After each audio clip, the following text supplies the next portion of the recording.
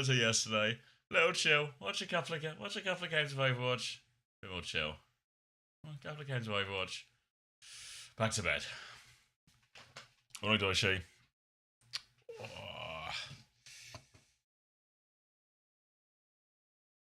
Oh.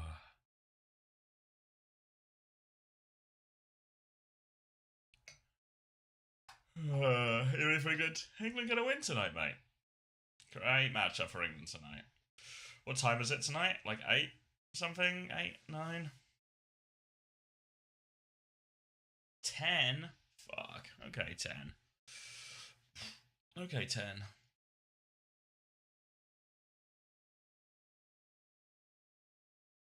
Oh, I got him a bag. I don't believe.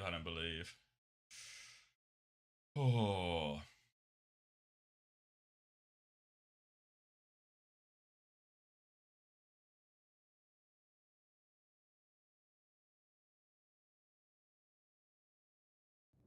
Yeah, was it Norway's? Oh, thank you, emergency, for 14 months.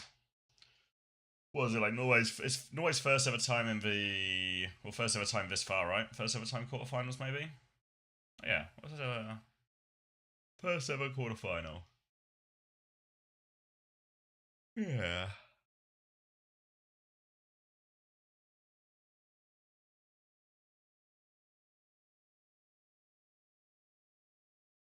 I don't think I'm any more worried than you would. Like, you're always concerned a bit for knockout game, single elimination, blah blah blah blah. But I don't think I'm any more worried than I would be. I'm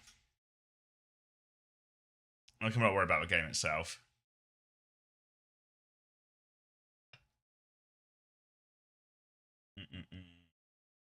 What are we starting with? Crazy Raccoon's Anside?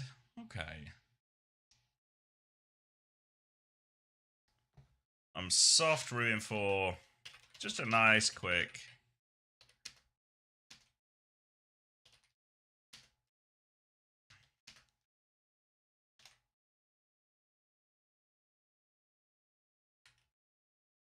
A nice, quick 4-0 in this one.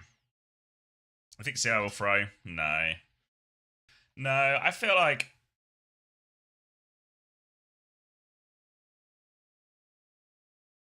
I know, I feel like everyone always gets themselves like. What's the word? Everyone gets themselves like really like excited for it. Fuck. Pardon me. I think everyone always gets themselves like really excited for it. Don't die. It's too late. Everyone always gets themselves really excited for this kind of thing. That's what I said last stage. Yeah, but do you not think there's like a significant difference between throwing in a group stage game where you've already qualified anyway versus throwing in a single elimination semi-final?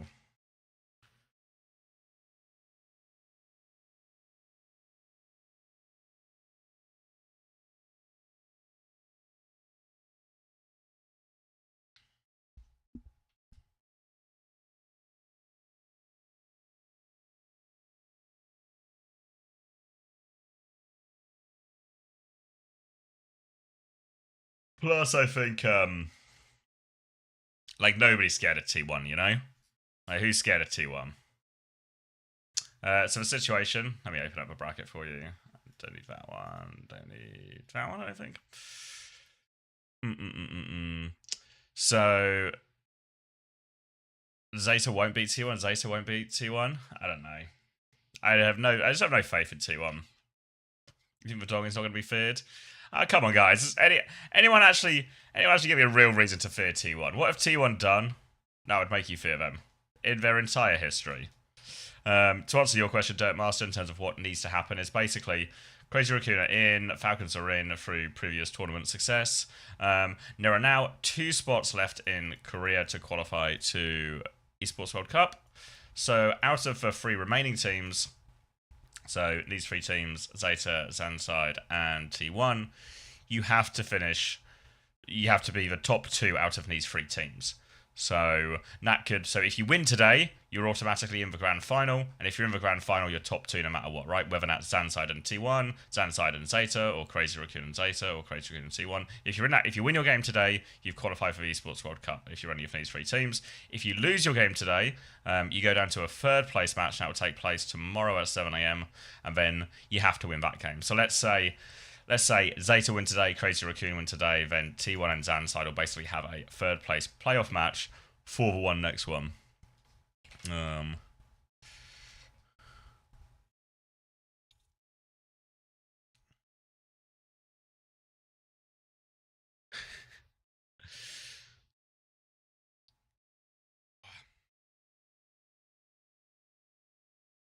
Morning, Endless.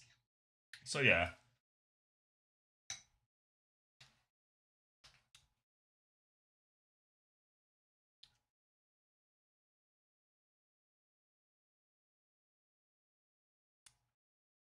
I don't think the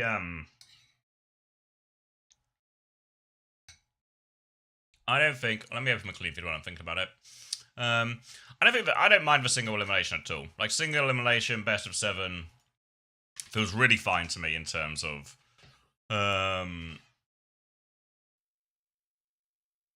does it feel like you get a worthy winner out of the thing? What does feel weird? There's a spider behind me. Thanks. What does feel weird is teams playing in a tournament for an event they are already qualified for. Like, essentially the purpose of a regional competition. Thank you, Atlas, for 10 months. Zanside win these. How have a prediction 78% Zanside, by the way? You guys are crazy. you guys are crazy. Just to keep it a buck. But the I lost my train of thought. Oh yeah, the problem is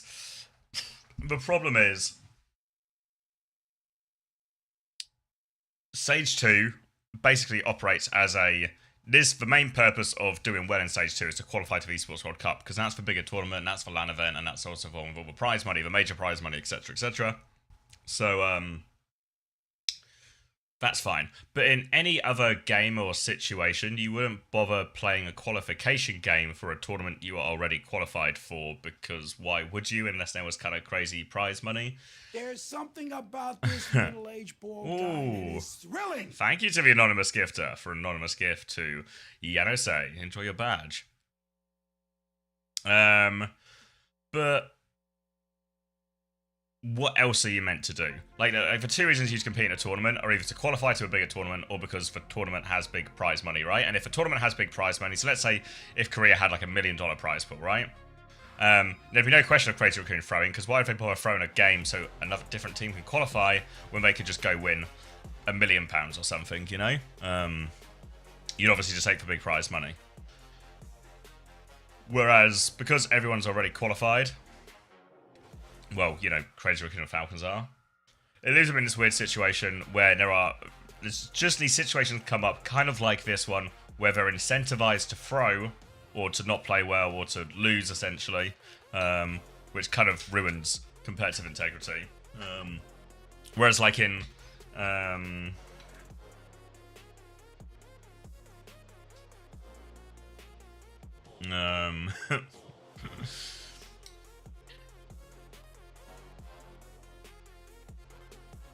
Whereas saying CS is probably the go-to example, right? Like most of the time in CS, you wouldn't bother going to a tournament unless you needed the points to help qualify you to a major, or it was just a really big tournament with a lot of money.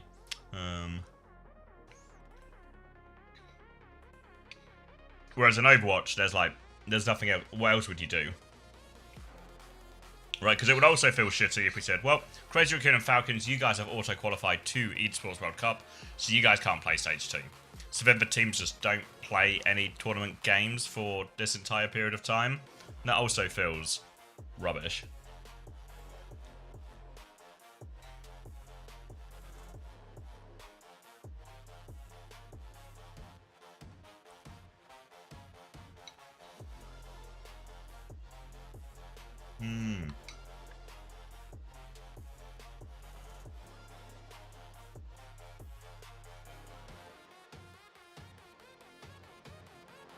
Have to waive auto qualification, I think. Yeah, I don't have like an inherent problem with auto qualification. But maybe it doesn't fit the system the system and format, or like tournament format we currently have, really. Fuck you, Chris. Thank you, Katsuki, for the gifted tier 1 to Twisted Minds.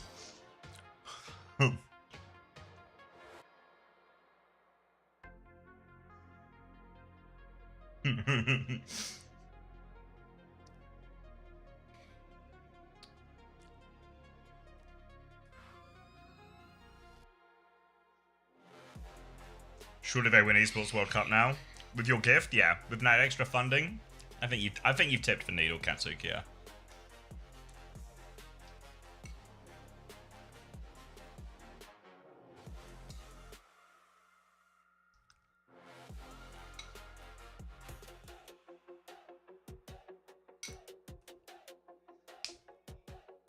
First to 4 for both of these ones today. Giant spoons of frosting, and that's oatmeal. Imagine if it's giant spoons of frosting. Fuck. Maybe I need a sugar rush right now.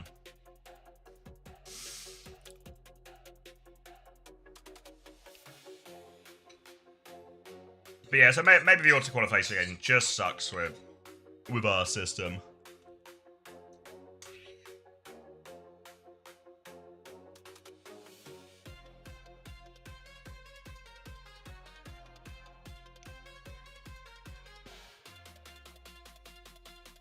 I've done Overwatch.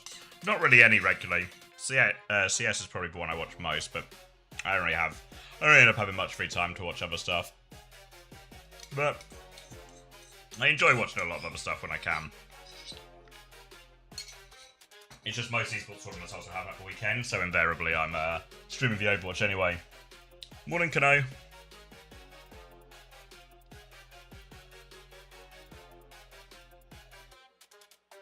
Now, Falcons have auto-qualified. This is going to be such a loopy day. You know, where it just... It's even happened already. By that, I finished answering a question about how teams qualify and what could happen. And by the time I finished the answer to one question, it's been asked again. I'm stuck in a hamster wheel. Hey, no time.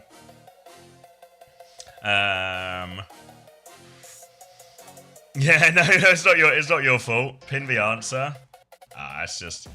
It's fine. I'm sure it'll come up enough times.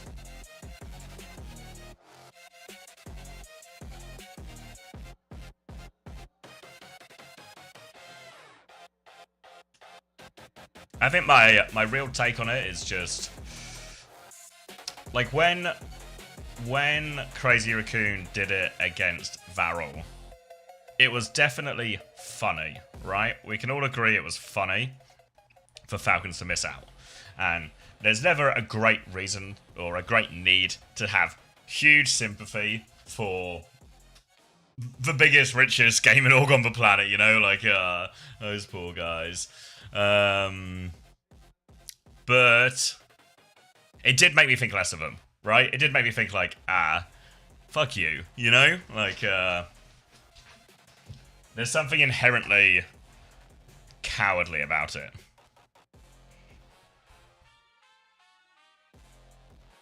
Oh, in terms of fantasy, yeah, Falcons are out of Korea playoffs. They still qualify to Esports World Cup.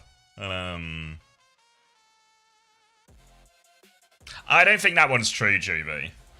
Yeah, I also have two Falcons players, Juju, so mine's equally cooked. So we're both going down if it makes you feel any better. I don't know. I don't have a clear memory of it, but I feel like if they were definitely throwing, I would have had a clearer memory of it. You should have enough hate in your body. Yeah, but this isn't about... I'm not... My point isn't about that. My point is, like, I think less of a team if they will do this. Right? Like, when they did that against Varel, I was like, it's funny, but also these guys suck. Like, I don't like it. I don't think it's good. It's stupid that it can happen. Oh, sorry, I left the thing up.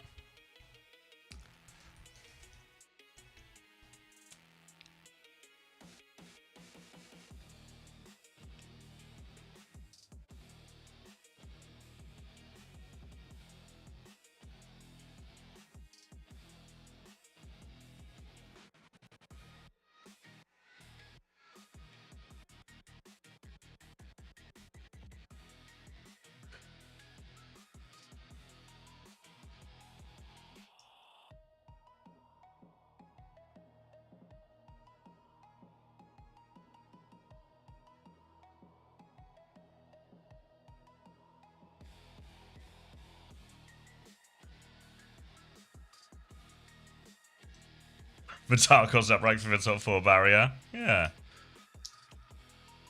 The rest. I think it was just good. 1 win away from their first international stage. Can Road Zandside keep the miracle alive? Why did they decide to cut Asia stage? Because they didn't need to sort through both. Because all the regions had their own direct qualification, they didn't need to do like a put everyone together to filter everyone out again situation.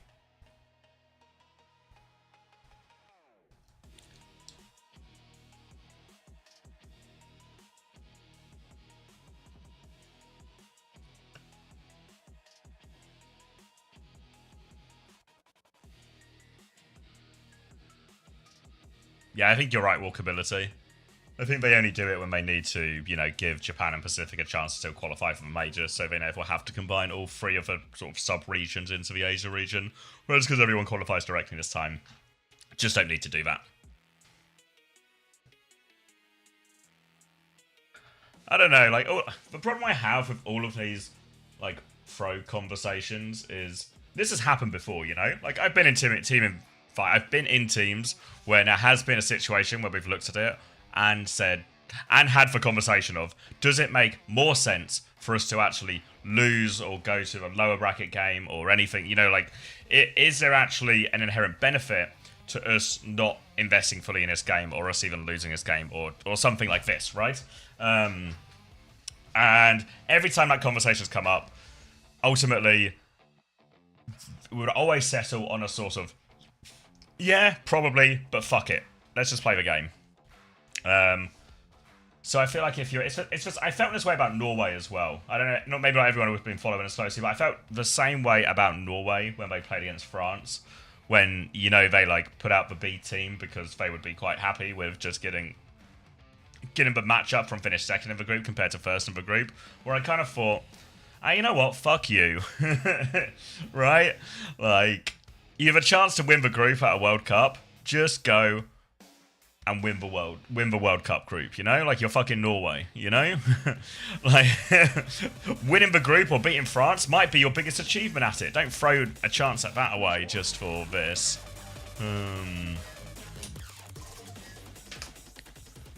No, I don't think it is, Westy. I think I fundamentally disagree with what Norway did as well, right? Like, 'cause I think if you're Norway, you're not planning to win the World Cup. Like, you kind of are, right? You're going in to win every game, but you're not planning to win the World Cup. You're planning to just win as many games as you can, right? And if, you know, was it last World Cup where Argentina lost to Saudi Arabia but won the World Cup, right? Saudi Arabia winning that group stage game is like a really significant achievement for a country and stuff like this, you know? Join TeamSpeak. I'm sure we're going to talk about this more between the things, though. Best chance possible of qualifying for Morning. EWC. Hello. Morning. Oh, you sound sleepy. You got that morning voice on. I'm so fucked, mate. I could barely sleep. It was super hot. I couldn't get to sleep. I was coughing the entire time. He's got the book of grievances to come in. Oh, what do you want me to just lie and say everything's perfectly fine, mate? Yeah.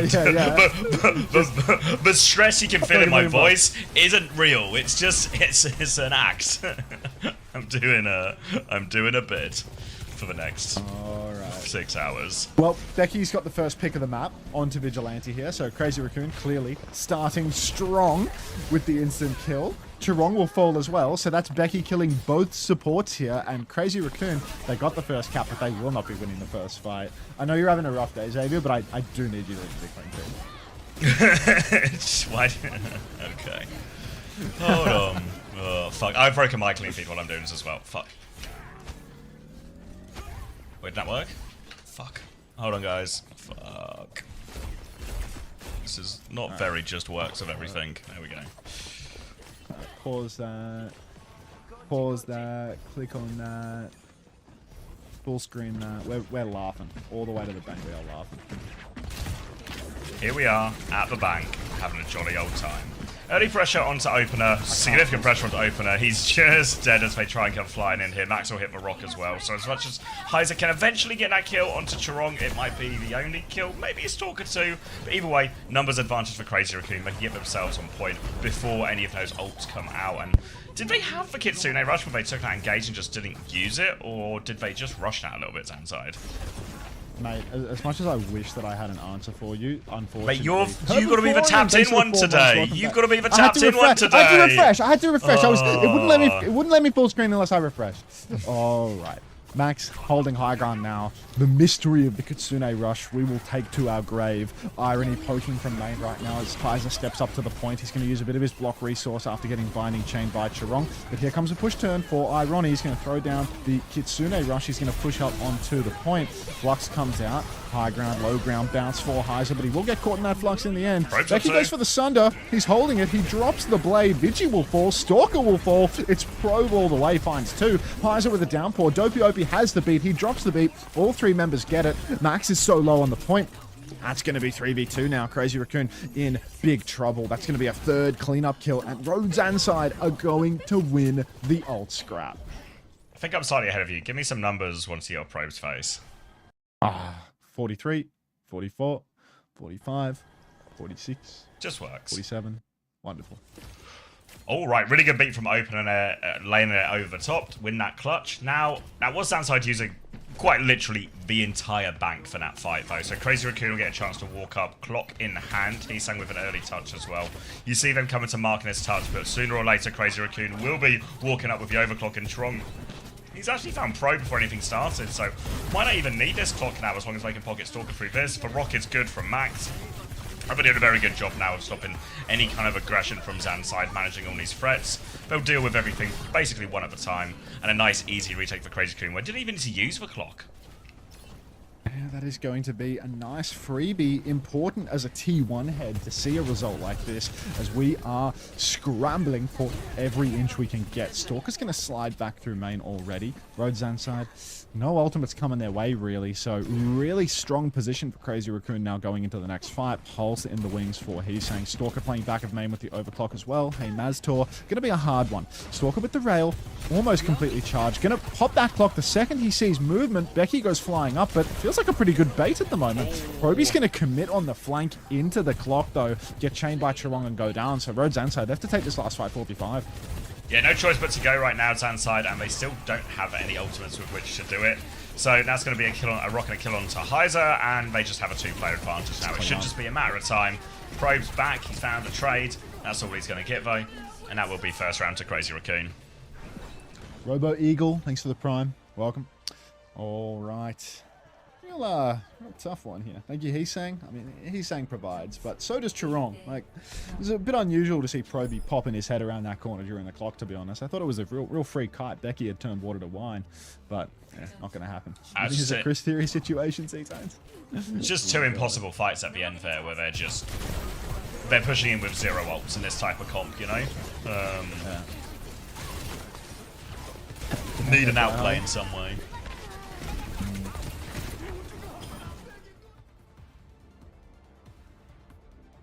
Oh, Lisa's wig. Thank you for the 2 months. Welcome back.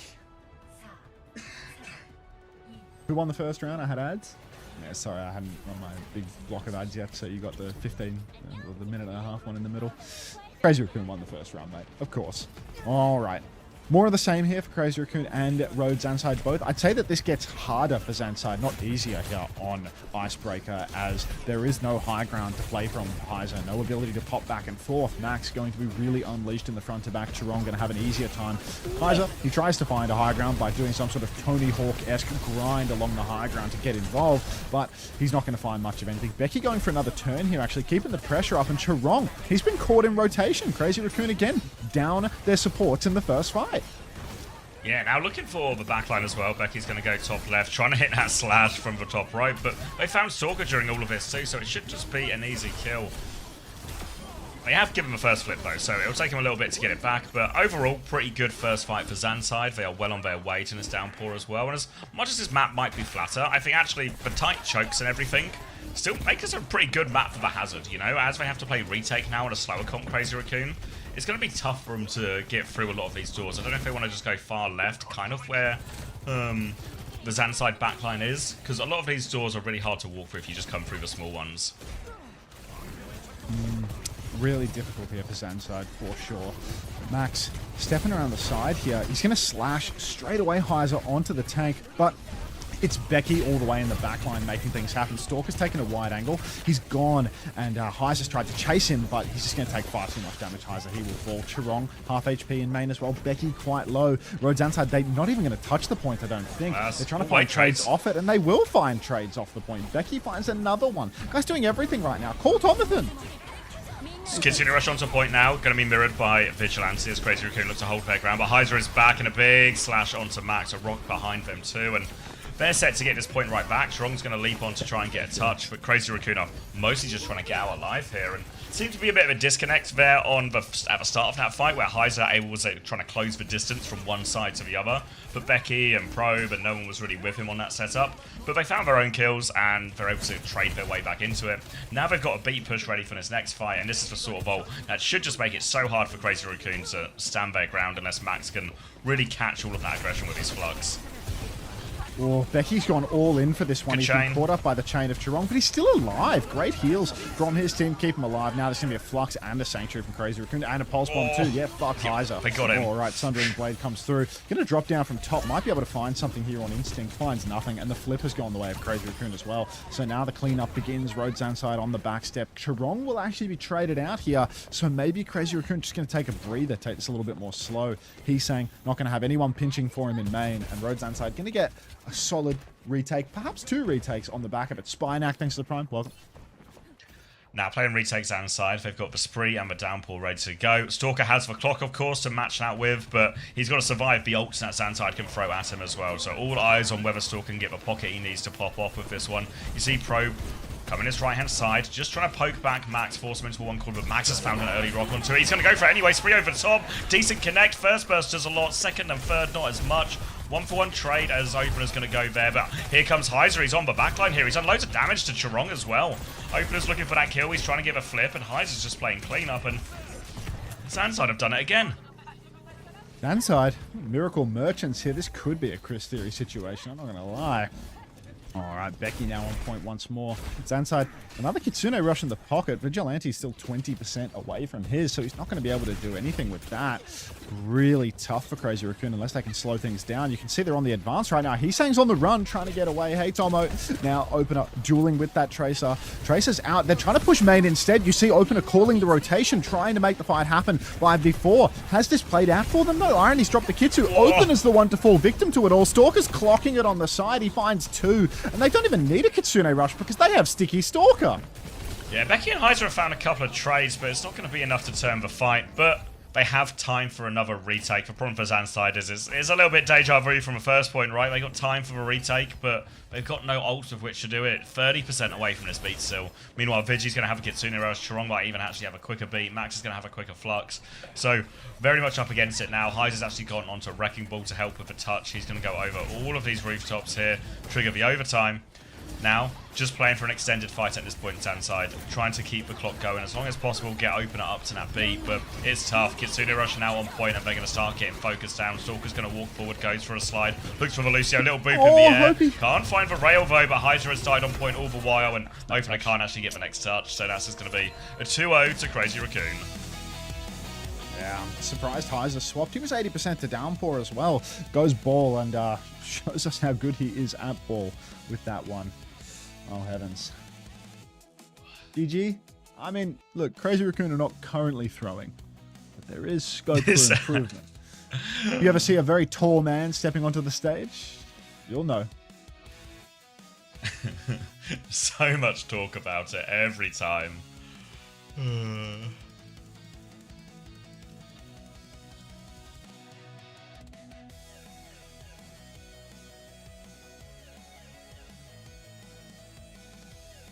Worst team always wins, Cough.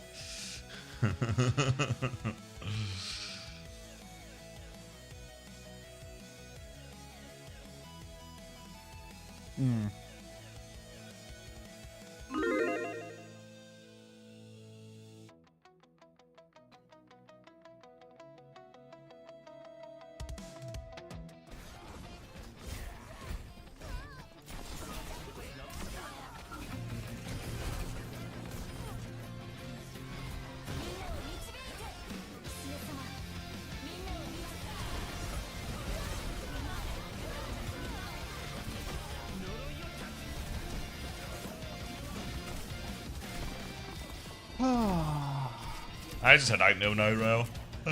Nice and You easy. think the second game's got some serious legs on it, or are you just a Zeta believer again? I think Zeta will win, but it should be a good game though. Violet's been fucking terrifying on the cat lately, like so clutchy. Yeah. Quite bothersome. At least you got that. Yeah. But also no. Yeah. Yeah. Like, yeah, and wouldn't that be nice type thing, but also, he's gonna get smashed, yeah.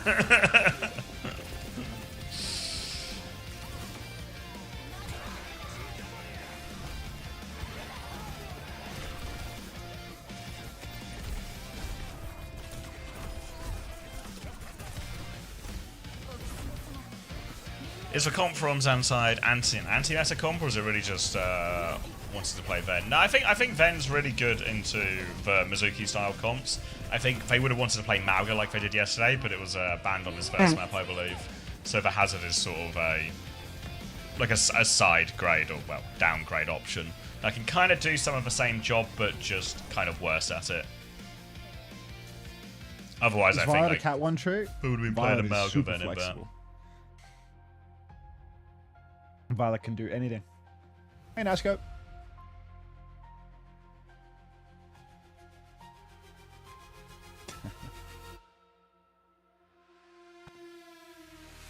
Fred Skater.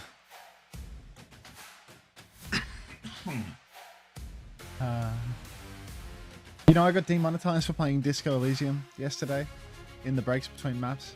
What, the That game has a soundtrack fucking is copyright. not... Yeah, copyrighted soundtrack, and I forgot about that. So Well, how do got people stream it demonetized on on my YouTube then? mod. What? Well, like, say, like, you're a big streamer, right? Most of the big streamers will play the new games, say, like a Disco Elysium, It's probably and like most of them will it's play like on not in YouTube. your game, and there's like Okay. I don't Yeah, know, but it's even... probably just It would have been a new game at some probably just a point, I mean, setting. you know what I mean? Like, it probably has a streamer mode. Like Hmm, a lot of games have a streamer mode if they have a copyrighted soundtrack. makes sense. But those ones are like, you know, like the copyrights are like the song is called Disco Elysium, like.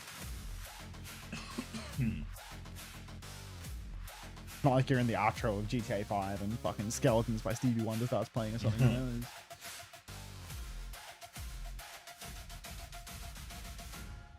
Hunter, who's the best player in the world right now? Who knows, Emmys? When in doubt, just say proper.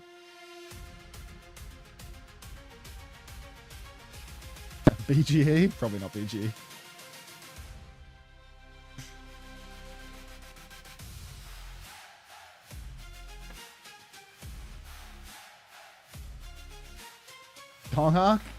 Dark needs results in order to get that title. I think there's a better case for it last year when they were like punching up in Korea, but this year, like you don't get to be called the best in the world if you're 4th seed in Korea. They're 3rd seed, I think. Ooh, 3rd seed. Yeah. Still hard to justify a GOAT Yeah. debate when you're with a 3rd place regional. Yeah, it's like it's just not there, is it? Letter number 1. What fucking year are you from? You see that Channel 5 with Andrew Callahan fucking fundraiser, man? You probably don't know Channel 5, right? No. I don't know either of the people in that. It's like, you ever watch a YouTube channel called All Gas No Breaks like 5-6 years ago? They would do that kind of like No. Louis Theroux style interviews, or they'd go to places of social unrest and sort of just like hold a mic in someone's face, and a Just crazy talk to person random would just people. fucking yap Yeah. into it. Yeah.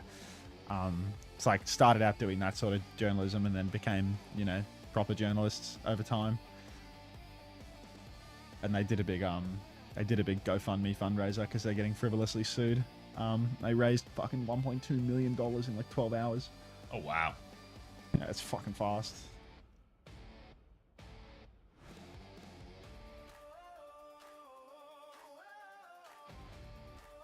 You follow Friendly Geordies at all? No. Oh, I used to see his videos every now and then. When I was in like high school, but I haven't watched Friendly Geordies in a long time. Isn't he like a mega shill for Labour? Didn't he get fucking targeted by like organized crime in Sydney as well? Like they burned his house down and shit. Like What? it's like Australian. Yeah, he's like a super shill for one of the parties. in Australia, but they burned his, they firebombed burned his his house. house down? Fucking, yeah, organized crime in Sydney burned his house down. His life is a movie? Yeah, fucking miserable one. Like, What was that film we watched? What was his name? Where for Winter Soldier, and was that Another Man? You know, where the Winter Soldier just had like the worst luck ever. did we watch this? Like you said, we watched it. Like, Yeah, we watched this. We watched this. Oh, who was that film? It was an A24 film, and the guy. Yes, he gets like facial. He gets a new face, He's right? got like Yeah, he gets a facial new deformities, and then he Yeah. gets facial And he starts reconstruction getting- surgery. he Sebastian starts Stan. getting stunted on Yeah. by the guy that has the fucked up Yes, face. and then he gets cucked by a guy who happens to also have the same disfigurations as he used to have before he got the plastic surgery, and just everything keeps going wrong for poor Sebastian Stan, and he's living the most miserable existence in reality. The guy got firebombed? This is just like that movie we watched. A better man. Yeah, thank you. Yeah. Not just to turn every stream into I vaguely describe a movie I once watched and you guys tell me what it was called. But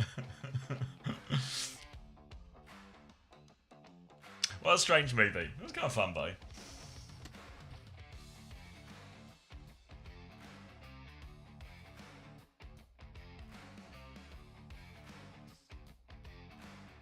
Damn, dude, an NPR article in my chat.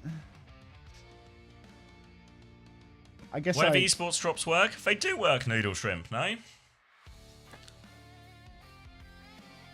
What's the conclusion of the Andrew Callahan sex pest stuff? He's evidently like not cancel.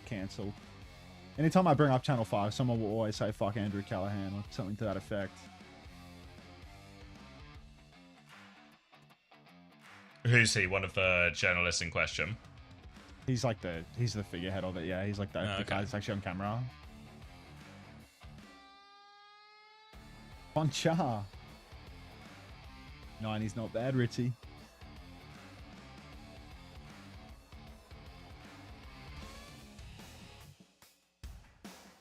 People don't get cancelled for being sex pests anymore as a thing.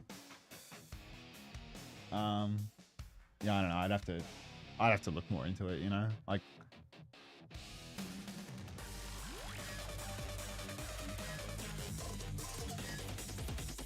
the article's long. It's probably something to do with your account not being connected properly. You can always try reconnecting it, Noodle Shrimp, but working for everyone else. Yeah, definitely on. Hey, Danny. Alright, Junbin is in. Presumably, it's going to be Amalgamir then. So finally, they've been playing a decent amount of max meta all of this. Shut up, Zach. Oh my god, they got a different look. Junker Queen, Vendetta, Reaper, Moira, Lucio. What are they up to here, Crazy Raccoon? I read it's also going to be Moira Cat on the side of Zan's side, which feels like a slightly weirder combination of everything. But let's see if Junbin's like got this here. Yeah, it's reminiscent of, you remember, like, it would have been Kellen playing this for NRG back in the end of 2024. Yeah, it's the 2024 playoffs, like the Sombra comp and stuff. And I think maybe Dark played a Queen somewhere in the mix as well. Vigi's been stepped on. Open has been traded. Proby will take down Heesung though. And Crazy Raccoon definitely trying to spike Swim Chip's cortisol right now by playing this comp. Of course, Crazy Raccoon could just play something that we all know they're really good at and win. Or they could play Queen, Lucio, Moira and make it competitive. The Small Bob, thanks for the tier 1. Welcome back. Can you please explain the Queen pick to a small brain like me? They're trying to keep it. They're trying to keep it competitive. Queen's good in Amalga though, or at least like Queen's we've seen this Amalga. before. Like as much as it's like off meta or whatever you want to call it, it's like we've seen NRG have a lot of success with this, like back in the day into these type of comps. All right, little knife in, pulls Heiser in. You can see already that poke damage in that mid range, and Junbin. This is probably a good example of why Queen is good into Malga. Is if you don't let the Malga get on top of you, you actually just win that sort of short mid-range poke fight by a large margin. That was a cold push as well by Zan's side, so it all sort of goes wrong for him on that one. Crazy Raccoon taking it back with without needing to use any of their ultimates means that now Rhodes and Side are going to be fighting an uphill battle. The ult cycle for Crazy Raccoon is really nasty to deal with for Rhodes and Side. No Kiri and no Lucio in play means there is neither overhealth nor a cleanse to deal with Jumbin's Rampage, and that is going to be a huge problem for Rhodes and Side come this next fight, as Jumbin does in fact have his Rampage ready to go. Here comes Vigilante stepping to the side. Chirong has been stepped on early on. Vigi's calling. Jumbin has actually died with the Rampage still available. Heesang is going to spin, but whether or not it is to win remains unseen. Looks like it is a 2-win situation, but Road have flipped the point though. That is a problem, yeah. Heesang's going to make his way back there now with Vigi. They're going to get themselves on the cap, but Zanside will be able to walk through and contest this one immediately here. So, Cage of Sundering Blade be all available. Probably going to be a lot about this Cage and the Rampage in sort of both versions of the comp. The tank ult is incredibly powerful here. Knife comes in from Jumbin. They're going to drop this one. Sundering Blade to try and finish the combo as well. Trying to come around the corner. Jumbin will take loads of damage to that, but Beat won't actually save him. And the Cage Sundering Blade combo does just look like it's done enough. They're still piling forward. They've lost Probe on the way, but big slices from Becky behind should be enough to get them back in controllable point and over the line here. Becky now just chasing through this one, but Crazy Raccoon going to drop the cap, and what looked like it was going to be Crazy Raccoon's point to win has now fallen away from them. No touch, or maybe a touch actually. Chirong gets the shout. He does get the touch in the end. Rampage for Jumbin only onto Heiser. You are going back to Malga, brother. This shit is not gonna play. There's no fucking way. Heesung finds one, but one is not going to get them over the line here. This is going to be cleanup for the side of Rhodes and Side, and Crazy Raccoon. Oh, talk about dropping the ball. Yeah, I think you can see like that sort of microcosm. As much as the Rampage is really powerful, especially maybe if you don't have a Beat or a Suzu or any kind of defensive ability to counter it out, into the Cage, it just kind of sucks, right? Because you're just locked in there and you can't really use it. So, tank matchup works out nicer once we get to the ult situations, even if Jumbin maybe does seem to have a little bit of an example in these sort of slightly slower neutrals. For now though, you see Opener up above, flying onto the Lucio here, pressure onto Chirong, but he'll be able to fly away. Playing it relatively slow and steady here, Crazy Raccoon, as they look to just sort of poke and feel their way into this one. Vigi has the Cole, which might be their key push timing now. He's got eyes on the cat. He's going to try and take the cat out of the sky. Might just take that cat out of the sky. They've lost Heesang on the way through here. 1-for-1 trade, though, as they try and get on the back line. Now a Vendetta battle on the side. Big spin through, sets that one up, but it's Jumbin who actually dies going into this one. And that's just going to be easy kills in the end. And it's starting to feel like less legs. If they can't win the neutral with this comp, it's maybe a problem.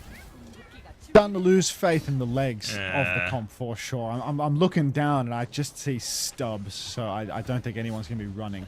Now Vigilante going to go down to Probe early on, and I'm losing faith by the second. I'm starting to feel like hold all the cards. Cage comes down. It's a big Cage Sunder. Everyone is dead. Becky, it's Becky time. He's gone Becky mode.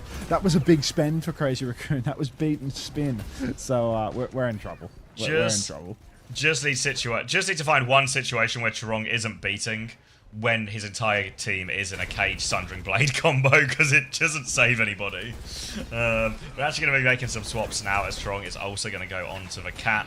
One last attempt at this point for him as they come around the corner. Goes for a slash free over top from Probe. He actually dies on the attempt for that one. Stalker plays anti-air. Now the catnap comes in from Opener. Has he got anyone? He certainly has. There goes the Queen. That's going to be tank advantage now then. And that was... Jumbin was actually really close to the Rampage too. So now they're coming back. Advantage, but Sundering Blade from Stalker. He actually finds another one. Despite losing Jumbin, the Crazy Raccoon DPS will just get it done. No Jumbin, no problem, apparently. Stalker's just good for it. Sundering Blade to clean up, and Crazy Raccoon back in control. I was a little bit scared for young Jumbin as well, because Jumbin, last time he had to use the Rampage, it was so desperate, just trying to get the touch. This time around, he can do it in control, which means maybe he can, you know, if he's really lucky, catch more than one player with it. Heiser's in the skybox right now, so is Jumbin. Welcome to the new era of Overwatch, folks. Jumbin wrapping around the side. There is going to be a point touch starting, but Jumbin, nothing's on the ground for him to ult. So difficult for him, as everyone is giving him the run around, fly around, float around, etc. Big Rampage, though. It's going to be a 3-man in the end. Irony's going to find a way to cleanse it off. I suppose Fade still cleanses, but yeah. I didn't know that Fade cleansed it, to be honest. But hasn't that always cleansed? I don't know. I feel like it has. Nobody tells me nothing. I see a huge amount of Moira, but I'm pretty sure it always has. All right. Either way, Okay. really clean Rampage from Jumbin. Finally gets value out of that ultimate and now help Crazy Raccoon tie us up 1-1. Always cleanse, always cleanse. Okay, yeah. Alright, tied up 1-1. Catnap available for Chirong here. There is a side to the map on the other side, but another scary cage combo. A Coalescence and a cage. Hose them all down in the cage. Seems really possible. Crazy Raccoon gonna have to rely on his Blossom. We're actually going very aggressively with this one. Shift on from Irony, but not too much to shoot at just yet. Now in their faces, Jumbin. He's gonna shut down that Coalescence, but Blossom in the back takes care of Opener as well. And Heiser's just not seen an opportunity, a chance to use this cage. He'll find a couple of trades, but that's all they're gonna get. Missed opportunity for Zanside. Stalker looking quite good for it now. Crazy Raccoon. They're picking up a head of steam. All they needed was the cat, actually. It turns out that Lucio is just the worst hero in the entire game. And if you don't play cat everywhere, you're going to lose. So it was never about Astro's been saying this. What if Lucio just is shit now? He's just poo. Out comes the cage from... That's a great cage. Heiser. Chirong will fall to that one. Carry cat, dead in the water. Everyone for Crazy Raccoon floundering around in the cage, and that will do. That'll be the end of it. Did I miss something? What are these comps? You missed a Lucio nerf and a cat buff. Yep. Alright. Yeah, good cage from Zanside, who managed to keep it cheap as well. So DPS helps, catnap, everything to throw at this next one. Crazy Raccoon may have a Coalescence to push with, but really got to make sure Vigi... He's only got one fade, you know, and he's got a lot of things to try and avoid with this one. So even though a good push off for Crazy Raccoon, it's slightly difficult for Vigi to get it off cleanly. You see Opener already going for a bit of an assassination. Stalker playing anti-air. They push through. Catnap hits 2 on this one. Coalescence will be shut down. Becky with a Sundering Blade looking for it as well. Jumbin is in big trouble, but Stalker actually forces him to D-peak by using one of his own. So Sundering Blades kind of cancel each other out. Now it's Rampage up for Jumbin again. Coalescence comes through first. Eyes on this Rampage from Jumbin if he can find a way to thread. But Needle goes for it. Catches one onto Irony. He doesn't seem to quite have the fade yet. And oh, they just killed everyone off the back of that one. Now they've managed to sort of desync for Rampage and the cage. These Rampages are just winning them every fight. Chirong floating about again. Crazy Raccoon. They're good for it. Now that Chirong's on the cat, they're good for it. Jumbin, he's happy to make it work here on the Queen, even if he doesn't have ult for next turn, even if Zanside have a little bit of an ult advantage in the form of Proby's Spree. He's saying he's going to have a spin to match by the time the fight breaks down. Chirong on the flank, going for... What the fuck is he going for, really? Spin comes out, but he's saying, go little spinning top. Oh, no.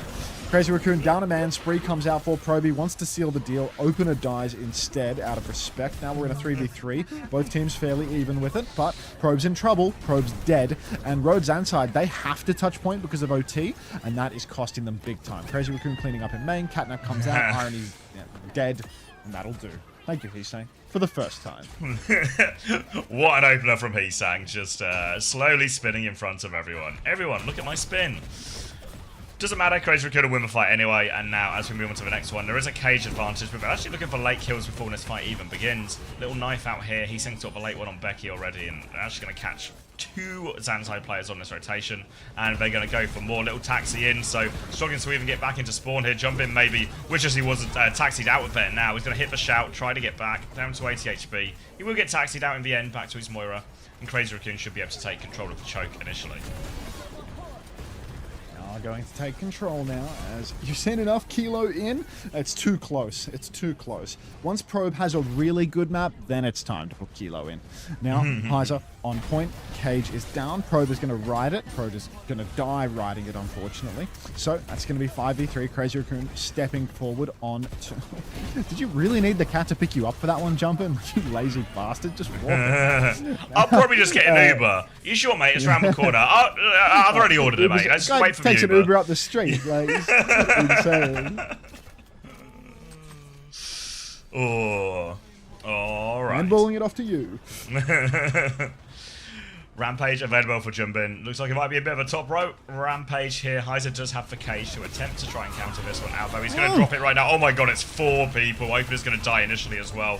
And the Coalescence is coming through from Irony, but it is not going to be enough. There was even a catnap thrown in from Chirong. They do lose Jumbin, but the anti should be enough. They're actually going to lose Stalker as well, so maybe a bit messier than they want. And Heesang maybe has to Wraith out behind. They're going to collapse on him now, but the spin, go for a bigger spin, but Heesang gets stomped, and Crazy Raccoon have messed up on the cleanup here. Zanside have an opening. Zanside have been given a foot in the door right now. Crazy Raccoon, they're probably going to have to give the cap here unless Toronto has to throw himself in. No, he's just going to give it up. Thank you very much. Now a push forward. Proby just holding on top of the point, trying to charge up his ulti here. Jumping good for it with the stutter step, it seems. Heiser playing above the choke though, stepping up. He does have a cage and he's saying he's already dead. Chirong might just be dead too going across the point here. Opener would have to chase him and kill him, which isn't really in Opener's wheelhouse though. So instead we're going to chase main. Cage is available for Heiser. Doesn't use it yet. Catnap comes in. Heiser's in trouble. Still have the cage. Still not using it. Maybe doesn't want to fight Cole. And back on point. It looks like Chirong has perhaps forced the point pressure, so no kills coming through from this, but Rhodes Inside now they can use the cage. Yeah, going to use the cage now, and that's going to be a clean 5 for them, and a late kill here onto the Reaper, maybe even onto Queen. Should just secure the point, if not kind of already, really. There's no way out for Jump, and he's going to try and take another Mega and dance around, but there goes Heesang, there goes for Cap, tied up 2-2. It's all going to come down to this final point. Jumpin is still trying to fight this Malga, but he really needs to die. Alright, Crazy Raccoon now, they are pushing it to the limit in terms of trinket cortisol, mostly. Or a Scarface reference, yes. Now we do have Catnap, soon the Rampage as well for Crazy Raccoon. Good ultimates. Rampage is a great counter to the Coalescence from Irony, but need to get it online first, and Rhodes Inside actually have the point control early on, so they can just hold here, wait until the unlock happens, and then take the fight on their own terms. Huge damage out from Stalker, a backline engagement from Opener, but he's died for it. He's been caught in the middle of it all. Proby's going to go for the spree. 3 pulses, all doing huge damage, but he will be traded out, so now it's a 4v3. Crazy Raccoon once again hold the advantage. Really want to win it seems. Going to use the anti on Heiser. Stalker's traded still. Spin? Oh, the Coalescence against World Mage want it so bad. They want it so bad, but yeah, that's it. They've thrown it. You know, at the end of a KOF, where it was like, wow, Zanside are in a pretty reasonable situation, 1 fight, but why don't they have any ults? Stuff like this is why they don't have any ults. Now it's a ballsy clutch attempt from Zanside, but it might cost them everything. Double DPS ult now for Crazy Raccoon. A Catnap, a Coalescence here. Opener needs to hit a gigantic Catnap. There's also nowhere to really drag him off on this part of the map as well, so maybe he's better trying to play a cancel ults with this Catnap. Tough fight for Zanside here. They've got Heiser onto point already. Catnap hits Irony in the back. He's going to get dragged in and attempted to be hosed down on this one. He can't get out, but Heiser's taking a load of damage on the point, while Zanside were busy trying to save there. Moira, that's going to be a couple of clean-up kills, and Zanside now down to the last fight. Down to the last fight here. Ball swap for Heiser again. This is a bad indicator. This is a recession indicator when Heiser goes over to the ball as well. He just doesn't have the source on that hero. I think he actually does have the source on that hero low-key, but he didn't have it on map 1. Now, we have double DPS off Crazy Raccoon while they're in control. Heiser's going to go for the touch. 83% with this touch, so I really don't know why we felt so much pressure to get onto the wheel right now. We'll see how it plays out for him. Now he's going to start touching at 97%, a bit more appropriate. Proby's already dead in main, as Crazy Raccoon have had all of the luxury in the world to go wherever they want, however they want. Another touch through for Heiser as Thunder comes out on the point from Sticky Stalker. He's going to drop the blade, and Heiser's not going to touch one last time out of respect. they love getting into these last-minute stall situations. We'll go ball so we can definitely touch, but we're also going to C9 anyway. You know, we're going to do all the actions that would prevent a C9, except for the actual touching the point part. Alright, 2-0 Crazy Raccoon. I'm grabbing a drink. Oh. First time, man.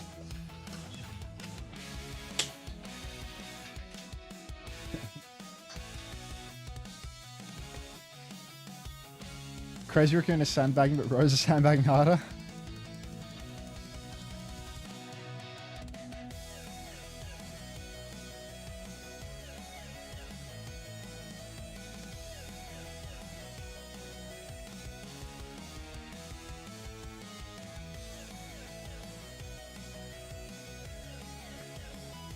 Where's her hair?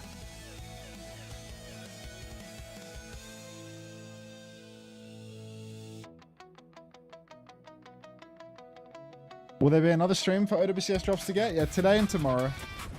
I think tomorrow's the last day for the campaign, because tomorrow's the last day of OWCS before the major. 2 weeks off!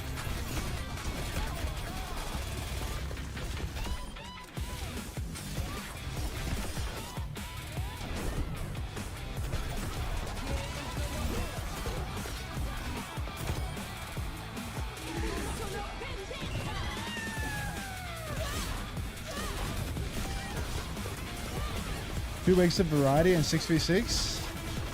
I mean, to be honest, I don't know if I'll launch Overwatch for those 2 weeks. Maybe I'll launch Overwatch, try to like make some long form. But I don't even know if I'll do that on stream. I wouldn't mind making like some shorts. If I could like make more than one short and one long form, that would be like pretty cool, but I can't do it on OWCS because the mid-season patch is on fucking Tuesday, isn't it? It's like,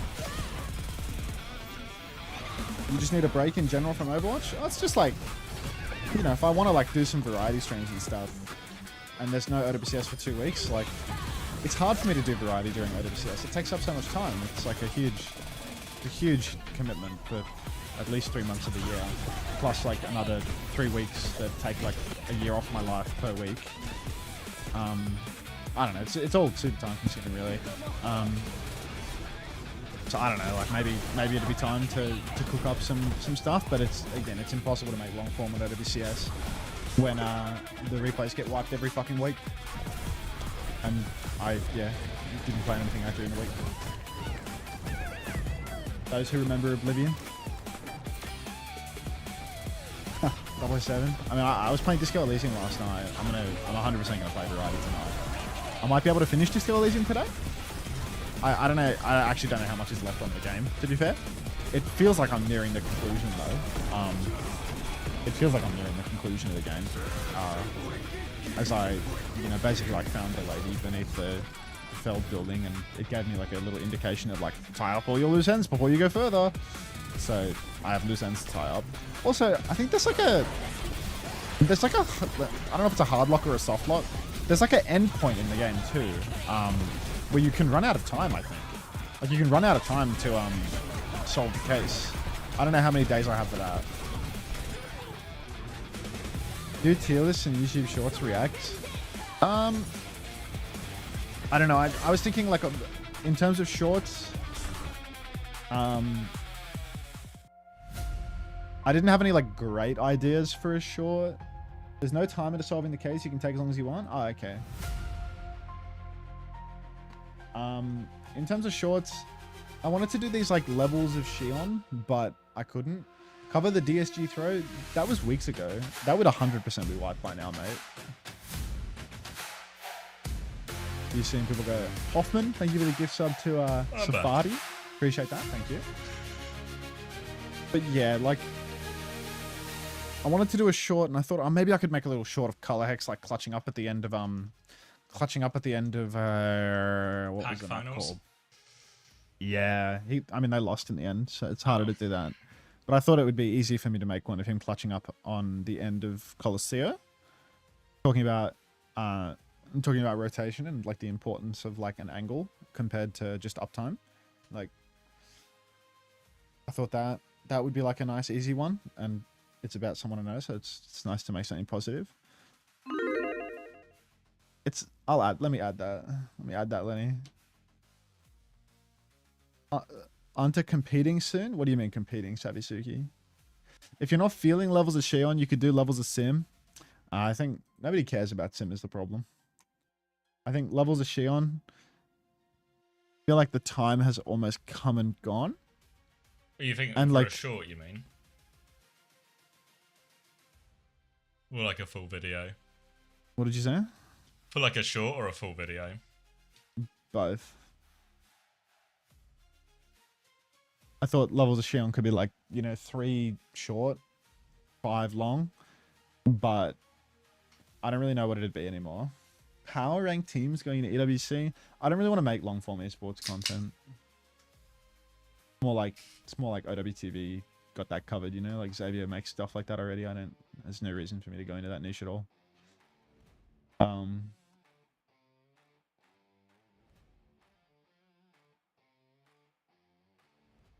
But yeah, we'll see.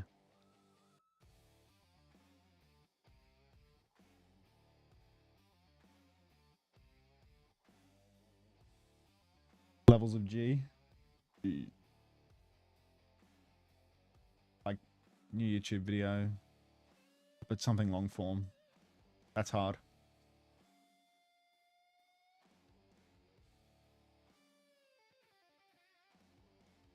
maybe too small of an audience, but you analyzing matches is always a nice watch. Yeah, I can do that stuff. It just doesn't have like big reach, you know. I can always make that content. It's like really easy for me to just like boot up a VOD and just kind of like spew words out. The problem I find is that I'm trying to branch out a little bit in terms of content that I make, and that's more challenging. But the reality is, like, to make that sort of content, to make something that I find to be like emotionally satisfying, I don't know if emotionally satisfying is the right word. If it's something that actually like makes me happy with the quality of the work, then it's something that requires too much like effort and editing for what I'm actually happy to put in. Which is a problem. Because it's really easy to make slop, to be honest. To just like open a VOD and just vomit words. Watch a low ranked player vomit words. Shorts are just meant to be slop, no? I mean, a lot of people approach short form that way. But I mean at the end of the day, like, that's not how I've approached shorts. And I feel I've been positively rewarded for that, you know? Like the most recent short that I made that like had some like real effort put into it, that's got like well over 1 million views now, you know? Like, if it was slop, it wouldn't have 1 million views. Like, it wouldn't. There's a reason there's a do difference, well. right? Like, if you compare, Yeah. like, say, the shorts I do, where it's basically just like a stream highlight in a short form, you know? Lips in. Here we go. Reverse sweep. I think we found some exotic circumstances. Your shorts taught me how to be a cock and Kiri? Yeah. So I don't like slop shorts at all. My posting frequency is like way too low for short form, especially. Like, at least I get like highlight videos from my stream made, so like that gets posted regardless. My YouTube channel isn't like dead, but it's not going anywhere because I'm not ever getting a new niche of viewers with how I play. I always feel like the stream highlights end up generally being more just almost rewarding for people who watch regularly or semi-regularly and have already decided they like your approach or your style, and then they just get to see some bits that maybe they missed from the weekend.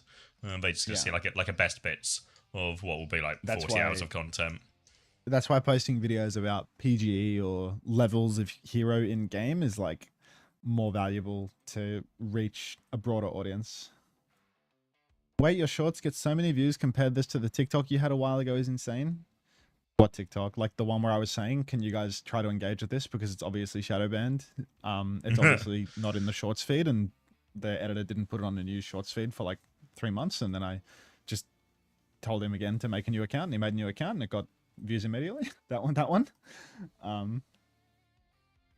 The YouTube shorts though have always done like decently well. Like that Violet short blew up like crazy, you know. Like one I thing. have to look at how many. One thing we found short with 7, like the OWTV shorts is generally the slop shorts do better off YouTube. So like Instagram and TikTok, just for short, here's a gameplay bit with, you know, like a little bit of editing or a little bit of a hook, do really well on Instagram and TikTok, but they perform really badly on YouTube. Especially when you start like comparing them, you know, like for example, I think one of ours got 1,000 views on YouTube, 300,000 on Instagram. Is the exact same clip, you know, like there's nothing different. So I think some of it is like a slightly different audience, maybe particularly YouTube. Like the higher effort ones get great reward there. I think they get great reward everywhere, but I think the YouTube difference is more significant, you know. Like the best performing short we had was the Kai one, the Kai Guinness one, which was probably also the most high effort one as well. Yeah, I think overall like the different platforms are a little different in terms of how they take it. Like Instagram stuff, like the educational stuff does the worst on Instagram, but then like insulting content does the best on Instagram because Instagram is like the platform of bullying. So like the cuck short did the best on Instagram in relative terms, but it just changes depending on which platform you're using, you know. Lip in, yes. Get on Blue Sky shorts. I mean, if I got in on the Blue Sky shorts meta, you know, that could be my foot in the door. All right, pin onto the high ground. Lip is already dead. He set himself on fire out of respect on the way out. We're gonna see a huge engagement. Lip's actually killed Becky with that Dino. Get out. This is a surprising number of trays here. Imagine, just really old school from Lip, isn't it? Trying to play Ash on a broken high ground position, but now there's a Malga getting airdropped onto you from the sky by a cat. So, can't do that as effective anymore. But Lip, he won't be deterred. He's going to try and try again. Probe back of main. Lip is back on again. Here comes Heiser for a second time. He's set. One clip slip. So Lip, poor old man, just can't catch a break. Heiser's going to pin back into the fight now. And unfortunately, old man, you're playing a hero that's just not fit for Overwatch 2. You've only got one mobility cooldown instead of 4 of them. Good luck surviving.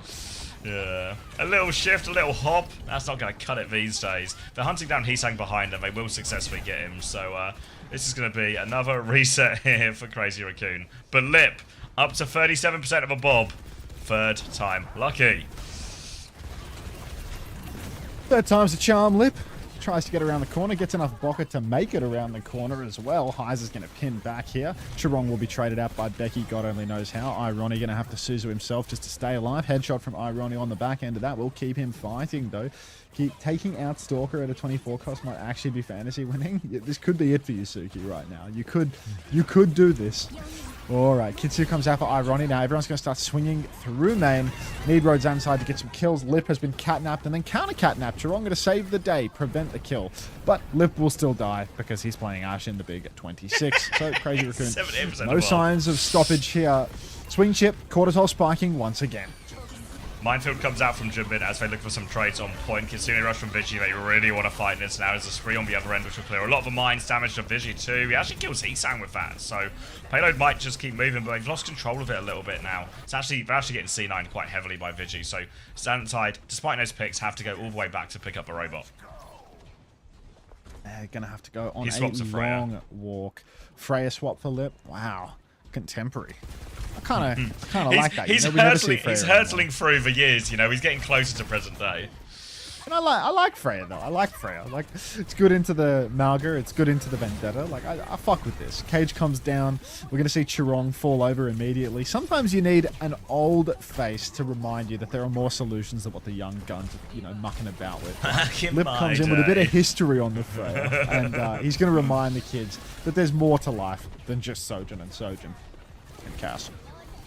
Contesting the payload underneath here, Sundering Blade to try and clear this ball off, so Junbin's going to make himself scarce for that one. Now they try and get the payload moving. Heesang just tapping from behind, trying to be annoying as the slam comes through now. Pulse bomb ready to go. Kitsune rush out from Irony. They've killed Chirong while getting all these touches, and Becky might have everyone packed up in this room. He sure does. That's a 2-foot for Becky, and that should be checkpoint here. Thank you, Hirak, for the 13 months. I'm trying to do the spin.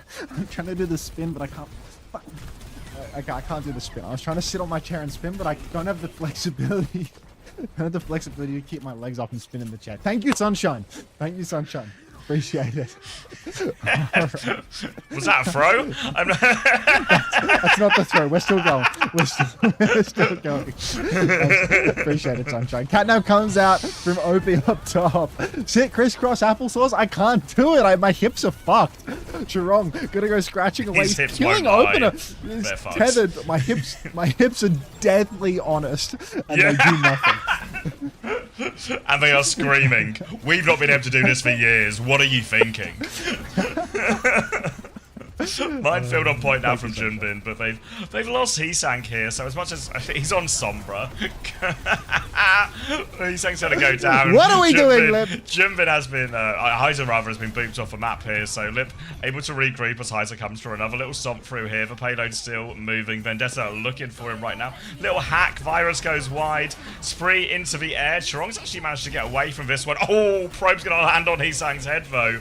So these picks keep on coming. A Sundering Blade to keep this robot moving, and Suzu's good, but they have traded opener, but the payload still inching forward during all of this. So, Crazy Raccoon, it feels like there might be a problem with that comp. There is no issue. Lip on the Sombra, gets run over by a bike. Probe will be taken down. The kills eventually going the way of Crazy Raccoon thanks to their massive respawn advantage. Becky back in for one last ride. Not going to find any more trades here, but Crazy Raccoon, they have given a lot of the map. Someone make this a GIF? I'll be looking into this, Mr. Sanctuary. Roads inside, they have Kitsu, they have Cage. good tools to make something happen here. The EMP, if Lip can get that online, he can It's counter actually out a great Heiser. counter-occasion, Actually, it's a good ult, but we need Yeah. Jumpin on Chunker Queen to really seal the deal here. Something about this Suzu out now as well. Thank you, Hockey Faye, for the gifted tier 1. Becky's killed Chirong. Chirong's been dead on cooldown, actually, in this map as well. They've got control of a robot once more, Zanside. They'll go to walk that one forward. EMP nearly up both for Lips, so they now have several counters to this cage, which will be very effective. Lips walking forward. Maybe he just goes for it. He drops it onto Becky. Big slam comes through. They get that kill immediately. Heiser's taking a lot of damage as well. Minefield out. Catnap comes through. Now Cage and a counter Catnap, but Opener's going to go flying into those mines, I think, trying to get that Catnap off. So they've sort of traded out, but they've done it in a very expensive way, Zanside here, and Lip is still a problem on this high ground, and Jumpin will be contesting him for ages. So a really big ult trade that ultimately Zanside won't be able to gain too much out of. Oh, now Proby here is playing side. Suzu comes out. They'll blink pulse into the back. Melee 2, and Heiser will fall. Crazy Raccoon rolling forward now. Let's see if we can find some more kills. Get another EMP going for Lip. A bit of Ball Sombra Tracer. It's vintage, and with Chirong on the cap, maybe, just maybe, they can make something happen. Now, all they need to do is win more than one fight in a row. It's a tall order, I will admit, as we are playing Overwatch in the Big 26. This 24-year-old man still plays Sombra the old-fashioned way. He's going to show you how it's done, Sunshine. Just you wait. Roll on through for Jumpin. He's found nothing. The old man's dead. It's very old-fashioned way. Old-timey Sombra. Alright, Heesang's managed to trade it out, so Kitsune Rush will still be invested by Vigi here as they take the 4v4. Needs to pocket Chirong through everything, and transfer of shield really helps him. He needs to get rid of Becky now as well, but there's a spree into the back, so Chirong has more problems, but he's completely broken Probe's ankles with that one, so that spree gets nothing. And now Jumbin and Heesang are trying to collapse on these final players. Lip is here as well to definitely help on Sombra. Jumbin's going to get the kill. Probe finds a trade, actually. Yeah, like, a good trade out of this. Now main source of healing gone for Crazy Raccoon, so not a straightforward one at all. Jumbin still has the minefield as they continue to scrap away. Heiser's a little bit separated from his team. He cops a mine on the way out, but doesn't take too much damage. Probe has found a second kill. Now a catnap into the mines, but there was just one mine left. There's some more mines here, but Heiser's going to get Suzu'd out and stomp away. He's fine. They've killed Junbin, and Zanside back in control. Back in control now, and not needing to spend many of their ultimates in order to do it. So it's all going to come down to whether or not Lip can get an EMP for the ages. Alert, Lip has an EMP, and we're going to have to wait and see whether that means anything at all nowadays. He's trying to manual hack a tracer. What's he going to hack a tracer in the sky? EMP's here now. He's ready to rip it. Here it comes. Looks like it might have been Kitsu'd or Suzu'd or something of the sort. Catnap comes out from opener, and nobody's dead for Road Zanside. It's a 1-for-1. Vigilante has swapped Wu Yang, by the way. This is definitely a team trying their hardest. Heesang blinking into the back here. Becky, 60 HP in a dream. He's going to win this duel. And Cage comes down for Heiser just to really seal it. Really winning this swing duel. chip. Yeah. Oh, swing chip. Wouldn't it make more sense for him to like fly into the air and hack the cat? Because then the guy would drop the guy? I don't know. Maybe I'm thinking too much about it. Heesang's gone. They've gone Cat Bastion. Crazy Raccoon are going for an alternate solution. They only have a minute left for this alternate solution to win them several clean fights in a row with no trading. Lip is onto Cass now as well. Bastion over top. Huge damage. Heesang will get Suzu out of that one as well. But 1-for-1 trade as Heiser commits in, but he is really committed on this one. So Heesang will be able to clean up too. And Crazy Raccoon, they will win the fight on their side of the map, but not cleanly. Lip now 65% on a high noon. The fact that he's off Sombra means that this is actually doable, right? Crazy Raccoon, it takes until 30 seconds on the clock for them to lock in and start taking it seriously, but they genuinely have an old snowball coming, right? Like, they're a little bit ahead of Road Zanside on just about everything, and they are on a real comp now. Swing around the back, Heesang's going to form. Probe is getting obliterated by those Bastion bombs, but Probe is so slippery. Opener, in contrast, heavy. Sluggish. Dead. Heiser getting counterpinned, but somebody has to... Oh, there we go. There we go. Alright, he's still got it. He's still got it. They just need no trades now. They'll take care of the Malga. He's back.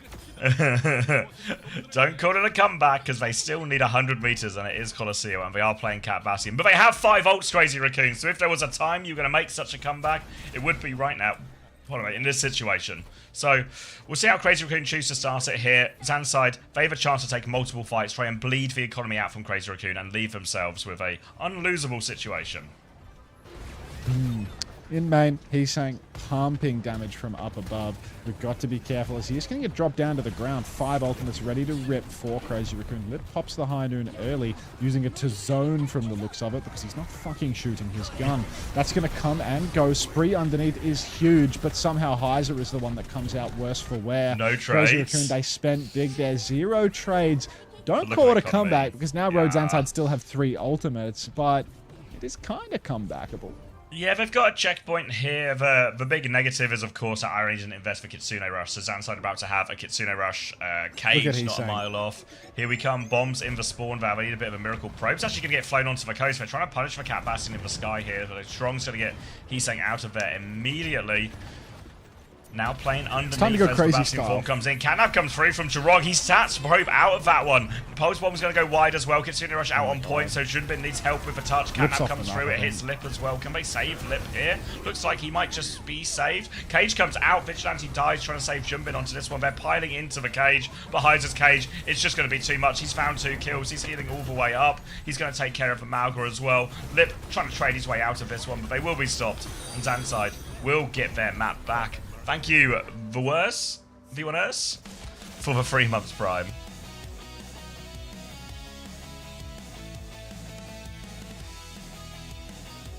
And it's a reverse sweep.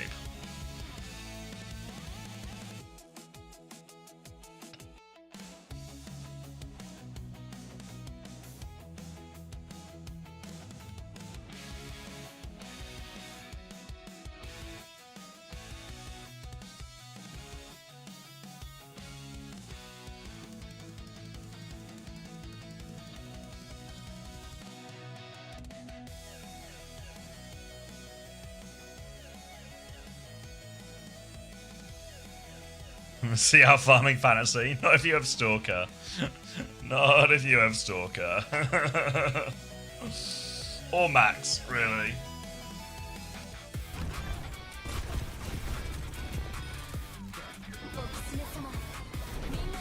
Lip still in. We'll wait and see.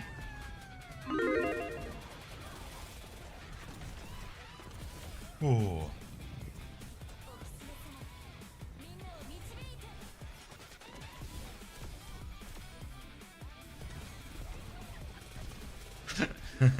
Four lives on Ash. Oh,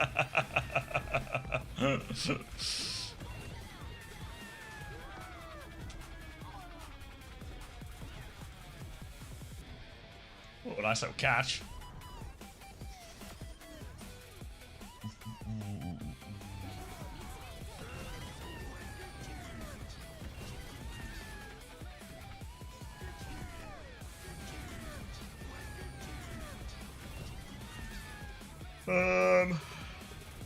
I don't know, June. Maybe it's in the rulebook. I've not checked. My guess would be it's just going to be the same as we've had for playoffs.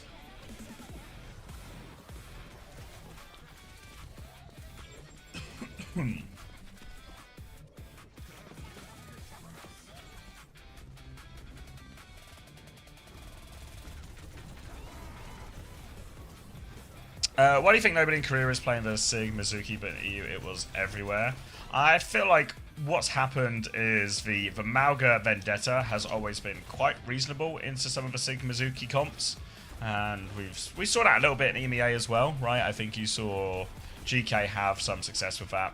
So this now just feels like what's happened in Korea is the meta kind of just keeps evolving, right? Like, oh, okay, we're going to be playing the Malga Mirror, and then, oh, okay, maybe actually the Cat is better at it than Lucio or something like this, and you just... People are like, what's the best way? What's the best version of a Malga comp? More than worry about the Sig Mizuki. But I think also the level of Vendetta play in Korea, on average, is just way higher in other regions. Thank you, Rain Blitz, for the 5 months.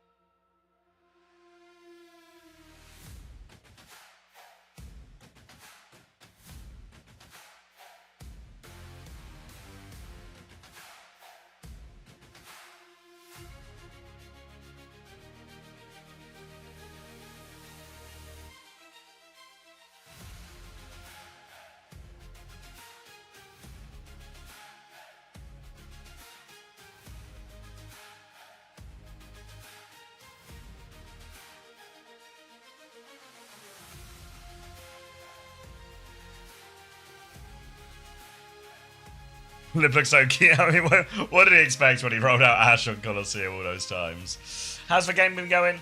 Pretty mild so far. Pretty mild.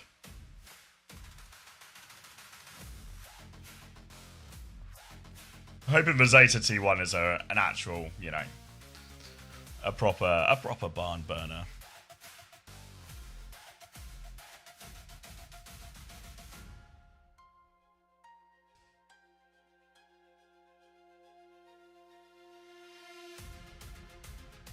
I mean, this is a close series. I mean, the maps have been fine so far, but I feel like if this match was happening in regular season, would there be anywhere near the level of buzz about it in terms of possible upset? I know bigger stakes, blah, blah, blah, but like, it's just like how Crazy Raccoon have pretty much approached every game in the regular season where they were just expected to win. How much sleep did I end up get? I don't know. Probably like 6 hours, but I woke up a lot coughing. So a broken 6 hours. What happened to Ash? She's just too squishy compared to too killable compared to everything else. Even though her actual matchup in like on a DP on like a power of hit scan thing is really fine in terms of like a kill potential and stuff and value of dynamite. It's just too killable. Too killable in a game with like where Diva's strong, where Sim's strong.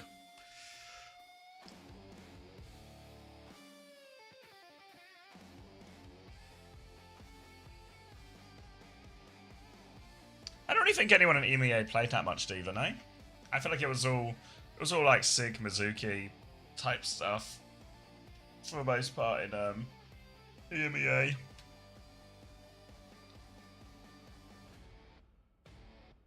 Max is in. Is Stalker back as well by any chance?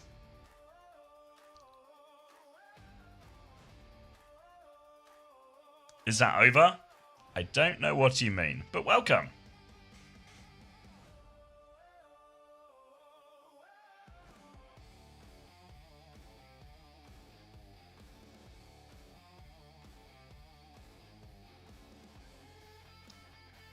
Kilo in.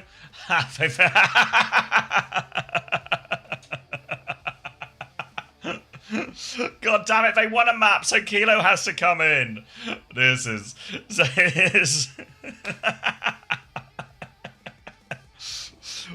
We've won a map. Let's throw.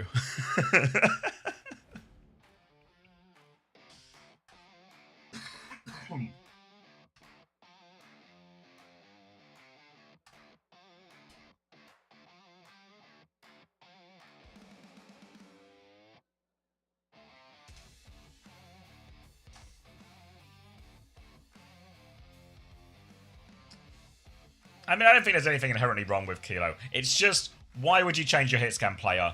A, ever.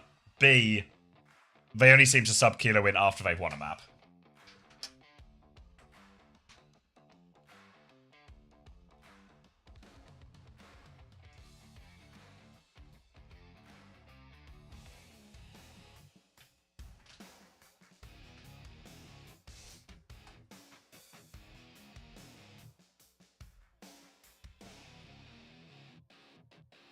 Does Zanside have a chance or no?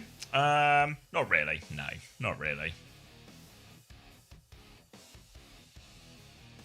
Crazy Raccoon haven't taken it out of... I don't think they've even put it in second gear yet.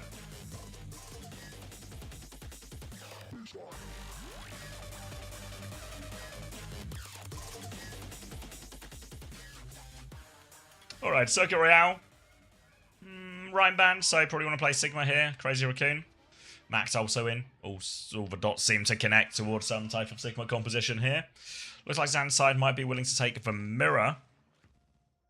But you have to favour... I feel like Max has been so dominant on this map in particular, on the Sigma mirrors all throughout stage 2. So, no surprise to see Crazy Raccoon send us here. Alright. Should we tap him?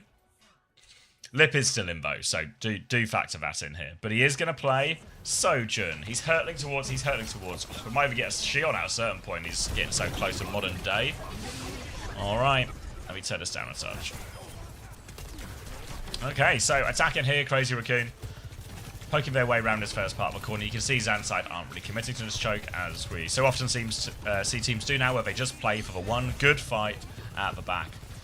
Maywall comes out from Becky, but that didn't really feel like it had any purpose or caught anyone, so now it'll just be more free cart push for Crazy Raccoon. They don't have to commit to anything yet. And they will look for their chance with a full rail now from Lip as they look to swing this next corner. Maywall comes out now. Big rocks are going to be exchanged. Susan to keep everyone alive, but Max is going to keep trying to poke and swing his way around. Now Lip wants to see if he can find anything with this rail. Shield's about to break. Taking that angle onto Becky. Forces the ice block, even though I don't think he actually hit the shot. Chirong's coming to open, or rather coming to help that one. Chirong's trying to respond here, but Max is actually overloading that side. He's got two, and Max continues to be king of the SIG. King of the SIG. They throw, both DPS die somehow for Crazy Raccoon, but it's not going to make a difference. Road Don't worry about it. They can't get back onto the point. Forget about it. You can't just skip there. You're right. I'll go back to it. But that is going to be an easy first point done and dusted for Crazy Raccoon. Take Lip to a good max map, and the rest is history. Just another kilo in, loser map situation. But what can you do? We're in Korea. Kitsune Rush advantage for Irony. Vinci's actually going to have a raid to match this one. So big ult trade on it. Kitsune Rush. And oh my god, 3 ults immediately from Crazy Raccoon. They really want to win this fight. And they will win this fight. But you win most fights where you pop 3 ults immediately. Oh, wait, was that the throw? Sorry, I was raising the desk. Crazy Raccoon. Yeah, nice, easy one. I have to physically lift the desk now. The motor's broken, so it's a very strenuous process. Attention. You only just got this motor? It's not broken. I just had music. Lip now, so close to an overclock peeking spawn. There is a TP up high ground if he wants to get a better angle, but currently he seems satisfied just boxing everyone in spawn. He's going to slide back out of respect. Chirong is just in there, but we're going to clock it instead of Chirong TPing out. Now Chirong is stuck behind enemy lines, saving Private Ryan style. Blizzard comes out from Becky, catches 0 players. Heesung will microwave Kilo in the back, and it is on for Crazy Raccoon right now to make it 3 kills. A trade onto Lip means nothing, and we are on 3rd point. Yeah, shield to make sure that you can win that duel as well, and there's full steam ahead for Crazy Raccoon. Sandside will come back with a flux, a chance to stabilize, but they've got to come through these tight chokes, which can be quite difficult. They already have, as you can see already, Max has for high ground, and if they want to retake this high ground position or retake this first part of the map, Sandside have to go all the way around coast and come that long way. They can try and walk underneath, but it's just a risk that Max will do so much damage. You can see they're already TPing ahead, so this is going to be a slow one for Zanside to even get in position to take another fight. All right, Kilo, Suki. Oh my god! Now time for more. Kilo, 80% on a clock. Crazy Raccoon up top now, holding on to the space as they push the cart for free. Max gets walled, but is able to break his way through because he had a full condition shield all the while. Lip TP's high ground. He's ready to flank around the back with the rail. Actually, look at him. He's just absolutely ready to pounce. Finds nobody. Shoots the tank in the back to reveal his position. Going to slide back up top. 1-for-1 trades here. Dopey, Opie, and Heesang going to fall. Losing your Heesang means that you are no longer particularly agile, nimble, etc. Flux comes out. Going to catch Max with that one from the looks of it. Max is stuck all by his lonesome. No help coming for him here. Help comes his way. He's going to be just fine.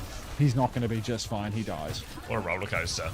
Max is going to go down onto this one now. Now it's no flux to turn into this fight, and that might just put an end to their push. They actually drop a Sanctuary here. Chirong thinks he can win. He's got a couple rock in the face, but does live. A mate is behind right now as they deal with Irony too.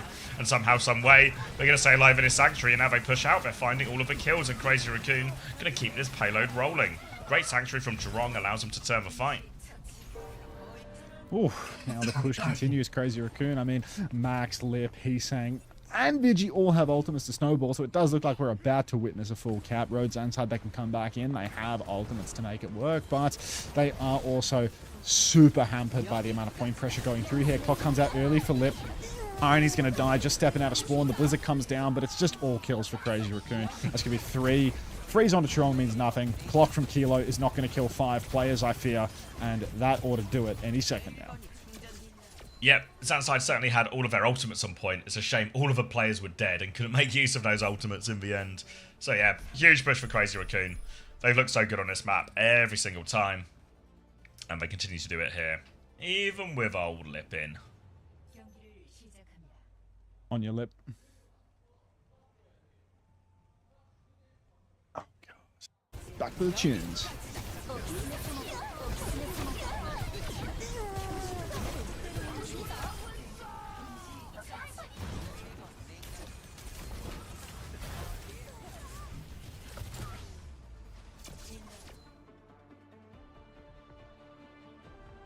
Yeah, don't worry, Cabrera. Lots of stuff going on. Just take what you can. Take what you can. You'll learn as you go. Did Lip play? No, Lip's played this map and the last map. So 2 maps now. So far, the map they lost and this one. But I think I've got a better feeling about this one.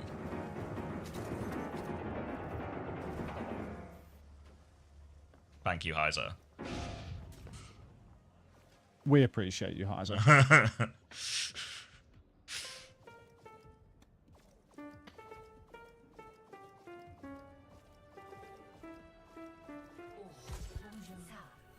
All right. Zanside's turn now. I mean, All they need, 3 points, maybe 3 minutes in the time bank. Crazy Raccoon are just like progressively taking the piss more and more. Like they played Jumbin on Junker Queen for half of New Junk City. Then they put Lip in to like go final form trolling, and they actually lost a map. But now they're locked in, right? Like they're playing a real comp on a real map, starting on real heroes. So it's going to be a real difficult one for Zanside to turn this one around. As this is probably one of Crazy Raccoon's best matchups at this point, one of their best maps overall. Yeah, easily. Even if Lip is playing the Sojourn. He's swinging wide in main right now. He's got 100 charge on his rail from slide up top, and he's immediately going to give Kilo a free trim. The old block, the old guy has still got it. Yeah, they're going to be Juno swinging for torpedoes here. A very optimistic one from Irony, just hoping any trade will go a long way for Zanside right now, but looks like instead of a trade, it might be more of a slow trade out. Maybe here for Mizuki, opener finds one. They're both going to die for this one in the end, so better than nothing. But ultimately, a pretty comfortable fight for Crazy Raccoon off that first pick. They're now slightly ahead on the Kitsune rush compared to the other support ults too. And slightly ahead on the Flux. So everything's sort of starting to look a little up for Crazy Raccoon as Max has walked all the way to spawn to try and see if he can get a little bit more. There's a TP out for him though, so he comes back, and in reality we're going to see Crazy Raccoon do a very similar hold to what we saw in the first fight, where they just hold out the choke. But we've got to be careful no one gets caught on the way out here. Max, I think, has been chained. Another Suzu has been used, so Crazy Raccoon have used quite a few cooldowns on this guy. Yeah, lots of cooldowns being invested early on right now. Kitsu is available for Vigi's going to throw it down in main, start swinging through the choke. Flux comes out now for Max, lay it in. Heiser's in big trouble unless there's a Suzu to save him. Sanctuary keeps him alive. Lip is so low, but the push just keeps on coming. No fear inside the Sanctuary. Max is going to muscle up. He's going to push inside. Chirong will sacrifice his life for it, but at the end of the day, Crazy Raccoon come out on top.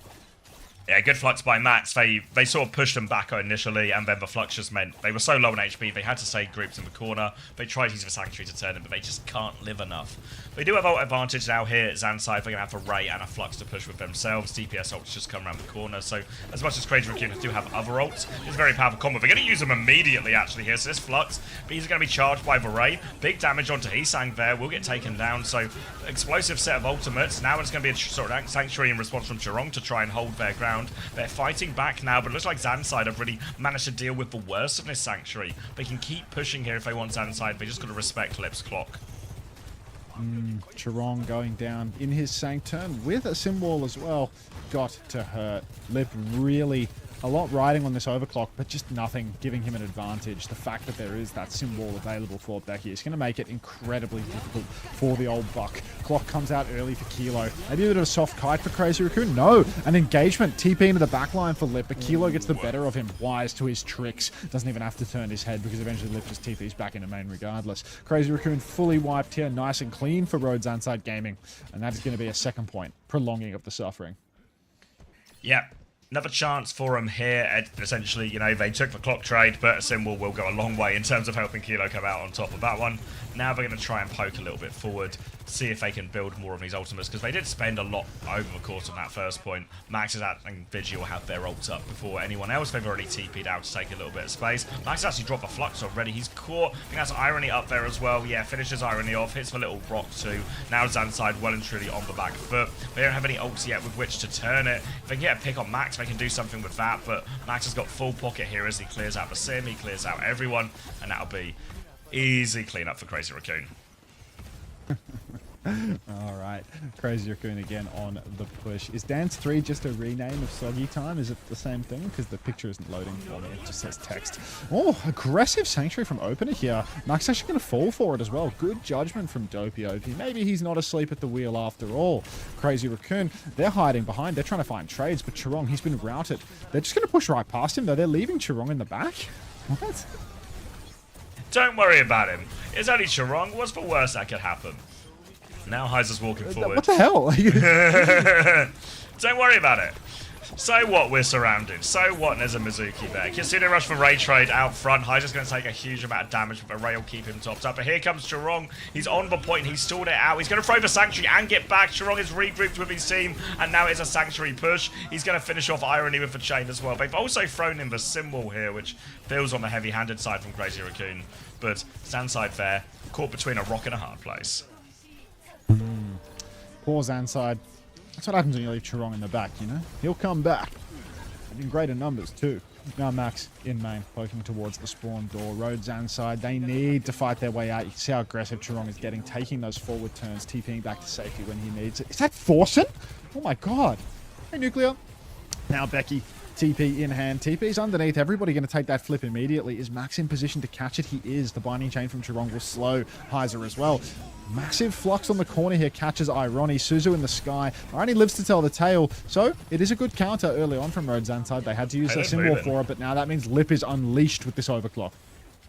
Yeah, they've managed to flip the payload at least here, but now Zanside out of ultimates as Lip steps up, clock in hand, ready to go. TP's in, looks for this one, can't find the sim, but Max can. He can find everyone else. Now the headshot's starting to connect in, and Crazy Raccoon will be able to just win extra layers on the ultimates there. They deny the cap going through on second, and now basically one fight away from closing out the map.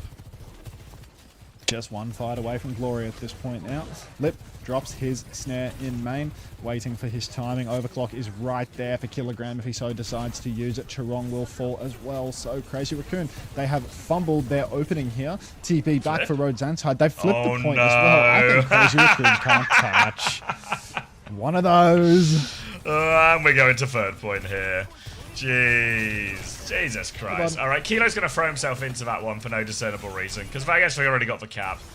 Maybe Crazy Raccoon can eventually walk away from this. They've now got the high ground position, despite the cap having literally gone through. So it looks like a second point fight. It's not a second point fight. Opener's going to Sanctuary for this. We're going to take a symbol trade as well. Both teams determined to win this fight outside, very far away from the payload. Meanwhile, the payload is actually getting pushed off screen. Chirong will take down Opener now as the rest of Zanside try and split their way over to that. Crazy Raccoon and Max are on the chase though. A little chain onto this one. A shield behind. A rock slows down Max, but it doesn't stop the rest of them. And while they've gained a few meters here, Crazy Raccoon eventually will be able to get the stop. Yeah, that will be the stop with 1 minute left on the clock now. Road Zanside need to ball up a couple of fights in a row. Crazy Raccoon absolutely pressing this advantage though. Look how forward they are. Max is floating about on the spawn pagoda. He's saying ready to TP back at a moment's notice, but look how forward they are. This is really an outrageously strong spawn camp. And Kilo, he can't even find that side angle. He's getting poked so hard. Chirong out in the open. Flux comes through. Chirong is in the sky. Hinder onto Heiser, but he still hits the ground with a Flux. But it's a huge ult trade right now. Max with the counter Flux onto Heiser now. He's in the sky. He will hit the ground. No cancels on either, but still no kills through all of this. Somebody called Jaws. There are colors that I am struggling to describe. TP through now for Heesang as he tries to get this big off angle on the high ground, trying to beam down Becky. Nice little chain from Chirong to setting that one up as well. Now Heesang's in a carry position as long as they can keep him alive during all of this. You can see he's got Heiser on the back foot, he's got them all on the back foot. Leap in from Chirong as he looks for another chain as well, trying to push this one as hard as he can. TP out from Heesang in the end. And Sandside, they can stabilize right now, but we're heading into overtime. They have to keep this fight going. Clock from Lip in the back. They've killed Opener already. Dink onto point. Vanessa comes flying through, but Lip, no kills, but he's got damage onto everyone, and his team will clean up, and that will be the hold on third point in the end for Crazy Raccoon. Third point hold. 3-1 lead here for Crazy Raccoon. This is a first to 4. So there is still more scope for Crazy Raccoon to pick it away. They could start on the next map with more of a throat pick. Give it away. Give it away now. Give it away, give it away, give it away now. That's is it Kareev as Zanside coach? That's Kareev after Probe wins a map. WDG, take us out. Heesang out? Why is Heesang standing up and taking off his headset? Bathroom break. He's not packing up his peripherals. He's not packing up his just peripherals. needs for toilet, yeah. Wait, is Moon coming in? Talking to the old man. You and me, brother, we're the DPS duo now. We're gonna do this. How would you like to play with me, old man? And Iris coming out here. Ready to coach him back in. Hi, Luke. I'm grabbing a drink. You're in charge. Where is the love?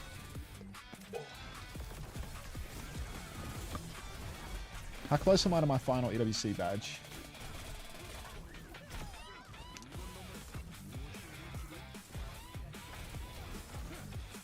Also, who's streaming today? Let's check the Overwatch category. Overwatch Esports Japan, Tayo, me, Zavi, Melton, Sunscreen, August, Lapoco. I haven't heard this song in forever.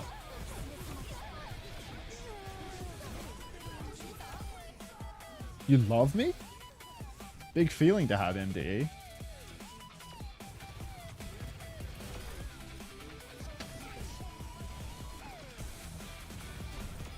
So what's the T1 situation looking like?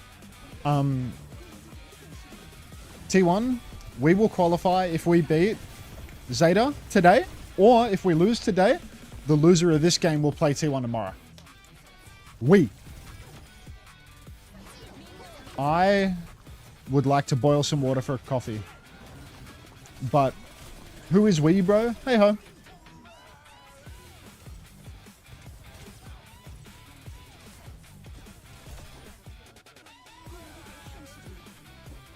Oh, I don't have a sub to Sunshine Bread. That's bad.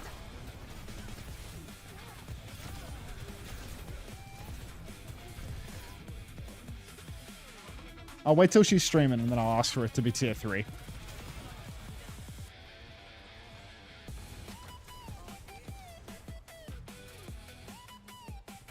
Hunter, what's the most entertaining region to watch? Map 7, when Team Australia is split across 2 rosters. Dumplings today? No, not today, Derp, because I had them yesterday. I was thinking, what is today? I feel like it might be, hey JTD, might be like a salmon day, something like that. I don't know, like, I don't want to eat too much junk. I've been eating a lot of junk. Pizza, burger, nah. Falafel day? Nah, it's fried. Bagel for dinner. But no, I gotta get on the salads. It's not a weekend in a spiritual sense, Miracle JB. Salmon bowl would be fire. Yeah. Yummy fresh air for dinner. I think we'll do salmon.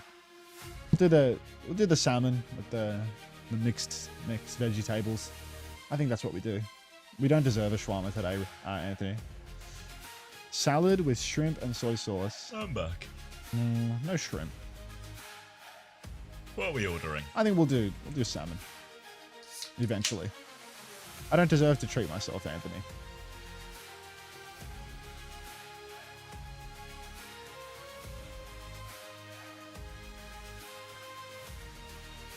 Browser slot? Let's put him away.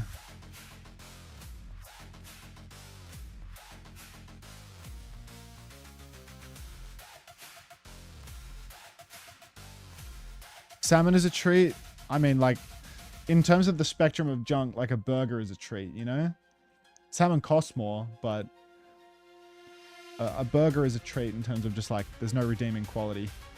You wouldn't have Salmon it is at every least day. illusory healthy, you know? Like, salmon is fatty fish, but like, I eat fatty everything. Like, I'll take that. Fatty fish or a fatty burger. Yeah, exactly. Catfishing?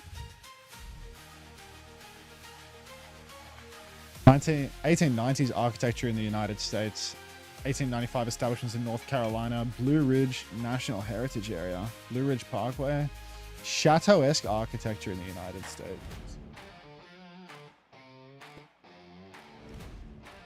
Anyone know what this is? Whoa, that's a scoreboard. Biltmore? Biltmore Estate. Thanks for the first time CX lol. We never get a first time CX lol. That's a good one. Ooh. God, imagine if you could afford Korean players in. Are you okay, Hilarium? Are you okay?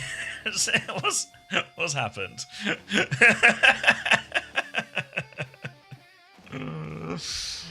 Oh. Salmon's good for boob. What's this? Salmon's good for boob growth. Oh, good to know.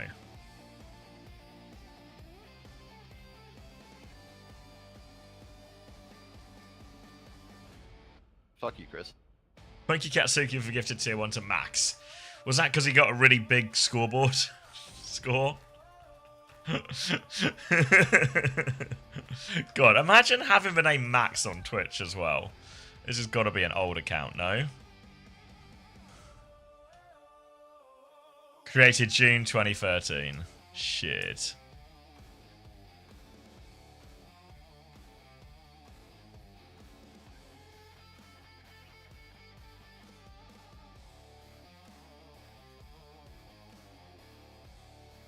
Still looks kind of lippy, doesn't it? If you ask me. Oh god, I've got like what do you call it? You know, your vision's just kind of glazed over. The light's definitely going in.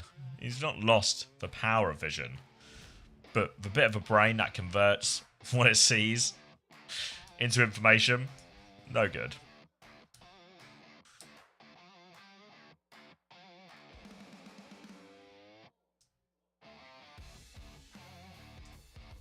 Max is a 2013 name? Yeah, wait. Let me type something. How old's my account? 2012?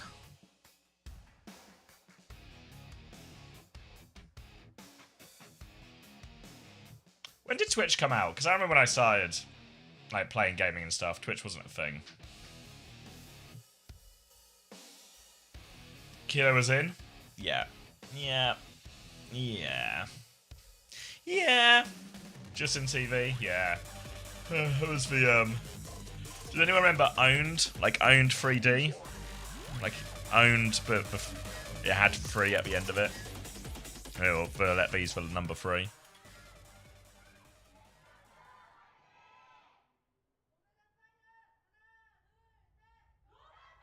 No, it was like it was a 3 instead of an E. And was it Owned.tv maybe?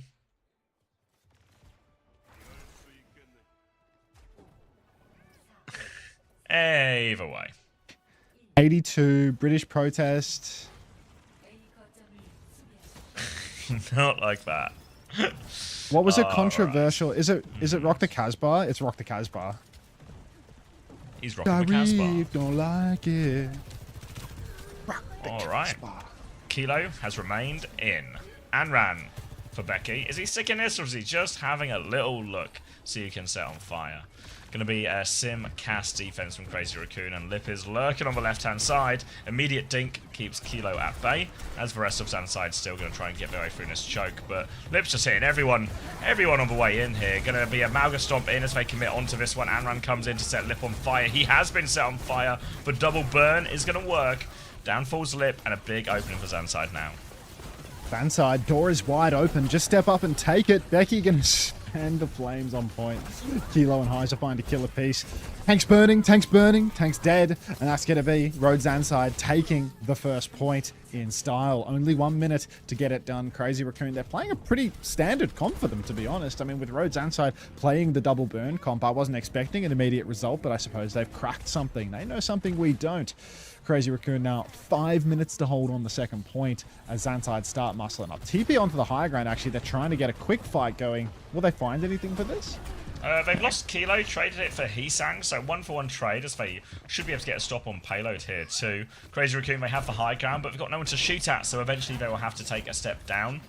Becky's going to probably be pretty happy with this one, you know. Manran matches up really nicely into Diva as well. So we'll see how this transpires for Crazy Raccoon, but expect a lot of situations like this where Heiser and Becky can just double peek Max, set him on fire, and just move him away from contesting this payload.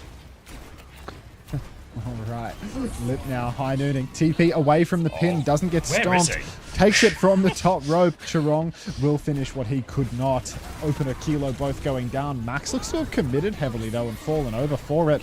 Big splash from the Vermilion in the so backline. low. Becky's going to clean up kills on Max, on Heesang. But Heiser was still traded out. Rhodes Anside. It's not ideal, but their respawn is closer. So any trade here for Rhodes Anside is a good thing. Lip, raid boss on the cart finally falls over. And Rhodes Anside, they've gotten it done. Yeah, they're actually able to burn their way through that one, trade their way out. The high noon to start it was quite nice from Crazy Raccoon, just a cute little spot from Heesang that I don't think we'd really seen used before. But the trades are still good, Zantide keep it moving, and now they've got a cage, a catnap, a clock, all the sort of things to combine. Symbol and Beat will mitigate some of this, but we'll have to wait and see. It's going to be a Symbol out in exchange for a clock, and actually Zantide, they're really happy with this one-for-one trade. They're buzzing about this one. Kilo in main. Clock comes through for nothing. Zanside now ready to go again without the sim walling contention, without the Kitsu for Crazy Raccoon. So much spend. They TP up top. No train to catch, but Irony is going to go down first. Max and Chirong. Chirong will be traded out, actually, and he had beats. That's a really important piece of the puzzle lost for Crazy Raccoon here. If Rhodes Anside recognize this, they can step up. They can go for the cage. They can make it happen. TP's been baited out of Heesang as well. Cage goes down, but Heiser dies mid-cast. Loss of suit for Max. He's going to throw down the bomb inside. TP Suzu gets nothing. Kilo dies to that. Opener gets hit by the train. Oh, how have they done this? It felt like it should be such a good fight for Zanside. They force out the symbol behind. You know, Chirong is dead with Beat. They don't have the ults to throw into it. But then Heiser just takes too much damage. An unforced error. Drops the cage in desperation. And before he knows it, it's all gone wrong. Then Opener gets run over by a train. That's a tough one for Zanside. That was a big opportunity. They actually TP'd above here, but we've got to be careful they don't lose it. But luckily, they wait. Becky's side to the train. Come on, Zanside. The fuck is going on? Look both ways. There's a killer train on the loose. This is unbelievable. A ghost train running through Rhodes Anside Gaming. Now Opener and Heiser are going to die late, and Becky is going to cost his team 45 seconds. What is going on? Becky having an absolute knee slapper of a time there as he watches his team's chances of winning a game in playoffs go. He's dead again now as well. High noon onto another one of these little pillars as well. Suzu will be good to keep the rest of Zanside alive. Well, until they're not. Lip just has this god position. He's taken another head, and that will be reset, back in spawn. Pull yourselves together, Zanside. It's an elimination game. Oh, come on, guys. Land on the line right now. You win this game, you go to Paris. You lose this game, you have to play against T1. Bonjour. TP to the side. Road. They're getting towards the point now. Beware the train. It's just there around the corner. Nice. And we know that you have big trouble with that one. Opener has amp available. He's going to amp inside. Massive Suzu. Not going to save Heiser. Blizzard indoors. Not going to happen for Becky. He's still 25% away. And Lip on the flank is unmatched. Rhodes Anside, they're going to TP towards the objective, but they've lost half of their roster already. What? Whoa, wait, Chirong's going to find a boop on this as well, so maybe the symbol betrays. It might all work out. Again, spawn advantage, all of this. Lots of damage, good wall from Becky too. Really needs to confirm his kills. Chirong and Heesang, they're both low, they're both on the run, but it doesn't look like Zanside will catch all of them. At least for Zanside, they've got a few ultimates to work with now. They've got one beat or one support up versus the two of Crazy Raccoon, but more importantly, they've got Becky's Blizzard. This can be a really important one as they try and take this next fight. Kitsune Rush beat in response to that now as well. Eyes on this Blizzard. Becky's going to throw it out. It's eaten by Max. It's been eaten. Oh, now another support up from Crazy Raccoon over top, so they have more of the layers. Another high noon from Lip as well. Takes down Opener. And that will be another clean fight for Crazy Raccoon. Only 30 seconds left. And Heiser's going to get staggered here. Never mind. They're just going to shoot him. Let's let him have another go. Ask Bushy Brigadier. I don't mind that one though, Suki. I think not too bad. But it's hard to tell whether it's the wait or the leave, you know? Like, it fakes you out. All right, Lip now playing main. Going to start poking this rotation early on. Huge damage out onto Rhodes Anside, but no kills converted. Max has lost his suit. Opener's dead to the bomb in the clutch. Game's gone. Heiser lost his suit as well. It's a 5v3. Pack it up, guys. Rhodes Anside are held on second. This is the final countdown for them. What doesn't Sharif like?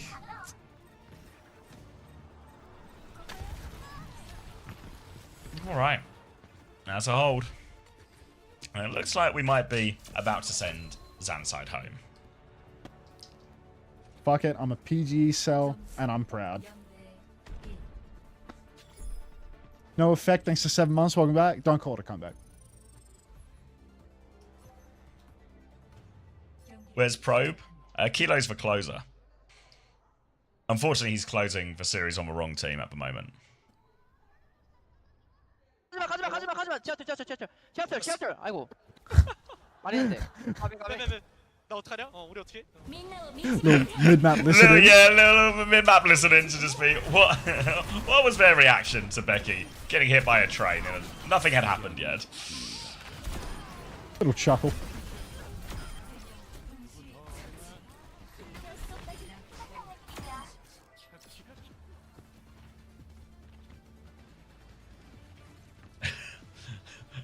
Can't wait to hear Tomothan's justification of that one.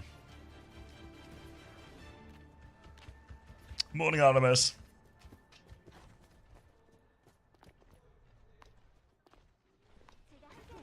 Is this the last match for today? Nope. One more. Big one next one as well. T1 versus Zeta.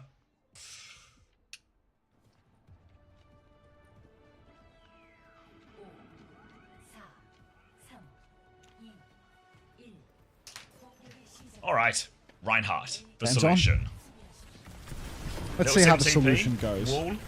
Instant All right. TP out. It's had to suit me for this, but they're still pushing here, Sandside. Yeah, pressure on, but Lip, he's gotten this off angle now, looking for something, but they've run over Heesang. 1-for-1 trade, though. Again, trades will favour the attackers at this point. It's Crazy Raccoon trying to pile onto that Rhine. They're so low behind that Rhine shield as well, so they'll just... The Rhine shield has 100 HP, everyone behind the Rhine shield has 50 HP. It was real precarious, and that would all be no problem right there. What's up with the badges? If you watch for enough hours, you get some badges that you can stick on your profile on Twitch. You don't have to, but you earn them when you watch for a certain number of hours. I think 12 is the highest earn, and a gift sub, which is a separate category. All right. Lip, 6-7 on the high noon. TP up top, straight into the Lion's Den. Opener is going to go down for that one, unsurprisingly. So, Roads Anside already off on... Yeah, they're off on a terrible start here. Heis is going to pin over. Can't catch Lip. Can't catch anybody. And that's going to be 5-0. Crazy Raccoon. Nice, easy cleanup. Thank you, Artemis, for the gifted tier 1 to Sam1 Conductor. Enjoy your badge. All right. Sandside have to hold second point for 5 minutes and 10 seconds. Sandside don't have any support ultimates. Crazy Raccoon much closer to both of theirs. It's all on this Becky Blizzard, who, despite Sandside's bad start, has actually charged this Blizzard incredibly fast. Have you seen LeBron wait Bushy Brigadier? It's a mystery third option, mate. All right, Lip now going to go for a couple of fan. The hammers on Heiser. High noon, lay it in. Can't save him, unfortunately. Chirong has the beat, but he's not going to use it this time around. And Roads Anside finally going to take one. Unless Bomb is out from Max. Heesang has found a kill as well. Becky's hit a Blizzard nothing because the TP's too good from Heesang. And it looked good at the start, but Crazy Raccoon, undeniable. Simwar comes out now. Max is there to block it, and everyone is just going to bleed out. It's over already. It was a really great start to the fight there for Zan's side, but as soon as that bomb ended up forcing a couple of trades, they're going to boop him back as well. They do actually get the touch. Opener's going to die for that one as well. He won't be getting beat. Just a few more seconds. And that's going to be a 4-1 to Crazy Raccoon. Zan's side eliminated. Easy street. Zan's side are not eliminated. Well, okay, they go down to the third, fourth place match. Yeah, but that's the qualifier for the LAN. I guess right. Sorry, I'm only thinking about the right. Yeah, they're like eliminated from OWCS. Sorry, which is the most meaningless. Sorry, it's a bit more convoluted. You're right. I should be more precise because beforehand is confusing. They are eliminated from Korea playoffs. They will play third and fourth tomorrow. They can still qualify for the LAN if they win that third, fourth place game against the loser of the T1 Zeta game that is coming up next. God.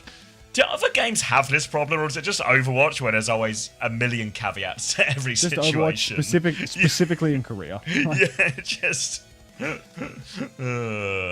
Alright, I'm gonna make a coffee before the game.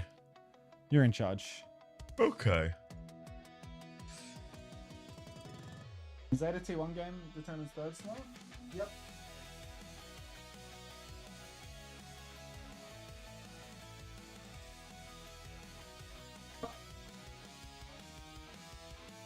Yeah, I'll put your order in Nayrel, don't worry. What's the general opinion of the new map in Pro Play? I don't know. We've seen a few people pick it. I guess it's a brawl map. It seems to be the main consensus. We've seen it picked like a decent amount. You know, sometimes a hybrid map or an escort just goes missing. Like, how many times did we see like Dorado, Hollywood type maps? How many times did we see Rialto during the regular season type stuff? But it feels like Neon Junction's actually getting a decent amount of playtime so far.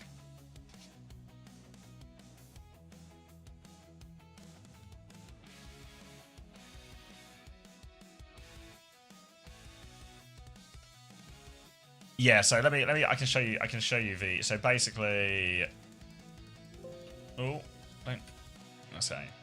So basically what happens is a couple of teams have pre-qualified to the major from previous accomplishments. Crazy Raccoon won the Champions Clash, so they have qualified anyway. Falcons won the EWC last year, which means they've already qualified.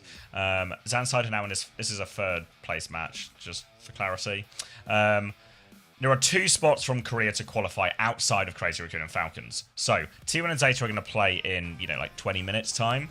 The winner of that game goes to the grand final and guarantees themselves a top 2 finish, and also guarantees them to be the highest finishing team out of the 3 remaining teams who can still take those Korea spots.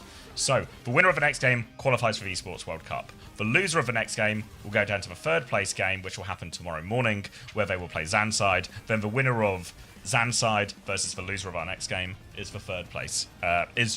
Takes the final spot from Korea to go to the Esports World Cup, and will be our final team to qualify for the Esports World Cup, giving us the full 16. If that if that will make sense.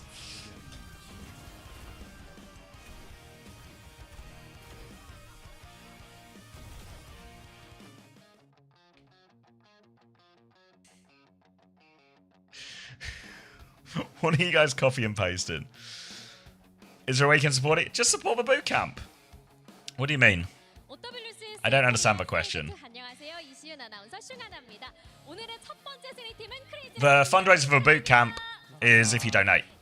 I only put the stream revenue towards it on specific Team GB streams. So if you sub to me or whatever, that money goes to me. If you donate directly, that money goes to the Team GB boot camp at the moment.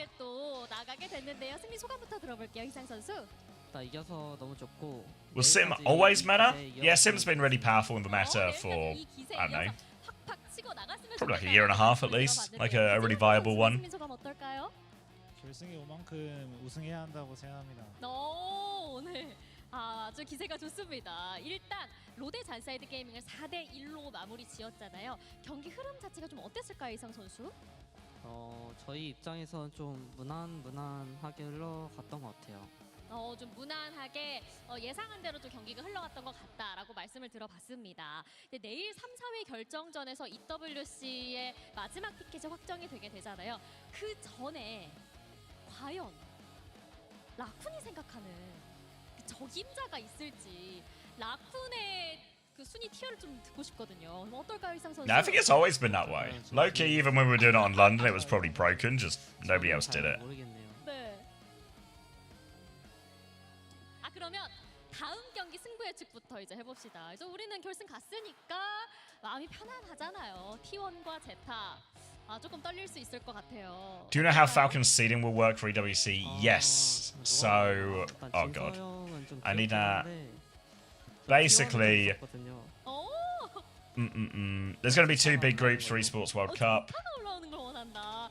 그렇다면 비질란테 선수는 어떨까요? Let me get you the graphic. You're going to be 2 groups of 8 for the Esports World Cup, and these groups are going to be seeded from 4 pots of seedings, and the seedings will look kind of like this. Obviously, we don't know what the Korea first and second seed will be, so then they'll do like a draw, basically, where 2 teams from each pot will go into each group, and obviously I think they're going to try and do some things to avoid, one group doesn't just end up with all the Chinese teams or all the EMEA teams or all of the NA teams or something like that. But so we don't know the exact groups yet, but we do have an idea of a seeding. 그냥 물 흐르듯이 너무 잘 돼가고 있다. 걱정할 필요가 없다라고 인지하면 될까요? 네 그런 것 같은데. 요즘 컨디션 폼 최상이랍니다, 여러분. 비즐란테 선수에게도 여쭤보고 싶은 점이 있었는데. So max of 50%. Okay, yeah. 오이라 조합이 조금 중간에 나왔었잖아요. 이 조합. Oh wait, Falcons and Crazy Raccoon don't count towards any region. 개인적으로 So they're like wild card teams because they've technically qualified as the previous winners, not as a Asia qualification team. 왜요? 이유가 있을까요? Also, one thing to note, I guess, is they're also listing these as Asia, like Varro and Team Secret. Does this mean they are grouped with the Korean teams in terms of how the pots work or how they're determined? This is maybe a question for Artemis. I don't have the answer to this one. This is like a read the fine print in the rules type question. Look how infected I'm crying. Okay. 희상 선수의 사랑이 듬뿍 담기는 메시지 보내드렸습니다. 비즐란테 선수. Bless him. 한마디 보내드릴까요? Nice photo. 감독님께. 성불하자. 자, T1의 성불 제타의 진서 씨의. I don't recognise everyone, but that's, yeah, infected, CJ, Tree, Scuffed, Ryan here with the Cruella DeVille hair. 다음 경기로 돌아오도록 할게요. 인터뷰 여기서 마무리입니다.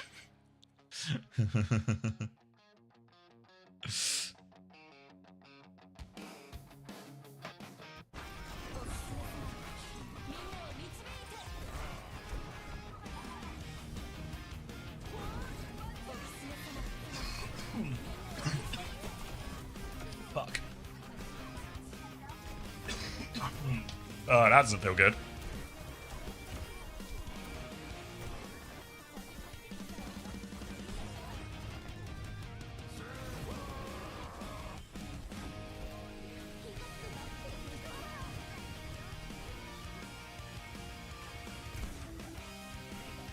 Thanks, guys.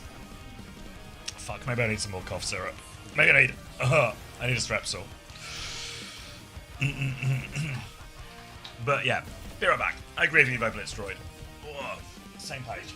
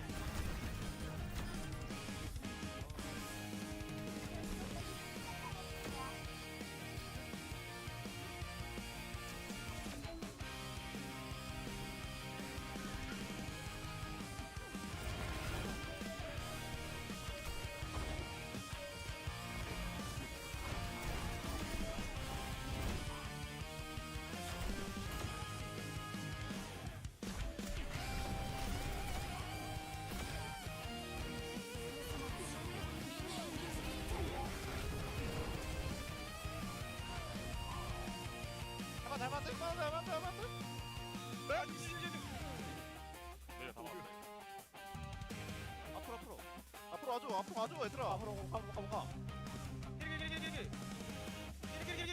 길. 맞아. 빨리 와.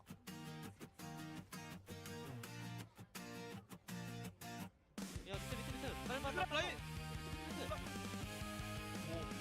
라인 봐야 돼. 얘들아 라인. 안 돼. 라인.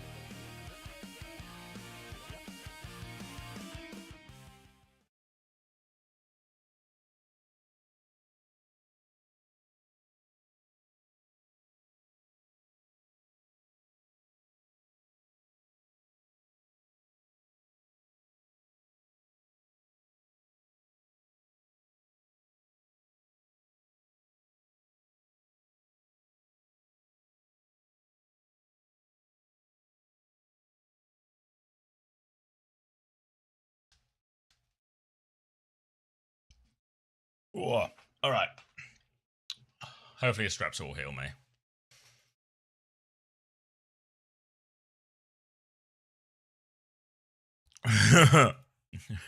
yeah, hockey, yeah.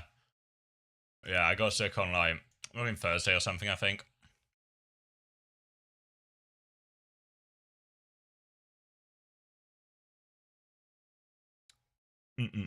Yeah, two groups of 2 groups of 8, and they're going to be a double elimination bracket group. But all the games are going to be first to 2 as well. So I think was it Blitztroid who maybe said it before I left? Yeah, I don't know why they've done that. Yeah, I don't know why they've done that. I don't know why they've done that, and I don't like it. Oh wait, can someone send me the someone send me the Road O again? Anyone with a more exotic keyboard than my own? No, just for the group stage. Thank you, Mr. M. Nice. There's less space this year. It's only 4 days this year. I know previously I think we've had 5 days previously. And I don't know if the implication with this as well is there's not going to be a B stream either. It is 5. So it is going to be 5, but they're just not going to do a B stream. I don't know. Maybe I don't know if Artemis is still here, but maybe that's a question for them as well. Do they put the full schedule in the rules?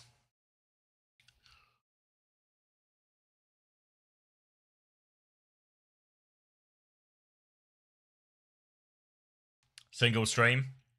Yeah, so all the I kind of liked it last year. Was it last year? Maybe year before, the B stream. Maybe I'm biased because I got to work it. If possible.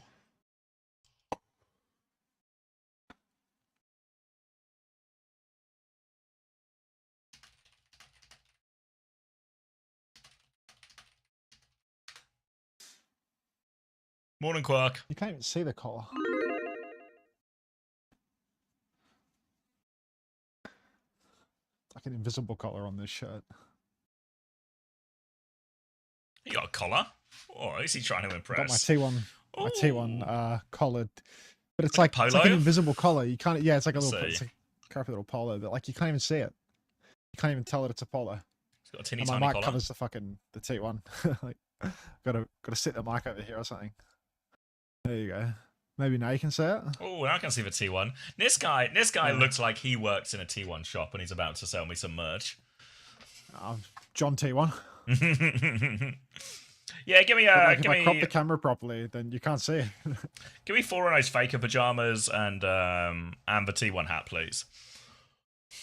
Nerding out. Yeah, can I place my order? You get a number 9 large, number 7 with Coke.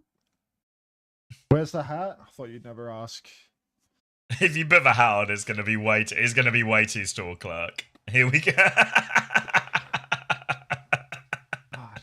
God, really accentuates my redness. All right, can you guys let me move my camera so you guys can get the full? Swing Chip says, I want to throw up. Because of nerves of the match, or because of she's No, looking because at you you? can see me, I assume. Okay. We will be flipping burgers within a week if we lose this shit. It's like the Welcome coach to the job is T1 dependent burger on the shop. competitiveness of- Do you not tell guys like the day where T1 are in the most peril, it's the day that Hunter is the most merched up. You know, he's trying to keep them sweet just in case. Seems to be having the opposite effect on her. Feels like my employment contract is melting almost. There you go. Save us, Swing Chip. Come on, please, God, Swing Chip, deliver us from evil. Full kit, yeah, full kit wanker.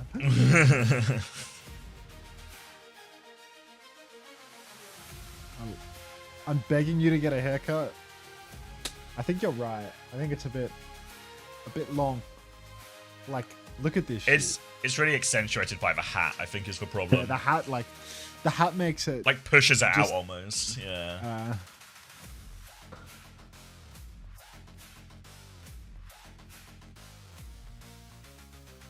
My fucking gotta go off to the sides.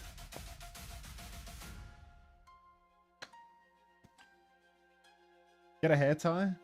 If you need a hair tie, what you actually need is a haircut. Yeah, like if you're a man that needs a hair tie, you just need a haircut. I've got got a headband actually.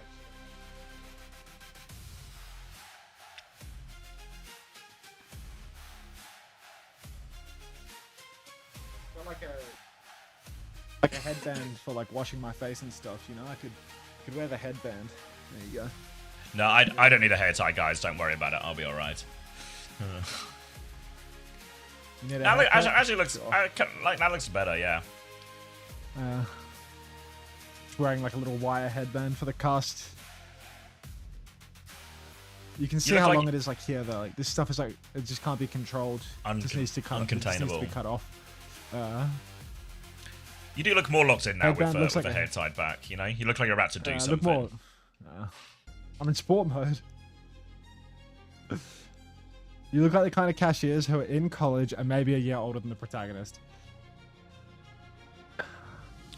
It'll be 10th to the 17th, mate. Cornrows. I was gonna do cornrows with Lenny at EWC, not EWC, at the China one, the one we actually qualified to. That's the only reason that my my profile picture on Discord is a white guy with cornrows is because I was trying to like, manifest it. But then he backed out. Lenny got a fucking haircut, so we couldn't do cornrows. I look like a grad student, you know. Yeah, I mean people that work in the intelligentsia, you know, these tertiary educated people, they love their long hair until they get a job, obviously. But you know, for as long as they're in the college or university system. Don't do cornrows, they won't go over well. Yeah, I mean, I'm not going to do cornrows. They seem extremely uncomfortable. A ticket zoo, 3 minutes. Turkey? What would Turkey do for me in this situation? Get my hairline down to here, like... Get my hairline down to my eyebrows, you know? Just like eliminate any forehead. Long way to go for a Turkish barber.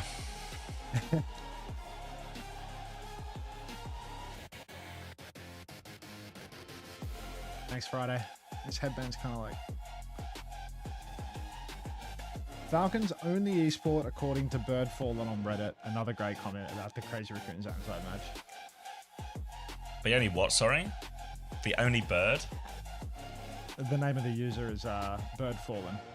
Oh, okay. Falcons own the esport. But to be fair, someone with bird in their name probably would be tapped in about whether or not Falcons are involved. Bit of a bird Thank watcher, you, probably. 151 Cam Yeah. for the tier 1. Welcome.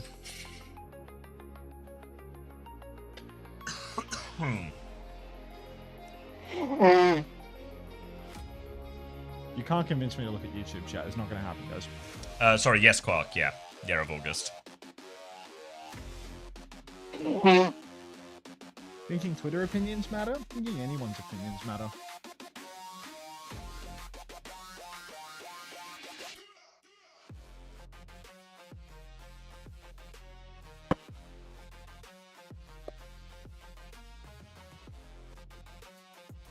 My dad's opinion kind of matters. I mean, sometimes your parents' opinions matter, sometimes they don't. Circumstantial.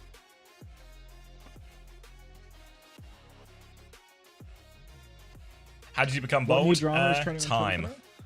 It's mainly time. Alright, let's have a look. What's the drama on Twitter?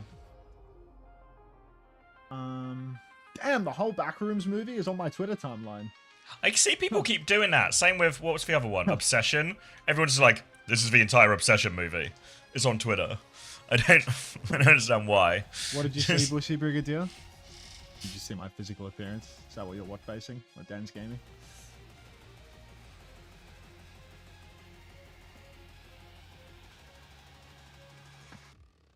You look like a greaser. Yeah, I'm wearing a headband at the moment to tie my hair back. So I'm.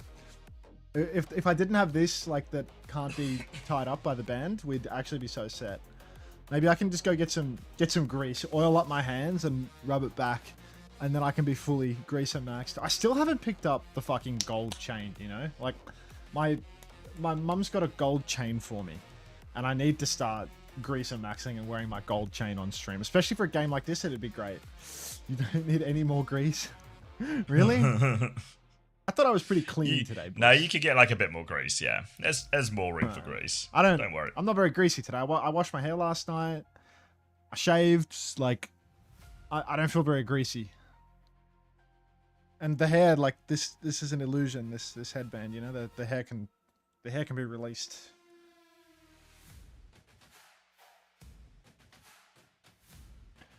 Get your grease out of the fryer.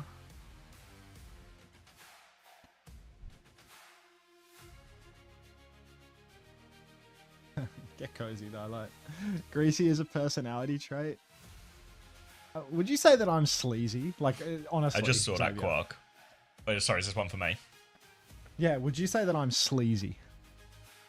No. I'd say your demeanor's a little bit more like rapscallion-y. Slimy? No, not slimy. Rapscallion-y. Yeah, like I don't like. I feel like the words you're using, like slimy, it makes it feel like you're gonna like con people in some way, you know, when there's some kind of trick. I feel like you're more in the. You think that what you see is what like, you get with me? Yeah, you're like you kind of feel like someone who will take the piss or you know be a bit cheeky. But I don't think I get like slimy or scammer or any kind of deceit from you. Okay. Austin Powersy? Oh my god! You know, so I went to like bed after the stream yesterday. I just put on The Spy Who Shagged Me and just watched it. It actually holds up really well. Yeah. Thank you, MNMX for the 2 months. Easy for me to say. But yeah, it holds up really well. If Hunter's audience ever declined, he'd immediately sell out and make a right-wing podcast with Metro and Awkward. Big 3. Exclamation mark Doorman Guide.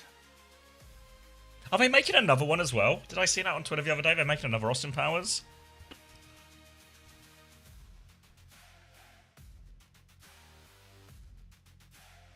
He did say that thing about Swing Chip. Major Austin Powers vibes. What the Shaggerific or whatever.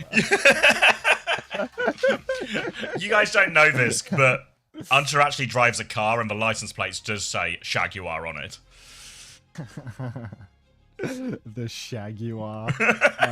My Corolla is the Shaguar, by the way. An artistic license with it. Still just thinking about how Connor Murphy died.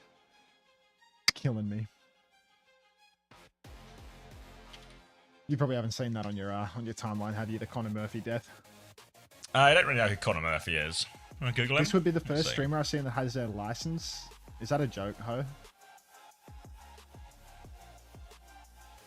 If you don't have a license, you're not a real person. That's rude. In Australia, at a bare minimum. Maybe it's different for you because you're Oh, European. I mean, I literally, yeah. Nottingham is not a big city, but I feel like if I was American or Australian, if I wanted to do anything, a car would be a necessity. Might be like genuinely the first time anyone's ever used that emote, Goofy Jokesters. That's why I put a first time 0 width on it. My suburbs roads are a PvP zone. I'm not getting behind the wheel. Ridiculous. Safer in the car than outside of it. Yeah, I don't really know this Connor Murphy guy. Sad he died though, I guess. Yeah, he died a death of like a 1300s alchemist where he slowly descended into madness, became convinced that gold was a secret material used by the elites to elevate themselves, started injecting gold into himself, got gold poisoned and lost his mind, got chased by the police out into a lake and drowned. This is a real story, not a... none of that was made up. That was all What? real. Injecting gold? Yes, like Gold Member from Austin Powers! He died the death of a 1300s alchemist. I think he just watched Gold Member from Austin Powers and went like, this guy's onto something. I'm in. Thank you, Broken Skies, for 12 months. I remember like many years ago he lost his mind. That's insane. Yeah. Someone in my city drew fake tunnels, bracket, literally Looney Tunes, close bracket, onto a wall, and some idiot drove into them. I'm never learning to drive with these people. Again, what do you mean someone got Looney Tunes? they drove into the fake tunnel. I cannot. But did they ever catch for Roadrunner? You're safer in the car than you are outside of the car, like for sure. I'd rather be on the road than walking next to those people. What if I'm a train? Feels like quite the addition to the Carmander X. What does that even mean? Back to you in the studio, Fletcher. All right. I want to get hit by a car. First time message from Carbonated Codeine. Welcome to the stream. Now this would be a good time for a call to action. If we could get some YouTube likes, because we have 85 concurrent viewers and 9 likes on the stream after 2 hours live. So, I mean, there's a reason I don't interact with the chat. And it's because none of you even like the stream anymore. That's why. And no other reason. Like, genuinely, that's it. How many likes to interact with the stream, huh? Don't dislike the stream, Tikazoo.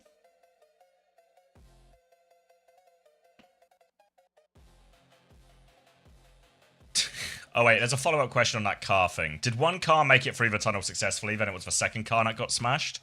Or was it the first car attempting to go through it? You think that the tunnel got converted midway through to a Looney Tunes? Yeah, I mean, I've seen this happen multiple times in like some nature documentaries I've watched. Yeah, no, there's like a coyote that's really familiar with these scenarios from memory. I don't know what it Wily is. It's got to variety. be something with the genetics, I guess. But like the Roadrunner can go through these tunnels, but the coyote just it's like hard stopped, you know? Have a like. Carbonated Thanks, Codeine. I'm Pineapple. going to need you to write Avril No Way L and Avril No Way R, because dropping a message like settled for less because no Avril, like even if you did put a /J tag at the end of that, we are going to need to see whether you are actively subscribed to Avril, I'm afraid.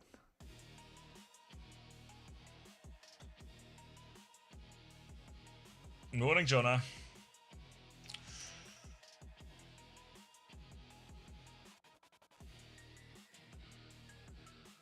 It's scary how nature works like that. Yeah, it's really, you know, how stuff evolves, you know? Is it just a thing to get worse teammates on the weekends? The weekend warriors, mate. The people that can only play the game 2 to 3 days a week instead of 7 days a week. But are you telling me the players that play more are better on average? Let's not be ridiculous. Yeah, I don't know, mate. I need to go and get some gold in me. Yeah. T1, 100% win rate against Zeta in Stage 2. Will T1 stay on top, or can Zeta break the streak? T1's matchup advantage versus Zeta's What's revenge. like a T1 fighting song? Put that away.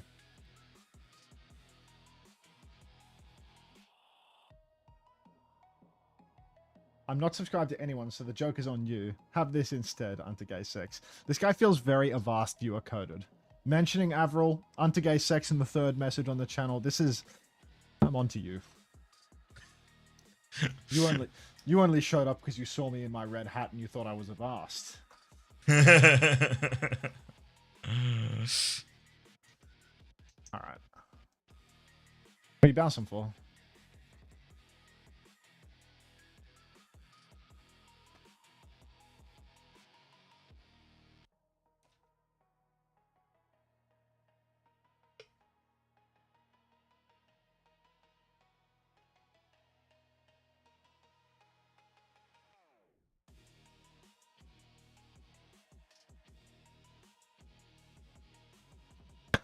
I just lurk, but what red hat?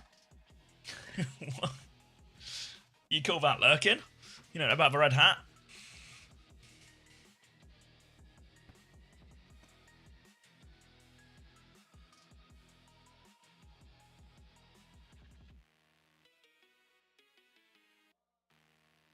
How cold is it in Australia right now? It's pretty cold, but I'm blasting the heater, so... I'm fighting the elements in order to keep my T1 merch on. It's finally cooling down today, I think, which will be nice.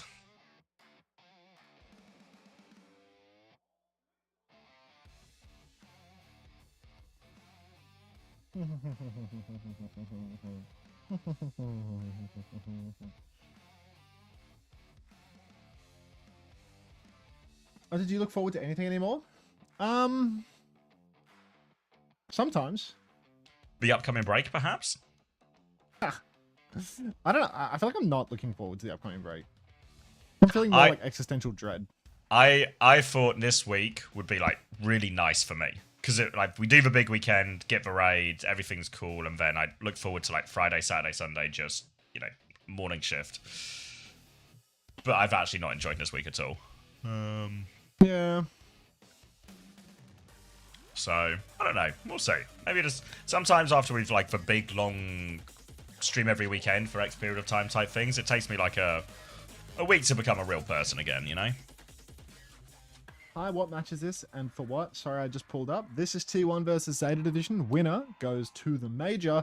Loser goes to a lower bracket where they can still go to the major if they win that lower bracket game.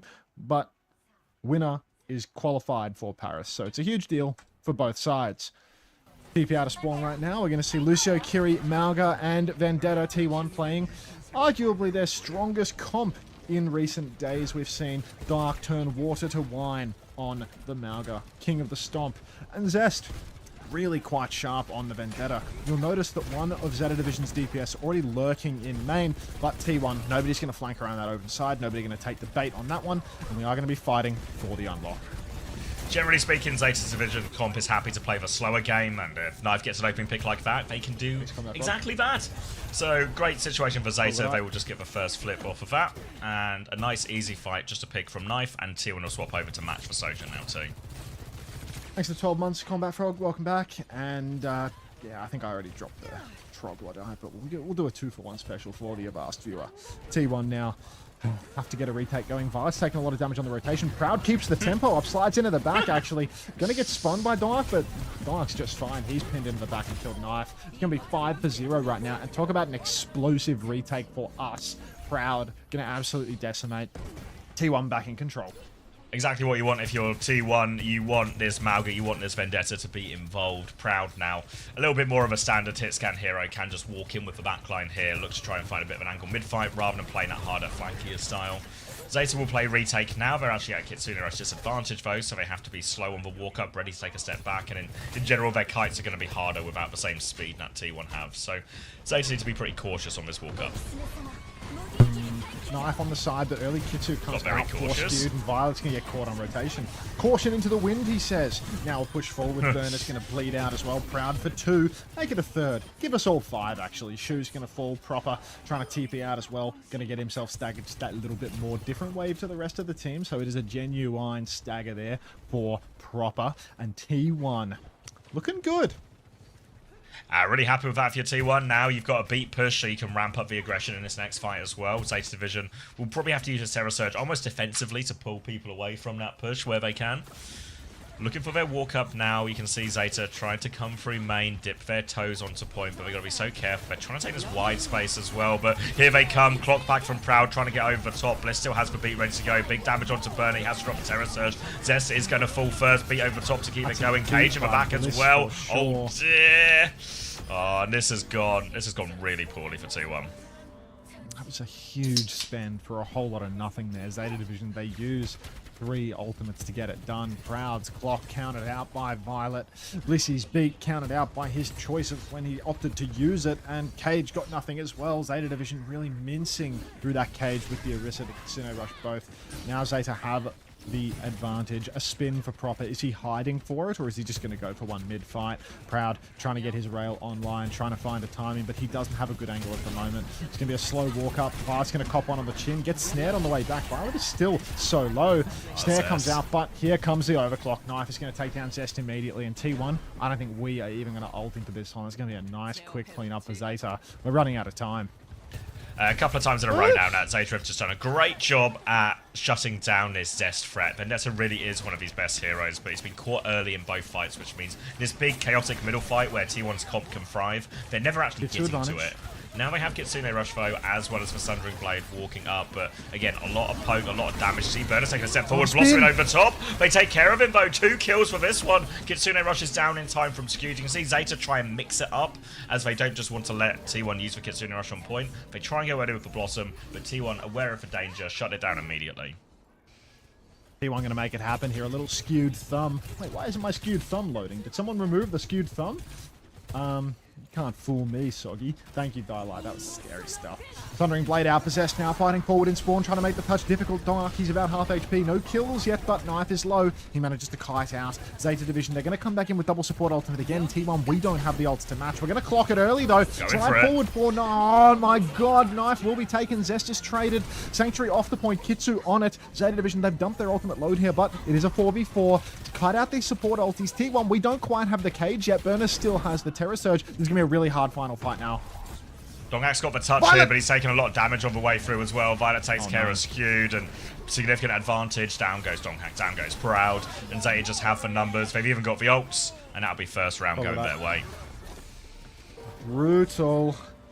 So close there, the forward fight with the overclock, forcing Zeta Division to use all their ultimates off point, but so difficult for the side, yes ma'am, so difficult for the side of T1 to manage. Zest in particular getting minced up on a lot of these early fights, early rotations. Ooh. Boss said I had to put the hat on, so the hat goes on. Let's see how it plays. This was one of the better maps as well for the Mauga, I'd say. Two-story maps get a little bit more awkward for us because Burner, he gets more value playing high ground. Does not necessarily need to drop as early as Dark might need to, and Dark needs to go on something of an Odyssey in order to make things work. Let's see what we can do. See what we can do. Alright, next round. Looks like we might be getting more of the same from both teams here. Zeta will keep trying to play the Orisa. Orisa, probably one of the best heroes in the game at dealing with the Mauga and even dealing with the Vendetta as well. Keeping these scary heroes away from the slower backline and almost as importantly, away from Knife too. Going to be a slightly wide approach for Zeta to begin with, as they're going to have Knife flanking through the high ground in the middle. Doesn't find anything, and now T1 looking for the push. Donghak will take a little stomp in, slide forward for Proud as well. Nearly has that full rail ready to go, but good little flip from Zeta Division, and now they have point side. You think that's a running first time, Tikazu? Alright, Proud's going to pin forward now. The Zeta Division boxed out of this one. They've actually stolen the flip, but they are not going to be winning it because Zest is advancing into the back line. Little block here, drop of the shoulder. Skewed's traded, actually. Zest needs to live, doesn't. And Zeta, they can't clutch this fight. God, you're so good, Proud. Isn't it's he? all in the hat, and I knew it. Boss did not say Rod out, bro. Do not harass my boss, Soggy. Come on. Now, retake for T1. Gonna have to, for Zeta Division. Gonna have to walk up onto this point. Again, they keep trying to play wide, but they have to be careful not to go too wide, or Donghak and Zest can maybe catch someone a little bit isolated. They're just trying to walk up, use the high ground here, but again, T1 just gonna start the fight. Stomp comes in, spin from Burner, Kitsune Rush not available yet, so a chain comes in, but another stomp from Donghak. This one's just a drive-by though, not committing to that. Burner's about to have this Terror Surge, and Zest is proper off screen. An opening pick for T1. Zeta, are they gonna go forward here, or are they just gonna get out? They're still walking for this one, they're piling in, looking for a kill, but Donghak with a good stomp, and they won't get anything out of this. They don't force any ults from T1, and they have to reset again. Hype of the worst, thank you for the prime. Welcome. Zeta Division, now that's 2 in a row where they've dropped the ball. Lost it in the neutral, no ultimates required for T1. We didn't have any, but keep that between us. Proud closing on a clock here. Zeta Division supports very slow on charging these ultimates though, so a fast fight for T1 might actually beat out Violet charging this Sanctuary. Zeta Division, slow rotation, very patient on the cross here. They think that there are ultimates ready to go because there are. Burner's pushed forward, but he's missed his spear. Clock is still available for Proud here. Violet goes down early to the snare. Little spike for Zest, won't find anything. A beat by Bliss to keep everyone from T1 healthy. We found 2, make it 3. A trade onto Bliss won't mean much here because Blissey is back fast on the DJ. And Zeta Division, they've actually altered 2 ults into that fight. That was Terror Surge and Kitsu. So that was just an even exchange, and we are in pole position for this final fight. Sundering Blade to counter the Sanctuary, perchance? Yeah, really possible. Burner's going to swap onto the Mauga now as well, but this might just make it harder, really. They've got good answers. Proud's going to start with the overclock as well. Sanctuary comes out in response. Zest and Donghak have their ults. Donghak's going to drop the cage out now as well. And they don't even need any ults for this. The rest of Zeta have tried to flip. They're going to get denied of it. Knifo with the clock. Can they get any more? Looking for it. Damage comes out. Proper's going to find one skewed as well. Zeta, they might just have enough here. Lots of damage coming out from Knife, and they're going to be able to follow up on all of it. Good clutch from Zeta Division there in a big disadvantage fight. Oh no, that's concerning. Proper hiding behind. He manages to get that clip onto Skewed. Such presence of mind in the middle of a fight like that. Take a breather and bait T1 in. As T1 rush to the objective, Proper finds his opening, and on both sides, T1 pulled in two. Now our ult bank is a little bit weak, a little bit worse for wear. We've only got the Sundering Blade. Skewed dead even with Shu on Kitsune ult charge. Proper marking the flank here, ready to hit the rotation. He has Pulse, but Skewed still has the Suzu, so he's in no rush to use it. Proud taking a lot of damage on the crosshair. Blissey trying to mark out that Tracer, but Proper, his movement is too good, too nimble, too quick. Sundering Blade on the corner. Violet peeks it, but Burner stomps him. Skewed goes down, and Zeta Division, this is the worst case scenario for us, because Zeta Division haven't had to use anything. Really great situation now because their ults charge up as well, Zeta Division. So all of a sudden, they've actually got double support ult for what could be last fight. They've got Cage about the same time Donghak will as well. So there should just be more ults for Zeta Division to layer into this big ult trade. As long as Violet gets that Sanctuary online, as long as it goes off without a hitch. We're going to see Zest move over onto the Reaper now. We're in Amalgam Mirror as well, so a slightly better matchup for him. But all comes down to these ult layerings. T1 need a way to outplay one of them. This is a really awkward ult situation right now. Need a kite, need something for free. Proud king of BOGO deals. Let's see if he can get anything done. Early shout from Donk. Suzu forced, Kitsu forced. Donk's dead. Throwing down the cage. Oh, brother, this is not looking good for us at all. Blissey is getting staggered in the cage as well. The judgment from Zeta to stagger out the DJ at the 11th hour. Blissey's going to be on a later wave, which means he's not going to be around to drop the beat. Donk to ball, Zest to Tracer. Everyone rushing clock in spawn. Zest is dead, out of spawn. It has to be Donk to get the touch. It has to be a preposterous clutch. And Donk can't even get to the point. Zeta going to take him up 1-2-0. That was the cap ban as well. I'm taking the hat off. What a gent.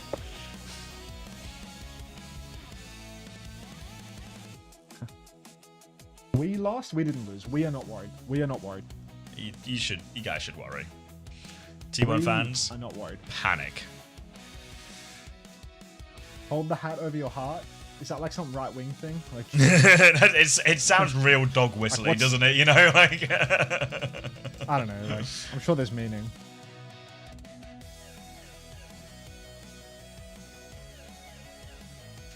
Nails from GB. Yeah. All right. I think I need some more water. I'll be right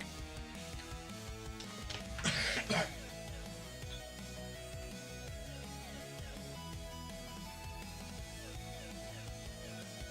You're in charge. 1 sec.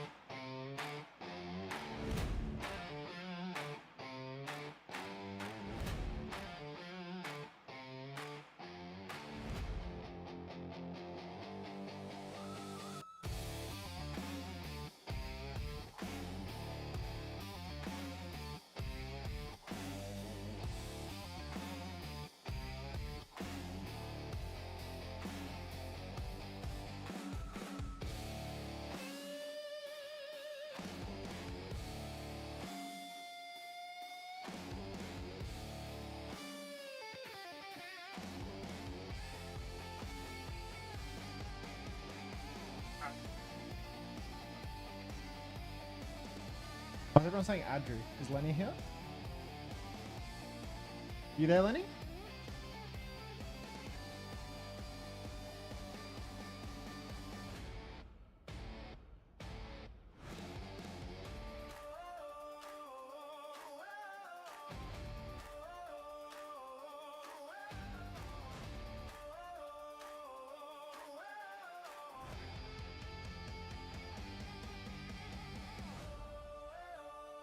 Jasmine in. Oh.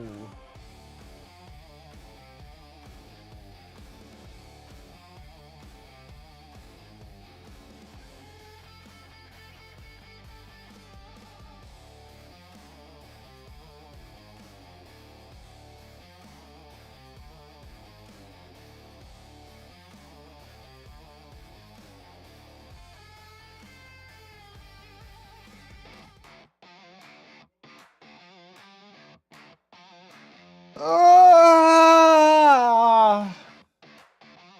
Big stretch. What's funny, JJ Turley? What's funny?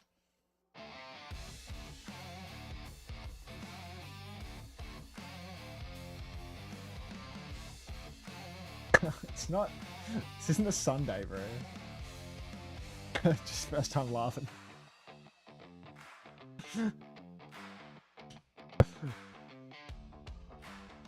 I'm back. Welcome back. Thank you for holding down the fort. What a pawn, thanks for the 7 months. Imagine being a mobile viewer. That could not be me, LeMayo. How silly. Anyway, look at this cool star I found. Do we get a first time Dino Dance? Dino Dance. Let's dance. David Bowie star. Whoa.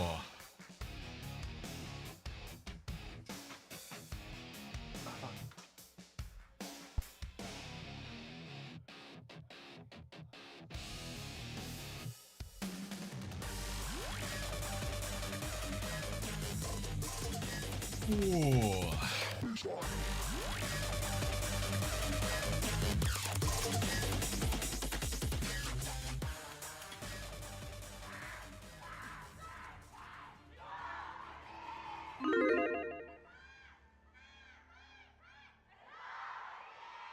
Thanks, Lemon.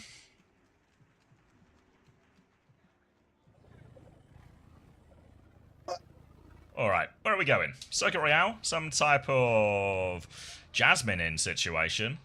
Ramatra for the initial look. Sigma is banned, of Hat course. on or off So swing. probably seems like a good ban, I think, from Zeta Division. Forces Jasmine to a more awkward situation. In Amalgam Mirror, I would probably wager Bernard. And they're actually starting with a spawn camp. They're above it. There's no good way to hold the first corner of Circuit Royale, generally speaking. So they're just going to get a spawn camp here. This isn't a long-term solution. This is just to win a fight if they can. Maybe take some time off the clock. But they've got to be careful this payload doesn't move too much, because it's moving now. So Bernard's going to have a little stomp down, try and respond. Doesn't get the stun here onto Jasmine. He goes for a counter stomp. And Proud's actually taking off Violet's head during this. So opening pick now as everyone's going to get more default positions. It looks like Bernard's actually, they are trying to get all the way out of here, but they need to be careful not to die late. They will just all die more or less on the payload, and they'll get another fight. Another fight for sure. Shu finds this late trade onto Proud, and I mean, it's probably not terribly consequential. Proud not going to be able to play forward with Jasmine is the only thing. Zeta Division making a swap in spawn as well, as we are going to see Burner get taxied back into the fight. Just going to hold the corner for now. Knife wants to swing wide, but it's a hard ask versus Proud.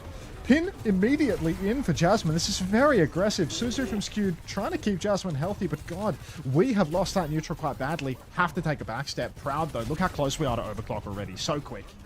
Big opportunity for T1 with this one as well. They'll be ready to swing this corner. Now, if they want, they actually are going to clock it. Jasmine's died, folks, so now Proud, he can shoot for Malga, but Burner has loads of health, and he can't really swing, and he just gets burned to death in front. Bit of an anti-timing here for T1, and that's going to be an easy fight for Zeta. Oh my goodness gracious. This is not a good one at all now. We are super behind. Knife. He nearly has his overclock, but Proud, I mean, he had that clock lead. Jasmine just needed to get some good value on his engagement. Maybe wait for the Suzu from Skewed. Maybe just ensure he had good condition. We're going to see Burner counterpinning Jasmine here. He hits the stomp, and Jasmine, I mean, he's getting walked on now. This is real rough. Proud has found a kill. So has Zest. The DPS line for us, keeping us alive here. Proud's found another kill onto Violet as well. But Burner's still in it. We need to kill him. We do kill him. Go Kart Bliss. Go West! He's going to go west. He's going to get himself on the payload. They've actually got 3 on point now, so I don't know how the touch is looking. It looks pretty tough here as well. They've not really got the heroes at the front they want. It's only it's only Knife if he wants to throw himself at it, and he doesn't. But oh my god, the taxi back burner from the top right. They did make it in the end. They immediately killed Zest as well. Now Jasmine's in trouble. He's been catnapped, hung in the market square, and that's going to be a great retake for Zeta Division actually. There's a few meters to spare. Burner coming in, last ditch. Last-ditch effort here for Burner will keep him alive, unfortunately. I'm starting to feel a little bit of angst, in all honesty, because this is concerning, Xavier. We are down to the wire. Yeah, it's really your concern is reasonable and valid. Okay, I appreciate you validating my feelings. I feel heard, and we can circle back around in a week or two. Pin on for Jasmine here, finds nothing. We're actually going to get proper TPing into the back. Jasmine has found and solo killed He's caged poor him. old Knife, but it's a 2-for-1, and the cage has actually forced a C9. So Jasmine, never doubt the Jasmine The substitution. thinking 'Cause man's this guy, Malga. he just placed the game on another level. You know, he'll get pre-fighted, he won't hit his stomps, but when there is a crafty way to use the cage to solve the first point problem, he's on top of it. Good win for T1. That really bails them out of what has been a struggle so far in this sort of amalgam matchup. They actually have ults for the snowball too, both DPS and a catnap. So maybe T1 can turn us into a bit of momentum. It's going to be a clock to start it right now. Catnap comes out too. Proud looking to finish these kills. Needs to finish some of these kills. They've got damage onto everyone, but where are the kills, Proud? Burner goes in for a stomp. He actually finds 2. And just as T1 catch a break, they're right down in the ditch. Can't catch a break for more than one fight in a row, I'm afraid. T1 now going to get staggered out. Jasmine counterpinned, taken for a ride as we are going to have to go back to the drawing board on this one. Zeta Division, no signs of letting up the pressure either. I spy 5 ultimates available for the next fight, and we have an anemic spin and spin only. Hitsu around the corner for Skewed, but it's going to be real hard to make this one work. Maybe a bit of TP action to break the corner after all would be a difference maker. Headshot onto Proud immediately from Knife is going to make things difficult to start us out. Push forward again. We are going to see a cage. Oh, he's got 2. A catnap get dropped. Bar's going to throw off the map. And Okay. Popper's found 3 with a spin. So big ult spend there for Zeta. That's 3 at the spawn doors to only the Kitsu for T1. But that's just Zeta's style. You know, they like to over ult and then have to fight in OT and clutch it. Yeah, 3-for-1 right at the spawn doors means there's plenty of time for T1 to get an ult advantage situation. It won't necessarily be in his next fight, but maybe the fight after it will swing. But Zest is going to die before the fight, so any chance of getting some more ults here might have just gone for T1, and we're going to have to play and wait for Zest. Straight up the wall. Knife swinging main here. He has an overclock at the ready. T1. There's going to be spin. There's going to be cage. There are tools to break this corner hole. Jasmine pins deep. The Skewed is pre-fired. Clock is out for Knife as well. Jasmine, the thinking man's cage. Awesome. It's a cage spin and catnap. We are trading even at the moment. It's go on, Blissy, get it done. That's just going to be Burner and Burner only now. But He's out of it. that was a big spend for us. It's going to be a cage for the last fight. Yeah, it's a good cage blossom. They are winning all of these cage fights, T1, but now they are dry on ultimates. Burner's going to come back out. He's going to hit a cage. Violet should get catnapped during that, so he can catnap into the cage as well. So T1 needs to outplay in his cage, but that's really tricky. Burner's going to go flying in now. Hits the cage, right? It's only one. Oh no, Bliss is caught in it as well. They do break the cage. They Suzu to keep going. Counterpin comes out. Catnap over the top now to keep him stunned, and the trades are just good for Zeta Division at this point. Little ding to finish it off. They have 25 seconds, so they can get another touch T1, but Jasmine is getting staggered, and this is going to be a real hard touch. Oh no. One final touch here for us. 15 seconds on the clock. Need to rush through it. Jasmine dying so late that he might have to make a swap just to get out. No, he's going to stay on the Malga. No sim swaps, no nothing of the sort. We need a touch. Maybe it's going to be Zest TPing on. Blissy's going skybox for it. Blissy secured the touch. Pin deep for Burner. He's actually quite far away from the fight here. He's so Brad far can live for away. just a little longer. He can't. Not going to happen. Spin is available for Proper as well as he's going to run down skewed. Couple of shots into the back right now. 3 for 1. And we are going to be stopped here on the second point at the top. Proper's going to spin. Might die for it. Won't die for it. Tough. Really good stop now for Zeta Division, and it's a big problem. Maybe there's an element here of this is not actually the matchup they really wanted when putting Jasmine in. They wanted to force this Sigma matchup, but not protecting it's caused them more problems. But also Zeta just feel a step ahead right now on all the matchups we've seen. Feels like Jasmine playing the Sig here has been pretty heavily telegraphed through the past few matches. You know, he's consistently been putting up these performances, looking quite solid on circuit. But I think maybe this is just a sign of what's to come in the series where they're actually intending to play Jasmine for more than just the circuit. We saw versus Falcons, Jasmine played 2 out of 3 maps, right? Yeah. So maybe you put him in here, you take the mirror, and then Sigma will be open for the remainder of the series. But there are other bans at the disposal of Zeta Division that can definitely make it difficult here for us. It's not GG's yet. It's not GG's yet. We're good for that. Good night, Chungus Chiller. Conchar, but like in a goodbye kind of way. Can you say Conchar, Chungus Chiller, please, Xavier? Conchar, Chungus Killer. Chiller. Chiller, not killer. He looked quite menacing to me. Thank you, Cubit Toronto, for the 29 months.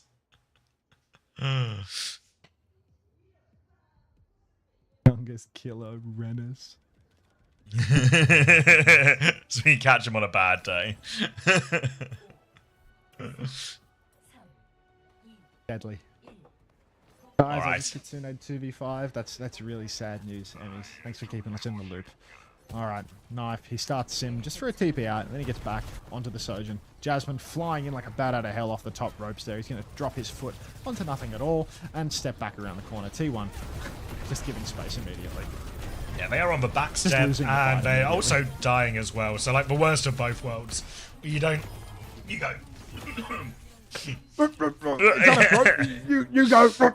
I'm sorry, I can't intuit the signs. This here. guy, I I'm need just to get genuinely past quite it. sick, and this guy's just taking the piss. Friends like is it? these, friends like these. Coming to work when I'm sick OWCS. to help my colleague get through the day. He's just taking the piss. You're an asshole. No. Commander X just has a cold engine, it's true. Let him warm up.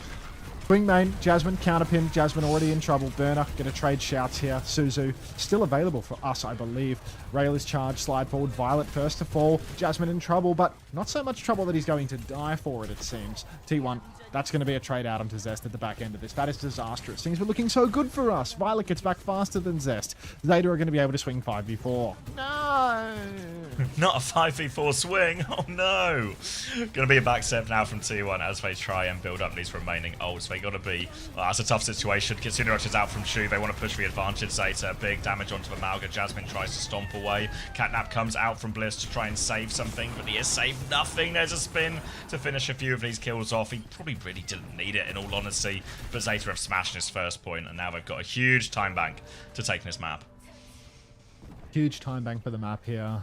4.5 minutes to just win one fight on the second point. Zest has been back spawned as well. You can see deliberations in spawn for T1 deciding whether we want to TP back and retake or take the early fight. Again, 4v5. You know how we feel about a 4v5 swing. Rail comes out early from Proud though and will Hold on, force it's Knife Spirit back. Knife's going to clock it and come back in. See you on the other side. Pin comes in. Jasmine is low. Counter stomp. He's taken down. Proud and Jasmine both going to die here. And we are falling by the wayside. The only solace, consolation is that Zeta Division have not been pushing the card for a lot of this fight. So this late trade from Blissey onto Knife probably not going to be super consequential, maybe prevent Zeta from setting up forward, but because Zeta didn't push card for so long during that exchange, we are going to get another recontest. Few ultimates on the cards right now. Double DPS and the cage. Zeta only have the cage, so they spent big to come away with this deficit and not win the map. Really a reasonable chance for us to hold on here. You can see already Proud drilling out the sky. Cage comes down for both Nagas. A spin from Zest is anemic at best. Burner's low, but the Suzu is perfect from Shu. Never thought I'd say that. And just like that, a 2-for-1 ult trade comes nobody in favor. Proud sliding forward now. First to fall is actually going to be Zest. Clock comes out from Proud now. He needs to turn things around, but instead he's going to get stepped on by Bernie. And 3 ults for 1, not going to make a lick of difference here. As Zeta Division are just going to take it from the deficit. Nicely layered ultimates. Low value spin there from Zest. And it's going to be a 2-0 lead for Zeta Division in the lane qualifier. Yeah, it's not a great look, is it? Not a great look. I think they really have to bank on that. Okay, Sigma's open. Can they change the matchup? Maybe play some of the Mizukiri themselves, because right now Zeta just look way ahead. The hell is that? Is that like a band message or what?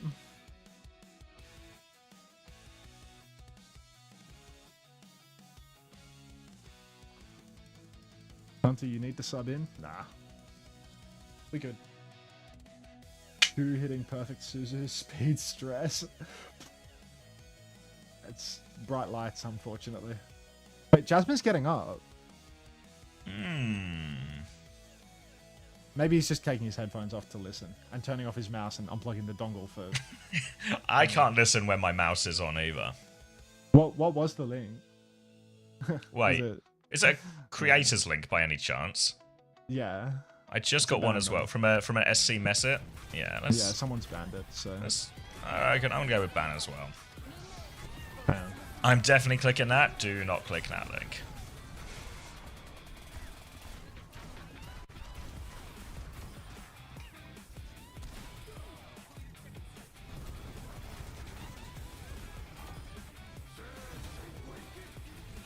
I clicked it and it's a Snapchat promo. Thank you, Swing Chip. In other news, my payments have been redirected to Uruguay now, but these things can happen. I clicked that and received pictures of...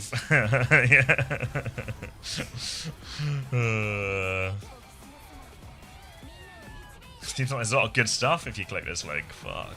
Good looks. Not even a fun message to go along with the link. I mean, you're right. It's poor packaging in terms of getting people to click the link. What was the one? Did you get that message, back in the day where you got a message from Jake like, I've been developing a game. I've made a game. Would you like to playtest it? Not right now, Jake. Thank you, though.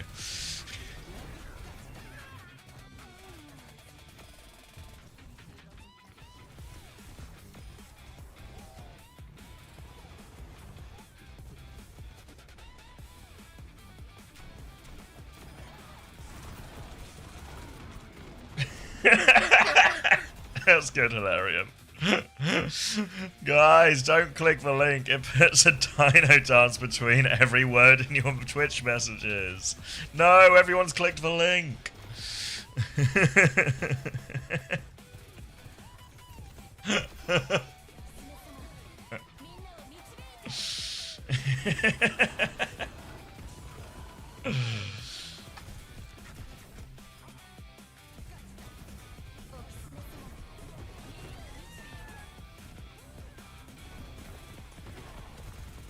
I said don't, no. Alright, this is just how chat is now, Ben. We can learn to live with this.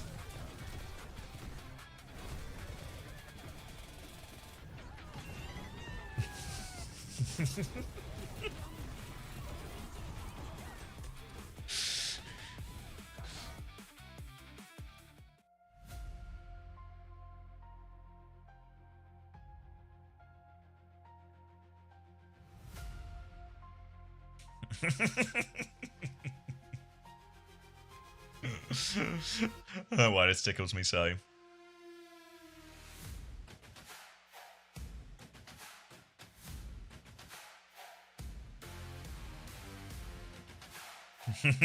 What do I do? That's just how your PC works now, but it's okay. And in some ways, it's an improvement. This curse might be a blessing.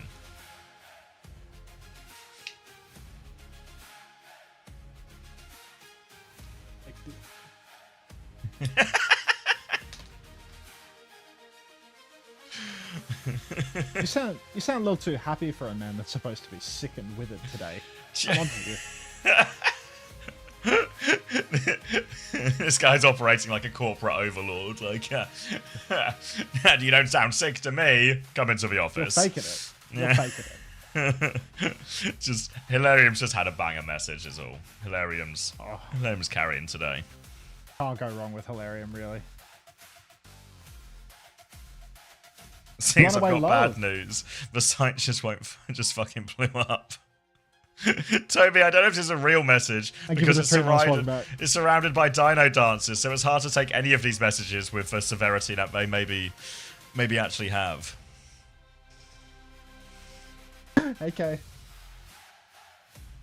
I can't sleep. Can you play some DSG highlights, Conchar? Oh heavens. What DSG highlights? Hey, Stevie.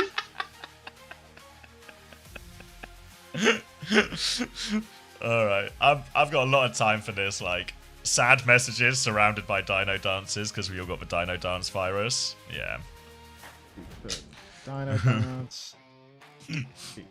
That's what the link did, Max, if you didn't know. It infects your computer with a virus. That means after every word, it puts dino dance in your Twitch chat messages. Ah. And a lot of people have clicked the link, unfortunately. Tried watching DSG highlights, but all it did was make me throw it back in the poke shaker. Jasmine 12 and 12? Yeah, 12 impact frags though. I mean, the cages were clean.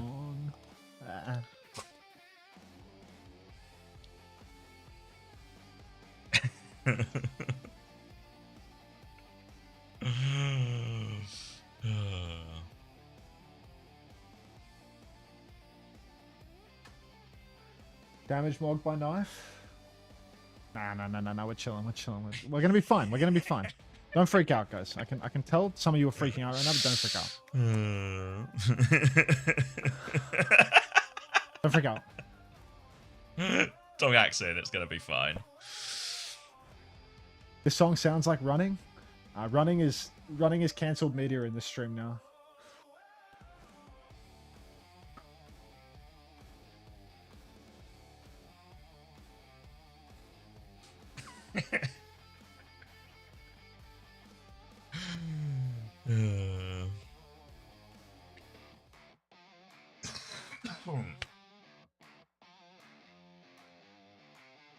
If we put two teams with the EMEA teams, who wins? I reckon like VP could beat both these teams. I reckon TM could.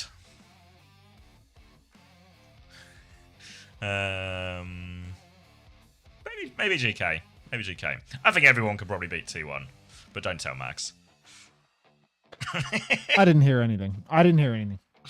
You didn't say nothing about no T1 being incapable. I don't know why.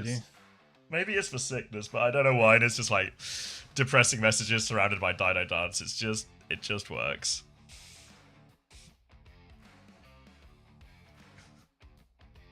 She took the kids. She took the Let's kids. dance. Dino Dance. Drop your address. Is this? Wait, is that a first time message from Swing Chip? She come in a fight. Yeah. What? She got hands. Is this what type of thing would you be sending to my address, Swing? Something nice, like a care package, or something bad, like a take care package?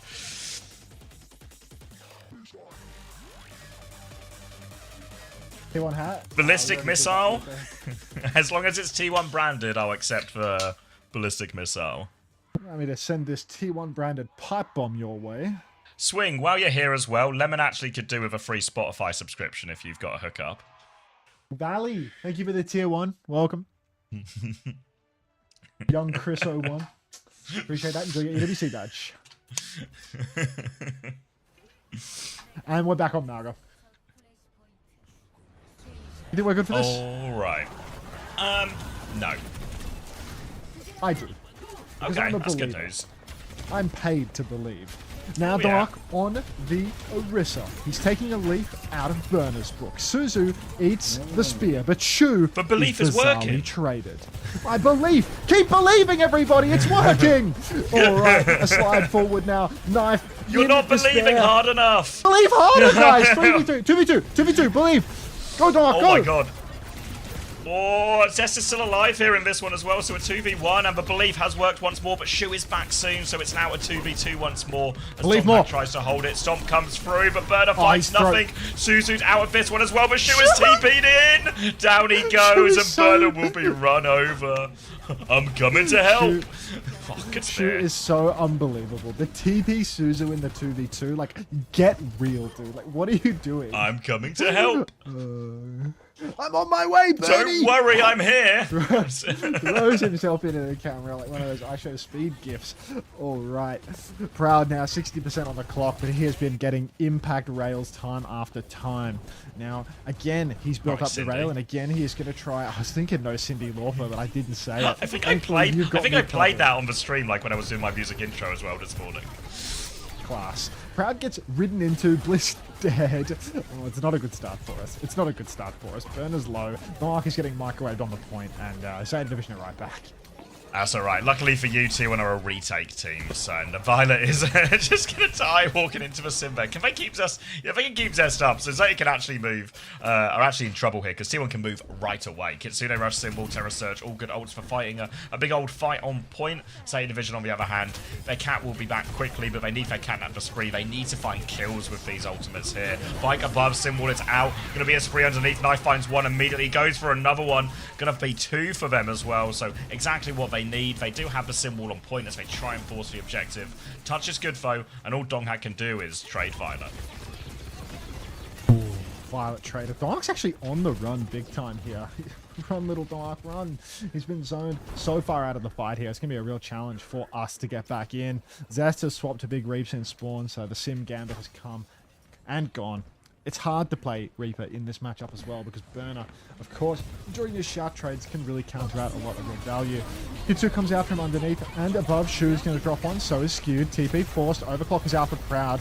Bodies is all I see at the moment. Need just a little bit ahead, Proud. Flip. Just one teensy bit ahead. Flip comes through. It's a 2-for-1 trade though. Violet is in there like swimwear. Big push comes through.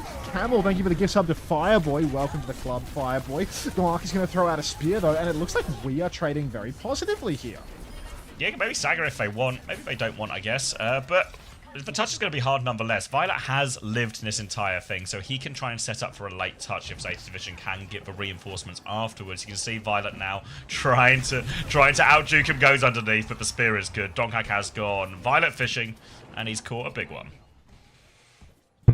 Proud now at 50% on his rail and 30 on his clock. Zeta, they give away that first point, and we are going to take the next two.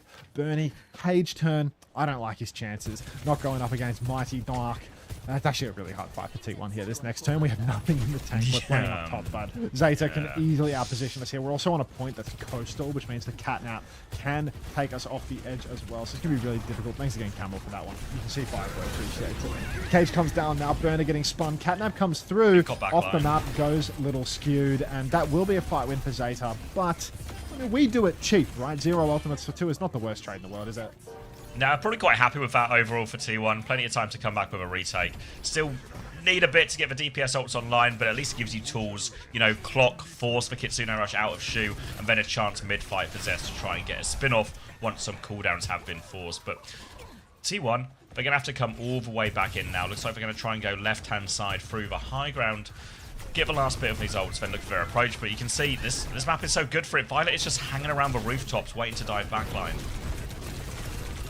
On point already. Dark is taking a beating, has to use the shower quite early. He's getting microwaved by the Symmetra at the same time. Pins back onto the Mega. Will be full HP again. Hitsu's out for Shu, though. This could be a good kite. Clock from Proud over on the side as well. Dark will fall. Dark. Oh no. Spin from Zest only finds one, and Proud finds nothing at all with that overclock. So that's going to be a real rough one for us now. We spent in that one what would look like a good kite to begin. Actually just turned out to be pure domination for Zeta. A couple of critical shots missed, and now that land ticket a bit dicey right now. Again, Violet in the same position, looking for the early hits onto the backline. They scout him out in this time. They know what he's trying to do, but there's a difference between knowing and stopping him. Knife is going to start with the clock. He slides past the Malga. 180 shot onto the Reaper. TP's forward as well. So 1-for-1 trade so far. Donkhack's going to keep trying to push with a tail of this Kitsune rush. Bliss nearly has beat though. The ult swing is coming, and they've actually found Burner here, so they won't even need any more ults. Proper symbol too. So this all of a sudden it's way back in T1's favour, the economy. Outrageous swing for us there. Really didn't think that we had a chance, but only the Kitsune rush managing to get both DPS ults. Crazy work for us, but you know, it's just another day at the office when Dark's in the lineup, really. Now it's going to be a beat by Bliss to turn things around, to really twist the knife and get us that 2-0 advantage. I can't wait personally to see how this one goes perfectly right with no chances of an Ajax to Violet's catnap or anything of the sort. Playing slow at the back of the map, but now we are going to wait for Zeta Division to swing a little bit. Violet's coming in with that catnap in hand. He takes a beating on the approach. Beat by Bliss is out. TP forced out of Shu. No kills on this beat push, though. Starting to feel a little bit dicey. Oh, good Wraith! It's going to Wraith, yeah. Zest hits for dodge here, and they found Proper on the other side too, so player advantage for T1. They can force the TP out. They lost Donkhack inside, though. They need the kills, and they need them quick. Yeah, they need them right now. Proud's going to find one on Knife. Cage to try and turn it around. Proud is now stuck in that cage. Zest is still outside. He's fighting it. TP into the cage from Shu, and the cage is going to turn it all. There was a chance right there for T1, but Donkhack, I don't know exactly how it happened, but he ends up caught in underneath, and they can't trade for kills quickly enough, Zeta. Or T1 rather. Oh, it's so tough there. That beat by Blissey looked like it had some legs, but unfortunately all it was able to get was a couple of cooldowns out of Zeta Division. No kills converted on that one, just because Lucio is, of course, the worst champ in the entire world. Blissey gets pieced up now by Violet in the sky. Bliss will die because he's on a hero that came out in 2015 beta, whereas Violet is on something that came out in 2026 during the mobility creep. So it is going to be a little bit tough here for us to start things off. We have a huge ult advantage, but we have to take it slow while we wait for Blissey to get back into the fight. Zeta massively disadvantaged on ults here, but holding the position.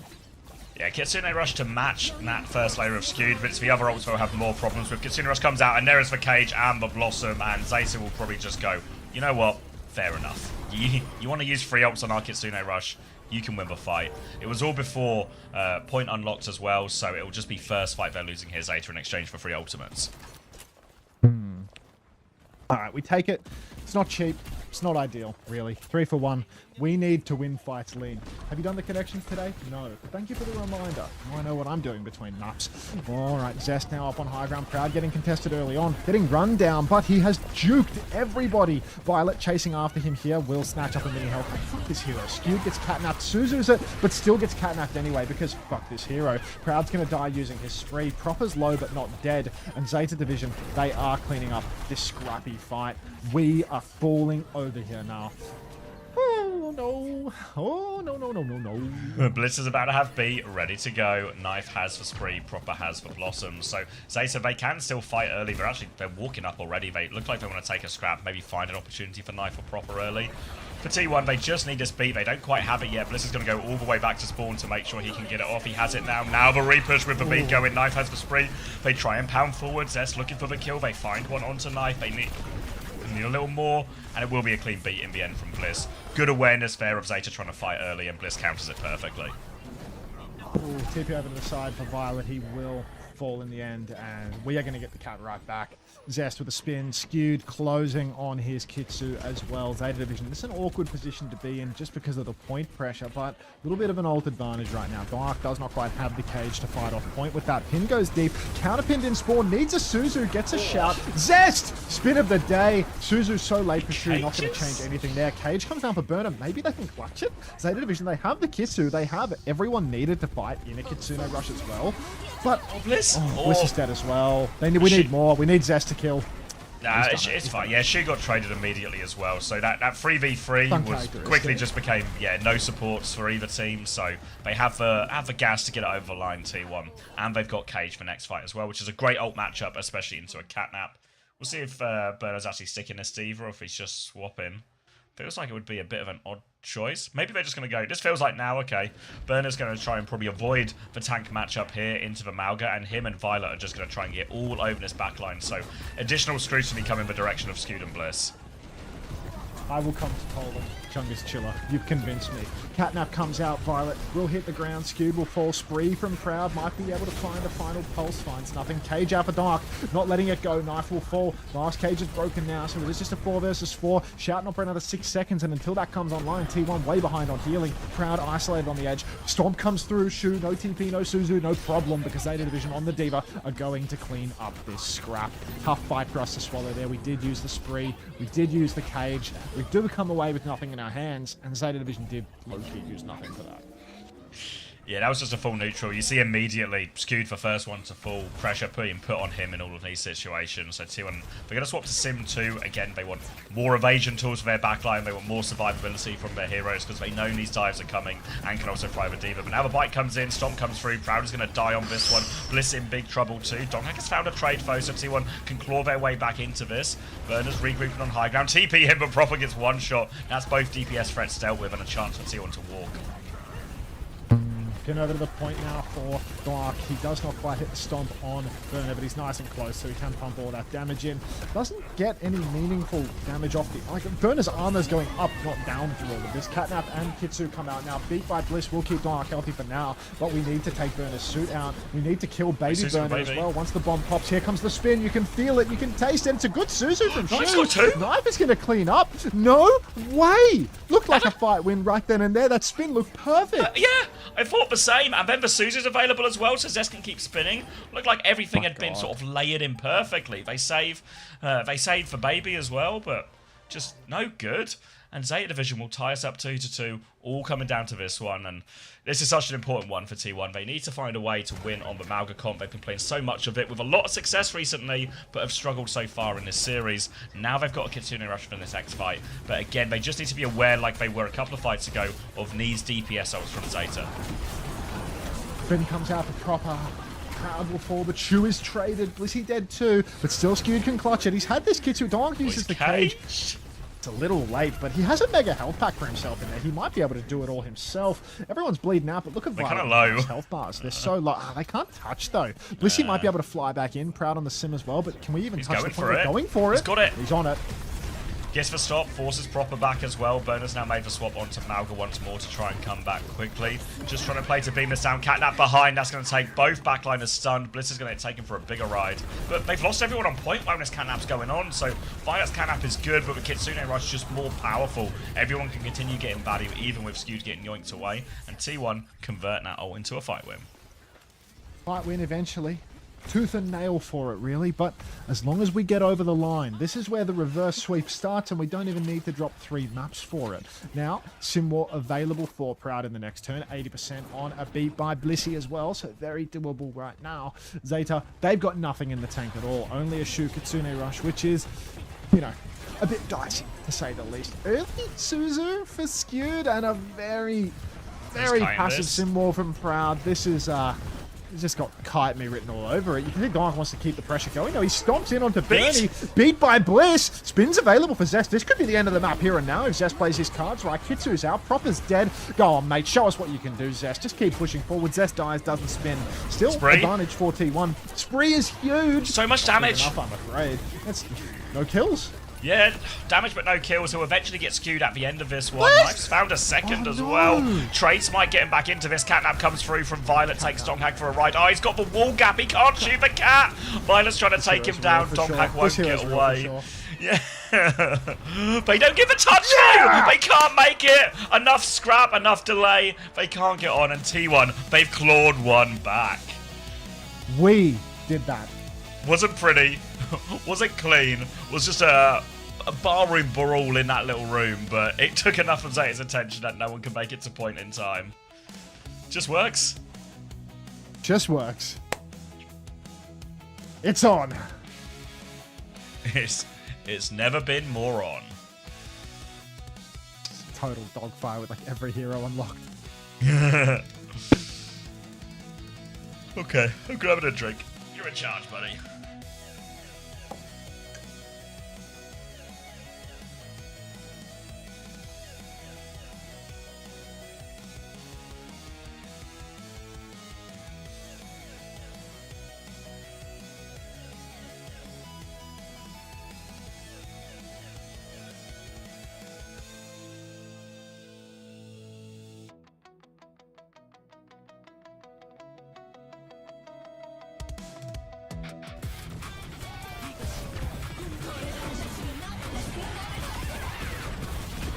So it's trapeze, right?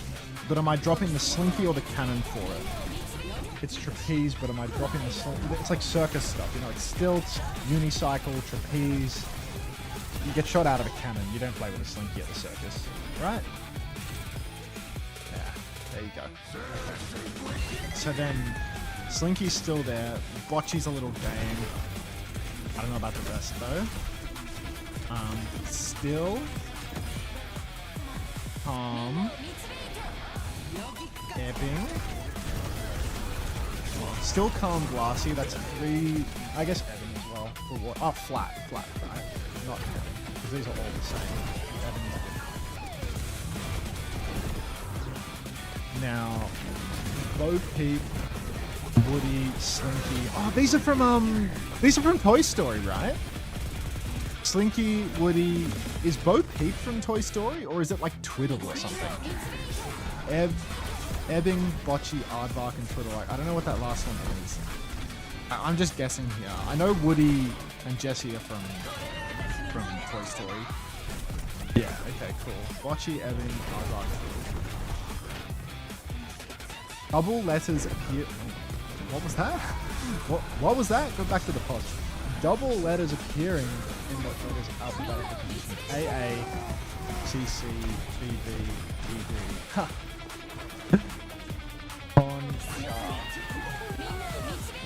Not a Toy Story fan.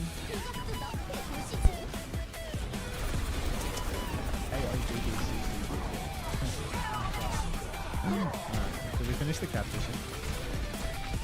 No, we didn't. We got up to Rock the Casbah, suggested by Lois. Right. 1857 establishments in Asia, capital cities in Asia, capital districts, cities in Malaysia, federal territories in Malaysia, populated places established.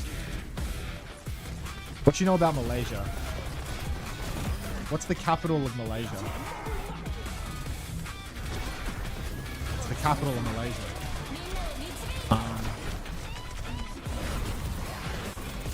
I feel like my friend, he went to Indonesia. I'm just cheating and giving up, am I? Am I cheating and giving up? Am I cheating and giving up? It's like I should know this, but I don't. Well, African American culture, American fashion, dentistry, grills,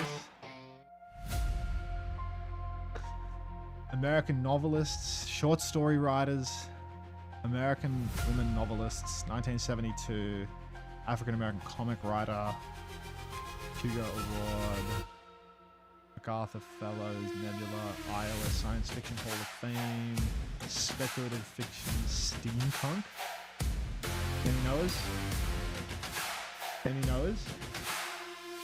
I'm not a knower here. Seven Farlane? I suspect not. N.K. Jemisin. What did she write? What book? The 100,000 Kingdoms. I've never heard of that. I'm back. 20th century English LGBTQ people, 20th century English non-fiction writers, died of cancer, bisexual woman, 1892 to 1962. Oh god. Socialite, Seven Oaks. Nah. Nah. That's good Yeah. offer. Vita Sackville West. Yep. Climbing areas of Russia, dormant volcanoes. We need a big volcano in Russia. Anyone know it? Anyone know a big volcano in Russia? Nebu? Tarsalp? Mount Vlad. Mountain of Vlad. Mount Elbrus. Wonderful. So I got music adjacent, and I didn't even know that Kuala Lumpur is the capital. So I got the lowest of low-hanging fruit. How wonderful.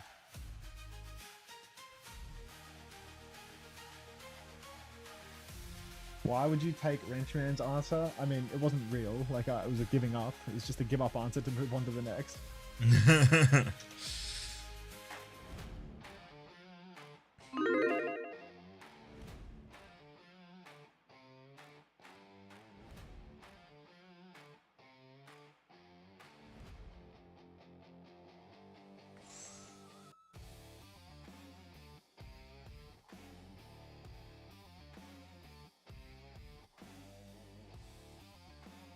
You feeling very patriotic today, Anta? Yeah, T1's playing, so I'm listening to American music. The world's #1 patriot. Come to Miami? With rage. Is anyone here American? For sure. Suki is making chicken, she can't do breads. Disaster. Oh no. What are we knowing? Was there like a problematic ban or? No, Natsuki can't do for breads.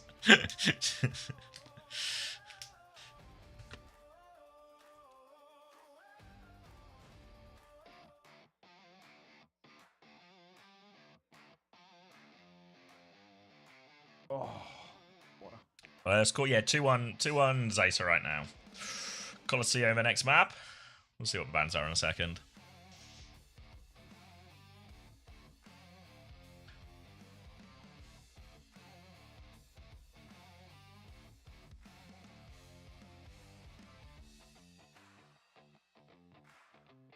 Didn't see if anyone was in by.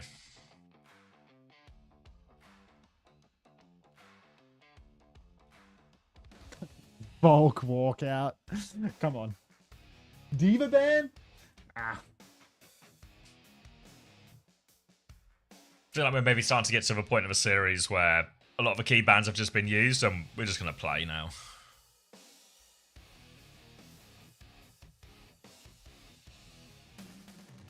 Seen a tiny amount of Rhine. Not too much though. Who was it? I think Heiser and Zanside tried it.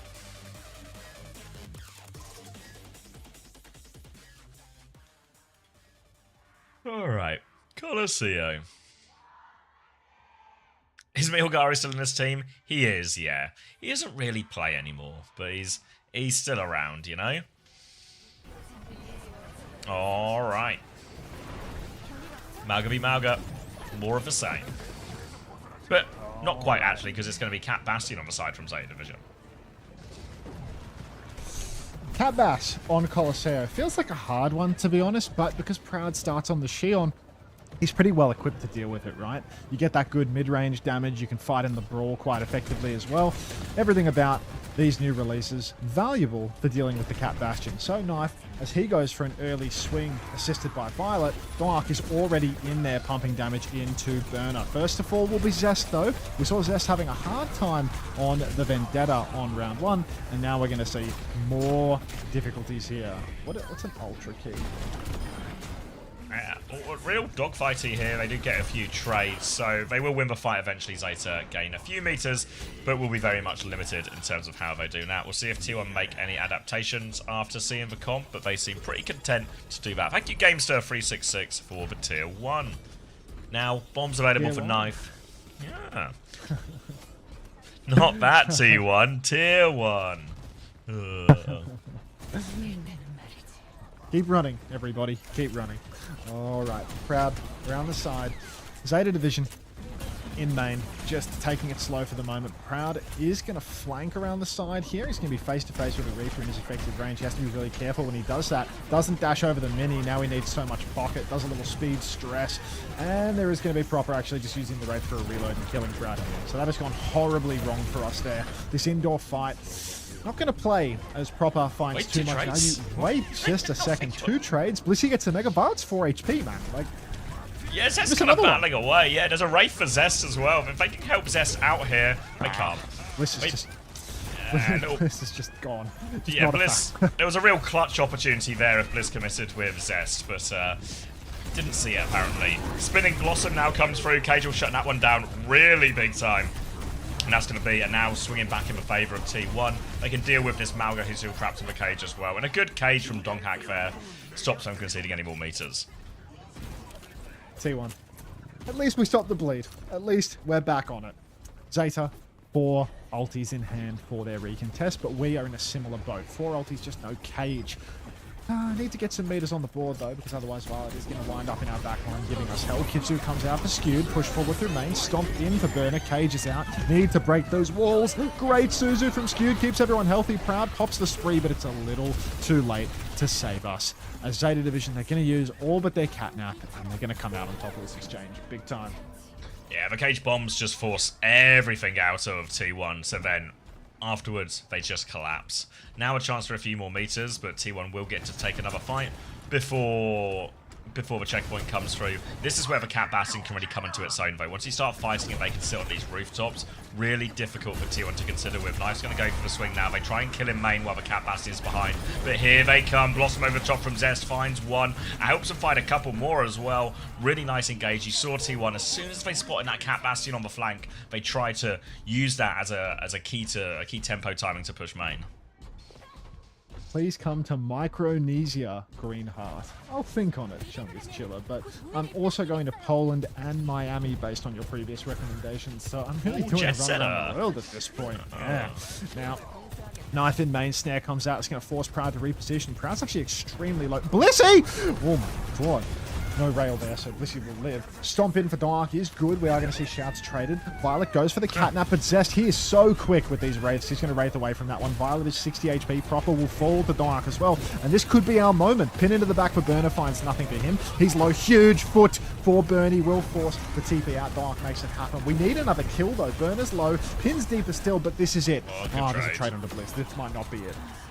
Yeah, Donghak will deal with remaining players, but yeah, they should be able to get checkpoint, should be able to get lead off this rather. Checkpoint should be time for a contest coming from Zeta Division, and they have the Kitsune Rush and Cage, and all sorts of other things to take a very strong fight once they get there as well. Gonna be already come down. As long as Proper gets this spin off and gets Suzu'd, they should have the advantage here on what's going to be a big old trade. Whoa, Proud playing underneath now. He has the spree. Zeta Division with many ultimates in hand, but the spree cage comes through early. Spin inside of it, but there's a perfect little layer where Proud can hide, and Blissey Skewed. Proud, they find a killer piece. We win the ult trade. We get the checkpoint. We are going to win this series. Jinx. God, people are hooning on the street. Hooning on the street? What? It's so noisy. Like, people fucking revving their cars and shit outside. Well, very excited to see 1-1 Beyond fight. Now going to be a clock coming out on this one from Zeta Division as they try and deal with this. Proud will get dealt with, as will Donghak, as will Zest. Good fight there for Zeta Division. But a quick one, and they won't gain too much directly off it. Alright. On cart Knife here. Just, oh, Blissey's off the map. He's resetting quick. We are all going to get close spawns here, so there's no issues there. We should be able to fight in the center of the map rather than allowing the cart to push out into scary open space. Zest with the spin. Let's see what he can get done here. Rail is already charged for Knife though, so we have to be careful not to swing into that one. Proud does swing into that one, but dashes back expertly. Little warm dodge for him. Proud in main, pumping damage up. Right into the back line. Here comes the bike. Scratch onto Proud. He's taking a beating, but he is dancing with death. He's going to cat. Violet tries to never change, Violet. Suzu's perfect. He will never change. Don't worry. He's like 30. 1-for-1 trades here at the moment, but we are going deeper. Dark is in there and out of there, and we need more. Let's get it. Yeah, Proud finds one. There's a couple of low players here, but Proud is limited on support. Bliss is in vain. Just actually get a late trade on to Shu. Who else would he get the trade on? So they will win another fight, but they are going to be limited. They won't be able to get checkpoint off of this, so T1 will have a lead to preserve and defend. They just need to make sure T1, as they take this next proper fight, they give time for Skew to get his Kitsune Rush online. Can you fix my mistake, Suki? Because, yeah, I added it too. You fixed the one that I added. Alright. Dark, in main, Cage available. Kitsu, spin, for Zeta Division though, so it's a hard fight for us until we get our ults on. Cage comes down. Blissey's pre-fighted. Proper. Go on, Blissey. This is a huge fight win for us now. Trades just need to be avoided. Should be doable. Zest is low. Dark is pumping damage in, and we retain our lead. We do not concede checkpoint or anything of the sort. What is this, Drops? Can someone explain to me? 2 esports loot box, 15 hours, 12 hours, 5 different esports World Cup badge, 1 gifted sub or 1 tier 1 sub, 1 esports World Cup badge. Hopefully that was the explainer you were looking for. Shoe traded! Shu's going to get traded now, and a huge opening for T1 to put some real big meters on it. A Cage comes out, Kitsune Russian response from Skewed. Big pressure coming on, and Burner is losing HP on this one. Catnap comes through, trying to save it, but Violet will die in that attempt. Bliss is going to catnap for no discernible reason at all. But it's fine. T1 are winning the fight anyway, and now more meters for T1. 4 meters for T1 here as we are going to push past the 100-meter threshold at this point. Say Wallahi. Is it Wallahi? Or is it just... I swear it's Wallahi, but let's not worry about that. Let's not get bogged down in the details. All right. Wraith comes out. Crowd on the side. Shooting in behind. He is going to get a big spree off, though. Spin versus the spree. Proper good judgment to turn things around. Clock came up a knife as well, though. So T1, we didn't use big ults for that one. We only had to use the spree in order to force both DPS ults out of Zeta Division. But that's all good because we still have the lead. We didn't get over 100 meters, though, so it can happen. Yeah, decent lead. They still got the checkpoint to defend as well. Down to the final 2 minutes, and they are starting to run out of time a little bit here, Zeta Division. The ult economy also empty for now, which means T1, they can just go win another fight here. They've got Cage and Blossom, but they probably don't want to have to use both if they don't have to. Donghack is going deep. Will drop the Cage. Oh, it doesn't actually have the Cage yet, so needs to be a little bit careful here because Donghack's taking a lot of damage. Is Donghack just dead? He's somehow still alive. He's actually found a kill onto Proper. How is Donghack alive? He's dropped the Cage as well. Zin comes in over top from Zest, and they will get it eventually. Does cost them both ults, though, as they start a bit on the back foot in that neutral, but they still win the fight. Fight win again for us as we have a Catnap, we have a Kitsu, and we should be good for the 100 meters this time around. We're going to turn... Oh, wait a minute. We're absolutely not good for the 100 meters this time around. We're all on respawn, TP out for Zest, and we're going to fight towards the center of the map yet again. We even had the close spawns blocked there, so not going to get much for this. We did that, but not the 100 meters. Catnap comes out early from Blissey. Catches Shu. Shu has to throw his Kitsu back in reverse. TP's onto his Naga, drops the Suzu. And we're actually not going to get a conversion from that Catnap there for Blissey. He forces ults out, but it is going to be overwhelmingly Zeta Division winning in the scrap. Good win for Zeta Division, but still an uphill battle. Skew just going to have the Kitsune rush here. They'll have a Cage and a Catnap, so probably need to use both of these to try and combine. They need to win a couple of fights, Zeta Division, to get themselves back into this, but the ult economy is good. An early fight started from Donghack here. Catnap comes through over the top, Catnap into the Cage. Donghack is going to get Suzu'd, but it's not enough. Now T1 going to play to reset at this point. They force 2 ults out of it. Yeah, sacrifice Cap, get 2 ults out of Zeta Division. 2 ults bled out of Zeta Division. They only have DPS ultimates now. The Kitsune Rush is king in these overtime trades, but there is an overclock in hand for Knife, so we have to be so careful. Now, Proper's flanking. He's going for a crazy style fight. Oh my god, is that mustard? God. Pickles? A little bit of ketchup? Zest will go down, so will Skewed. And T1 crazy. In overtime. Oh, fuck. That was the Kitsune Rush as well, so Zeta have now spent everything. But the meters are gaining. T1 are the ones who have to rush. They're trying to find Bliss. Yeah, they're trying to find Bliss is still alive though. Bliss can get the touch, but oh no, he's gone back to Taxi. Can they get her in time to prevent lead? They're going to try and throw themselves. Zest is going to die for it. They can't even get the touch at all. And Zeta have won! Oh no, oh no, oh no, oh no. The crazy style sauce, they couldn't handle it! What do you mean there was ketchup, mustard, and pickles in it? How'd you rate that bit? Instead of casting the fight, casting ingredients. Yeah, I liked it. It's like a nod. So it's just a nod to a bit that I don't know who was here last week and got it. Throwback to a bit a week ago. Yeah, like we're a serialized show, you know, so we can make callbacks to last week's episode. That's really bad. That's really, really bad. Yeah, that's you lose that map. That feels like you can't win the series. You lose a map like that already. You know. Already a map down.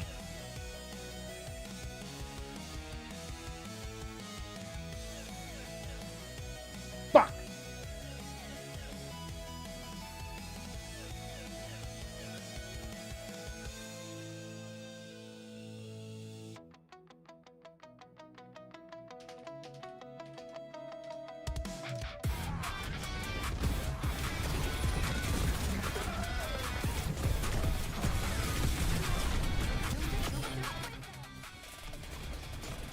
How on earth? A good day to be a Zeta fan today, hey GB. There is no such thing. No? Does it just feel like a good day to be a Zeta fan, I think? Fuck those guys.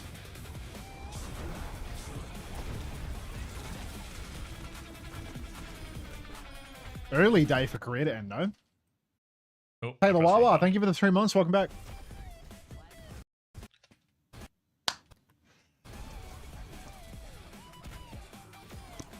Hey, Corbin.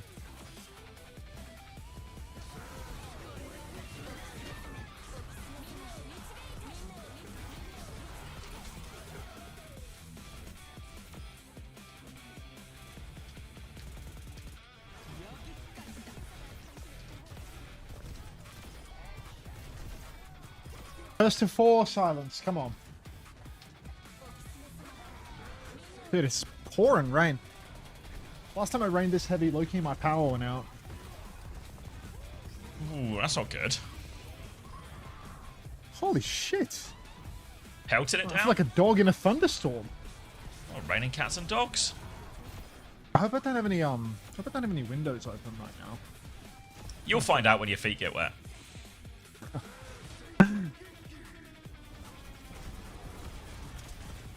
Is the standing desk the new strat to not fall asleep casting? I don't need help not falling asleep casting when I'm casting 2 matches. Usually, Can it's we make usually it when I through get a today? raid for like 40,000 viewers and I need to stay awake for 20 to 24 hours straight in order to maximize my monetization. This is just a normal day at Maximize. work, you know. It's just like a half day. You know? I'm gonna stream variety after to make it a full day. Oh, you hitting the disco again? I was thinking disco into something else if I finish disco because I think I'm finishing disco. Oh, I think I'm okay. at the end. Because I don't think it's going to take more than a couple hours. Oblivion. Why are you asking that for John Oblivion if I T1? didn't already finish that game? Clock at 100%. Get John T1 over there. Jonathan T1. You didn't do all the DLC? I clocked 100% of the game. I did every single quest in the game, Tikazu. Come on. God of War stream? We could do that maybe. There's 007, there's God of War, there's games. We got games. You didn't do the Knights of the Nine? Got it. Pretty sure I did everything in the game. All of it. Start to finish. Oblivion stream with HelloFresh sponsor? Did I have HelloFresh at the same time I was playing Oblivion? Was that long ago? Jesus. God, it seems like ages since we've done like done a HelloFresh one. I mean, that was 2024 when I did HelloFresh. So I'm in the new Jeez. place. Yeah, probably same. Fuck.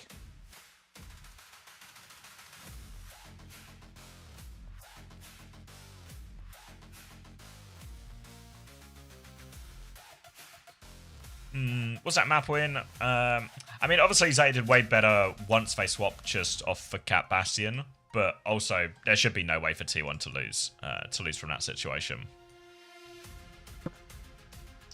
What was the name of the person that really wanted me to play Outer Wilds? Like Yoons or something. It's like Yoons? Something like that.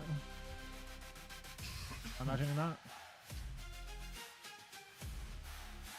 Did you, Moving on. Zach? Did you just change your color like 2 seconds after sending that message?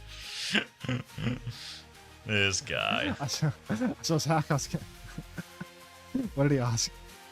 He just asked, "Can Falcons not make land since they lost yesterday?" Which is actually that's like a good one, you know.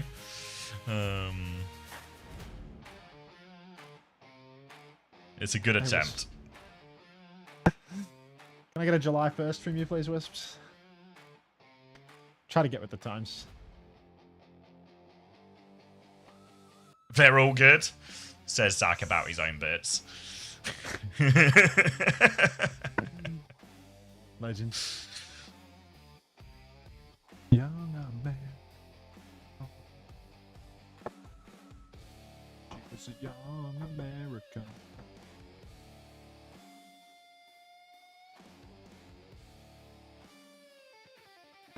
The scoreboard seems way less dominant. Yeah, it was a really tradey map. Really tradey map. A little here, a little there. What are we bouncing on, Thorpe?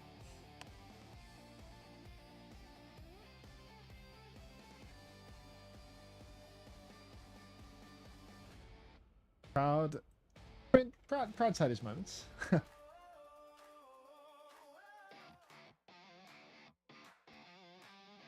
No, I don't think so, Tikazu.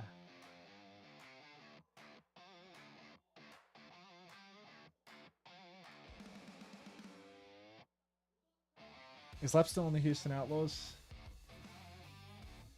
Let me think on that. Alright, I'm gonna sit down. Ooh, he's taking a seat. This guy's awfully calm considering his team's about to lose. They're not about to lose. I'm Ooh. just that confident in them. He's so confident of reverse sweep. I Yeah. think Donghack is some kind of I'm just cuffer confident. coming back from 3-1.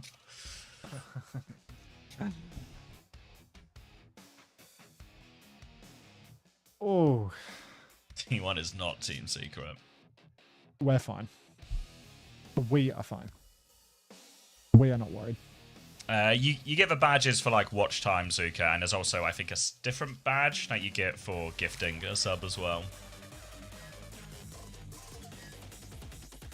Like the little things you can, like the Winston badge, yeah.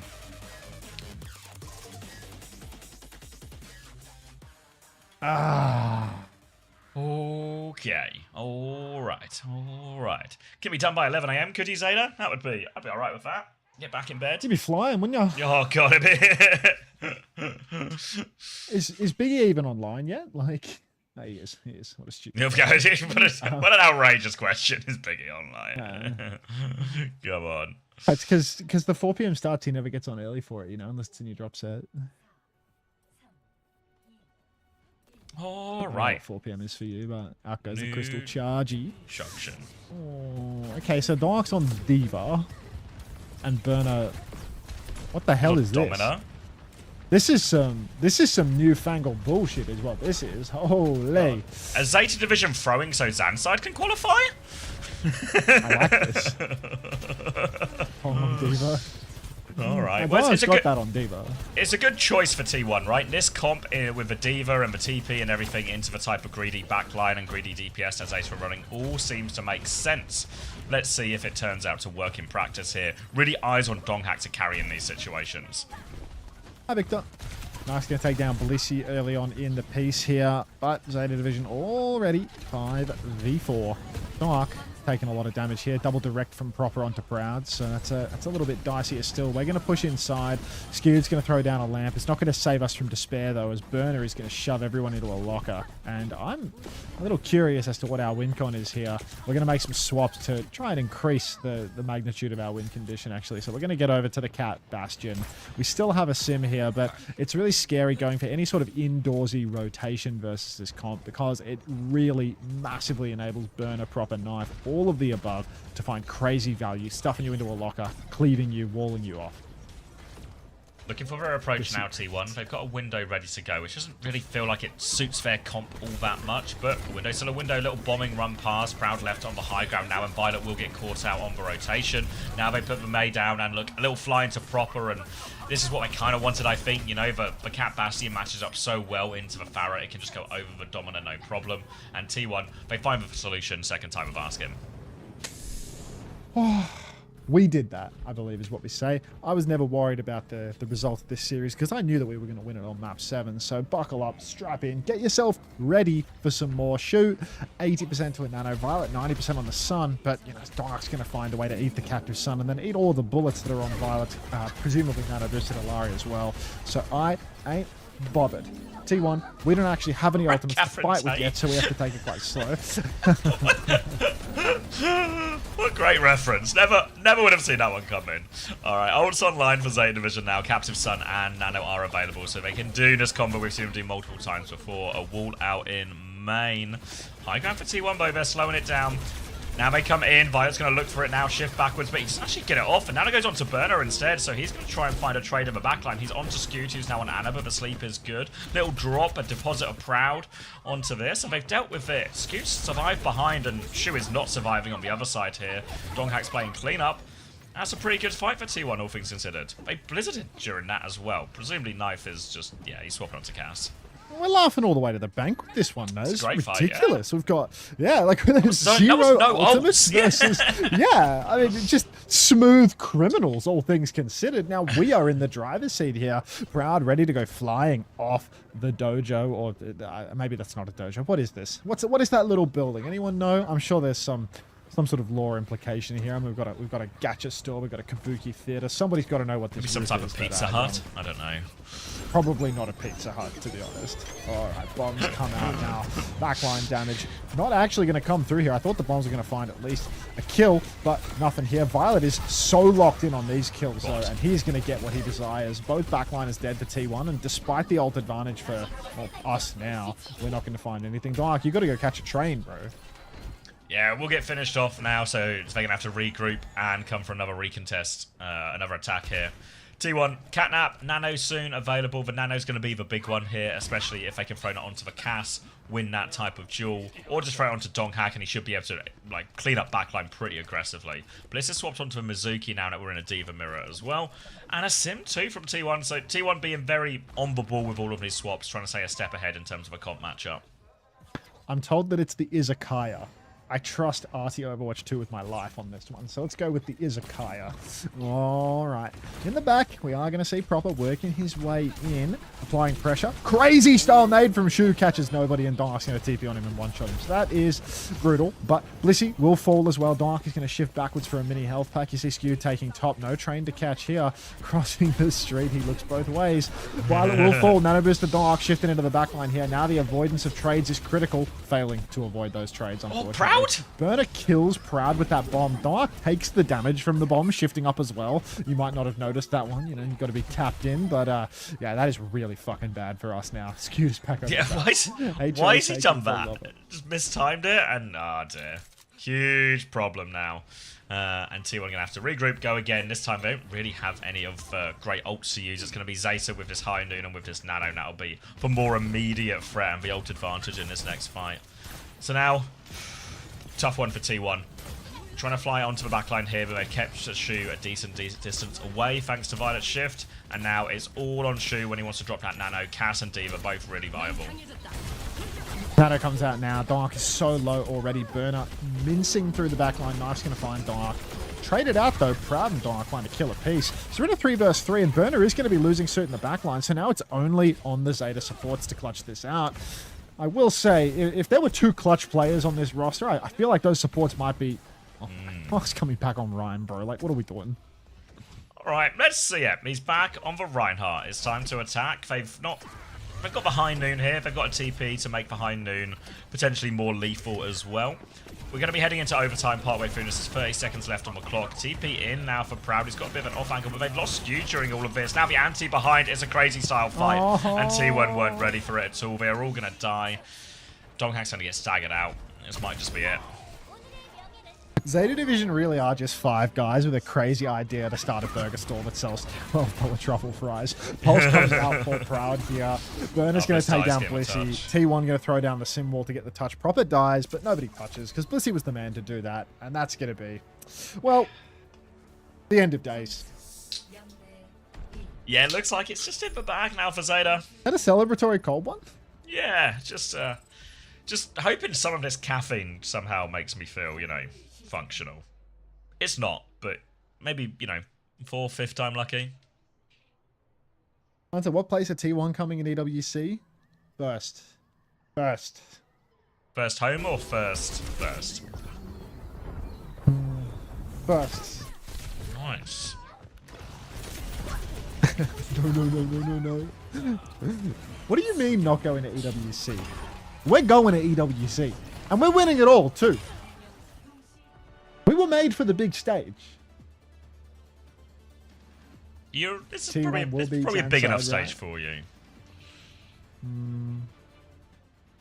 God, can you imagine if they lost to Zanside? Just like, Proud is 12 opener. I mean, I'm excited for tomorrow. I'm excited for tomorrow. It should be good Watching games. Zanside versus Zeta is going to be really fun. I am not a curse. Like, don't act like this is me.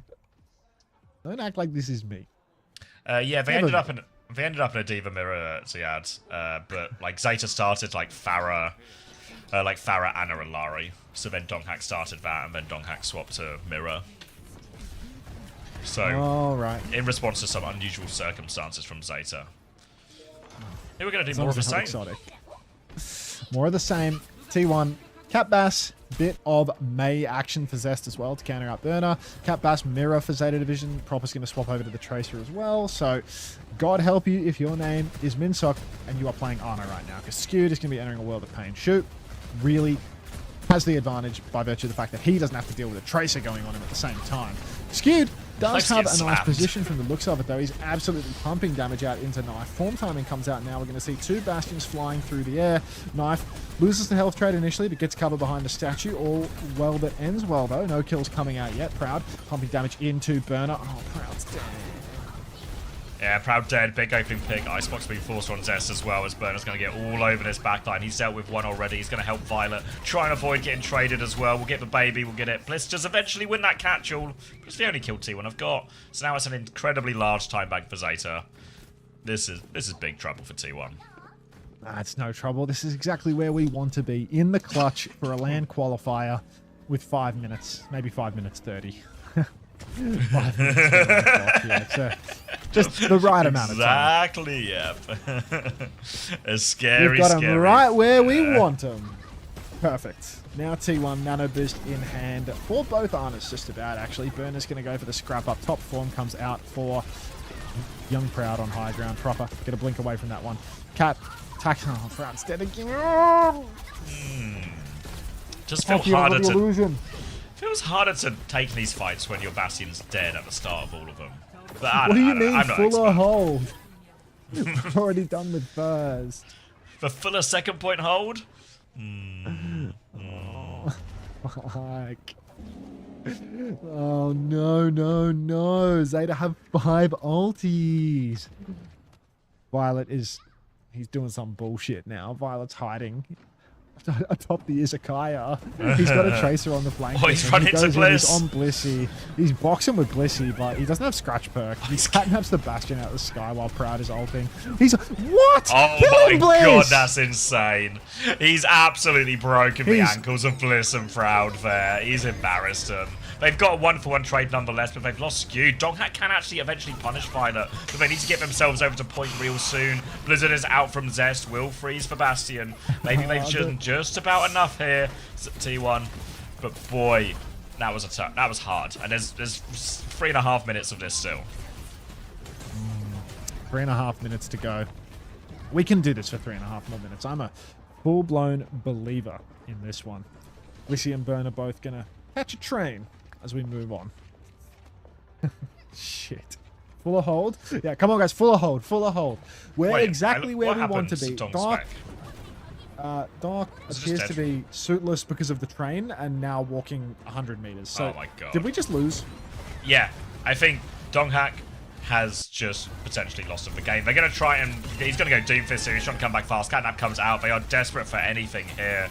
I'll go take another look at that afterwards. But Yeah, Sleep comes through. Burner has found kill. Just get one trade, though. They're trying to claw their way back into it. Donghack is back on Doomfist, but he has to keep the Right, point anchored. He's low. The pulse bomb is out. Proper will take care of that. And Zeta have won. Yeah, I was literally looking away. Let me... I need immediate... So, everything's fine. Donghack's full HP. He's going to shift up. He's going to demake Burner. This all seems fine. And then... Oh, he's just backing up into the train, isn't he? He's backing up into the train. Wait, is it booped by Violet? Oh. Bliss has also done that, though. Like, Bliss has died as well. Is it a boop? I think Violet boops he got him, no? booped. Yeah. He got booped by Violet. Violet's booped Dark and Bliss into the train. It's actually an insane play from Violet. No, like, 2 trades and It's just- especially the mech.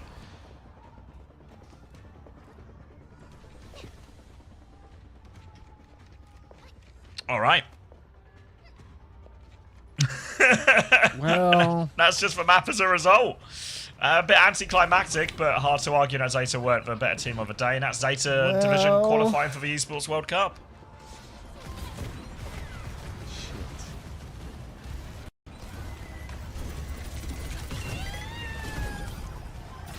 shit.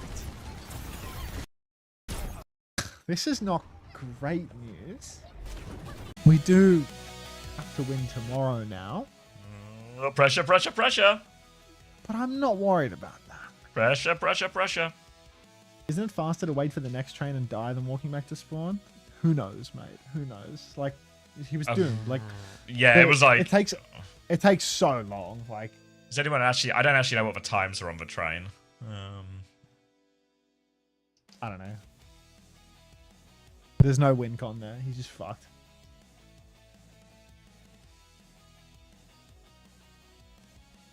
Fuck. What do you mean Bliss didn't help either? Bliss Bliss was died dead. to the train too. Yeah, Bliss what couldn't do you- help.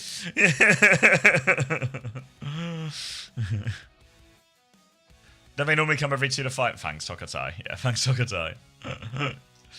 Zeta punch their ticket to Paris, and it's going to be T1 versus Road Zandside for the last scrapping spot, it out right? in the third, fourth Yeah. game for the last spot, yeah.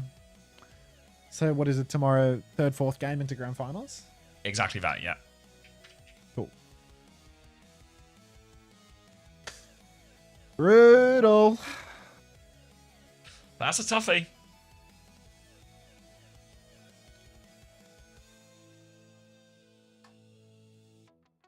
Fuck.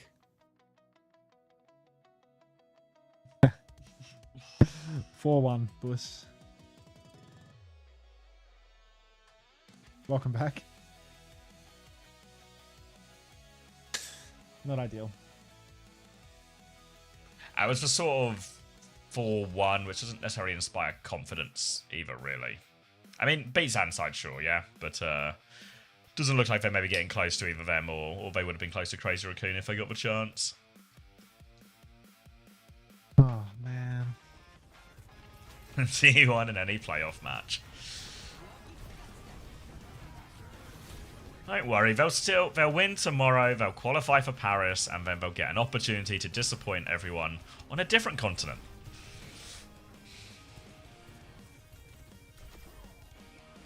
Springship said no.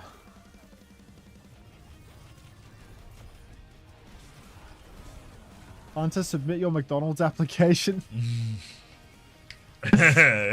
we got tomorrow, Swing. We got tomorrow. I mean, I'd probably start redrafting your CV at least a little. You know, have a little look.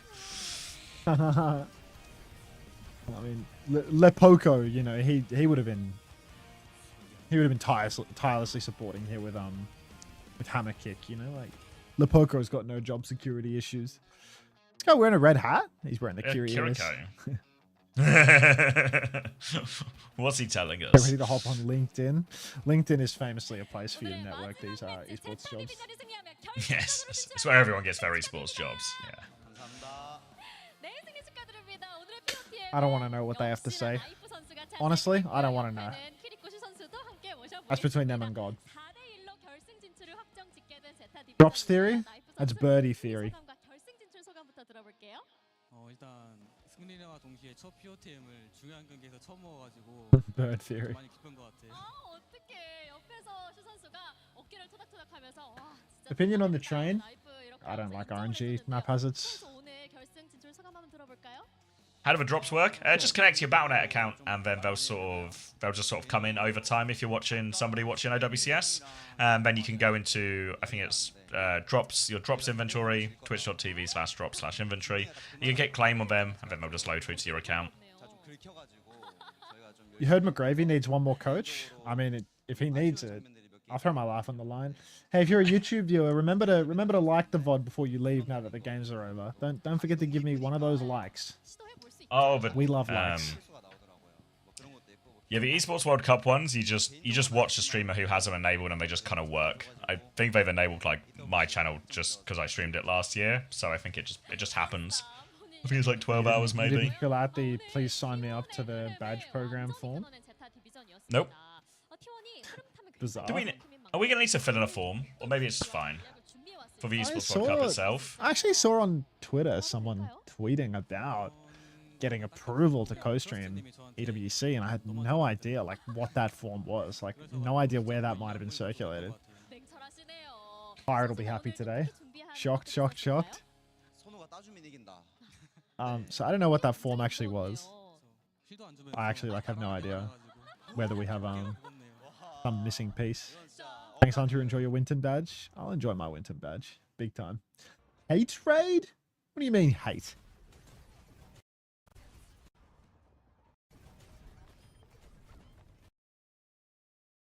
Raid of hate, grudges, and hate. Been nothing but supportive to young Pirate. Where does he foster all this hatred from? But yeah, I don't know if there's a form that needs to be filled out. Feels like it would be... I don't know. I remember I had to fill something out last year for EWC because they have like a different production package. And you Yeah. need to get copyright clearance for it, but like they haven't circulated it. No, Not like 'cause that would mean that I don't have something that I need to fill out. Like there's two things unrelated. hard to tell, Also Mila. word cat. Yeah, just because I've been talking to some people lately, and not about this bit, but it just feels like there's just a bunch of extra steps like there normally is for this event in particular. Oh really? yeah, like, yeah, I can't say on stream, but it's actually some of the stuff we're having to do for OWTV is such a ball ache to work around. So I'm just conscious of like, I've definitely got filled in a 4-member event in like less than a month. Damn. Is Prime Liar better than Prime Lep? Fuck, those guys both are terrible. I think maybe yes. Is that that's not a crazy take? I think that's true. What was it? Sorry, which way round? Prime Liar versus Prime Lep. Prime Liar was better, I think. Was Prime Liar like that Valiant Liar? What, winning 2 matches? No, didn't he play again? Didn't he like come back in 2024? Like M80 M80 Liar? Hmm. Maybe, but I also feel like it was mostly Pelican Happy and Hawk, you know? Yeah, but yeah. Lep literally replaced Liar on that roster because he had Pelican Happy and Hawk and kept making game losing mistakes. Like, Yeah. it's the same team. It's the same player and the same, you know, like. It feels, Same player, it same all just roster. feels very like for like, doesn't it? Yeah, I mean, not great. You know, Lep's had like a much longer history of making game losing mistakes compared to Liar. You know, not many people have taken a chance on Liar compared to taking a chance on Lep. Like, Liar was on a team that basically didn't win a game for an entire season except for beating the LA Gladiators one time, and then I remember asking you if you were streaming EWC. You replied yes, and then day of 20, I checked my broadcast and you're at the venue. Yeah, I mean, I wasn't gonna be able to say I'm at the event. I'm working the gig. They announced you super late last year, I'm pretty sure. Yeah, I mean, they fucking announced me when I was like already there or something. Yeah, it was like one of those.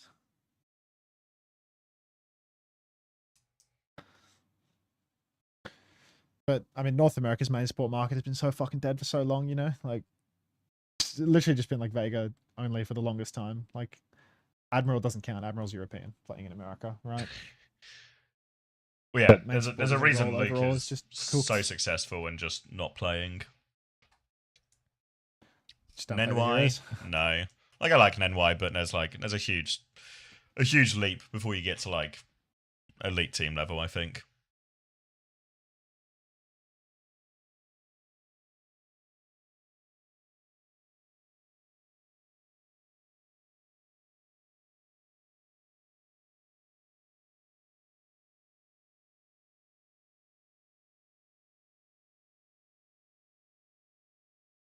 그리고 OWCS 코리아 스테이지 2 플레이오프 두 번째 날도 이렇게 CJ 2027 main support. 결승전 매치업을 I mean, 마지막으로 he like 완성하는 already is doing it, 성공을 right? Like, 함께 Chris is already just 완성된 playing Lucio in the matches. Like, he's literally winning NA playing Lucio. Like, Yeah, they swapped it, didn't they? They Crazy. played Lucio Moira the other way around. Was it Lucio Moira or maybe Lucio Bat the other way around? Because it Yeah, was they just did. working better. I mean, Luke's better at that for sure as well. Like, I think that actually, like, that's what. I mean, works I both didn't think that ways. that's what would make sense because I would think that Luke is better at both of them. But like, I think for sure Luke is better than CJ at bat. And then yeah, maybe CJ just doesn't throw the game as much or something on Lucio because he's a cock. It's like well suited to playing the Kiri. Luke Minnow, one of the 3 4700 BAP one tricks that everyone thought was dog shit and then all turned out to be like some of the best support players ever. Big 3. Well, like him, RuPaul, Landon. yeah. Yeah. Lyle just decided to no, retire China's because there wasn't finished. enough money. Yeah, I mean, I think Lyle was a little like delusional about like his level, all things considered, though. You know, like I remember I used to see like Lyle used to tweet post game and stuff like that, and it would always be like such insane cope. You know, like Lyle did not have a successful career for 1 second of his time in Overwatch. Like Lyle's career was being on one of the worst teams ever, and then being on a team where he was getting mega backpacked by the Koreans and Hawk, you know, like just like 2 rosters of note in his entire career, and both of them like wasn't Lyle White Chio. People would call him White Chio, but like he went 1-19 or something. in Oh, thank Overwatch, you, so, like, Infected, that's for not- Prime. Infected 1233. Thank you Pretty very sure he was much. doing some trolling, to be fair. Nah, when it got into like the point of him tweeting of like, you know, how he's like in uni and stuff, like, I mean, I think Lyle had like some degree of an ego for sure, just from like reading how he would like interact and talk about it. But There's yeah. a thing that happens if you're if there's like a role deficit in a region, like a small talent pool, but you're one of those players who's kind of okay at it, what happens is you just end up in situations where you probably end up on teams that are actually, you're below the average skill level on that team, but you are actually still the best option, you know? Like, as much as... Like, he was like, probably the best option because it was like a dead market. It was only Yeah. Vega, and I think Vega was locked up elsewhere. Yeah, he would have been locked. Vega would have been locked Toronto. on Toronto, right? Like, there would have been no way getting him there. So all of a sudden, it's just becomes you're actually getting on way better teams than you normally would, just because of the role. Yeah, but it's just like, you know, if you say like, he wasn't taking it that serious, that's why like he didn't do so well on M80. You know, it's like, well, he also had like the LA Valiant year too, right? Like when he was taking it seriously, like he also wasn't on a good team. So, you know, there's only so much cope of like, I'm not taking it seriously because there's no money in it anymore, that you can realistically like give to the situation. Can we go variety already? Boring. I mean, I have to wait until I've farmed the drops, mate. I have to go play some Overwatch. You know how it goes. Not be ridiculous, Bus.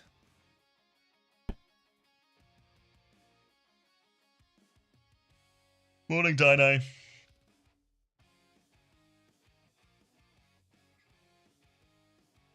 Is anyone else online yet? I feel like it's such an early finish, actually.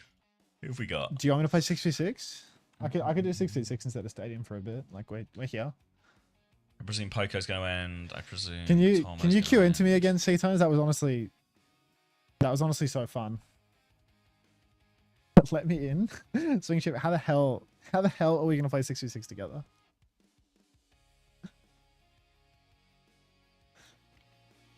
Wait, why am I logged out? I guess because I like tapped in for a while. Oh shit. God, I need to figure out what am I going to do today. Fuck. I just need something to watch and something to eat. Something to watch and something to eat. You could watch an Austin Powers movie and you could eat a pizza. I feel like pizza's not like a sensible, you know. You could eat something that isn't gonna fucking corrode your health. Yeah, you know when it's just like the a pizza's never fixed anyone's like, oh, thank God I had this 12-inch pizza has saved me. Maybe I'll just get like one of those like rice bowl things. Will Sugar GM drop Jamal so he has to play for paycheck and NA gets 20 better? The hell are we talking about right now, man? Like, what words are coming out of your mouth?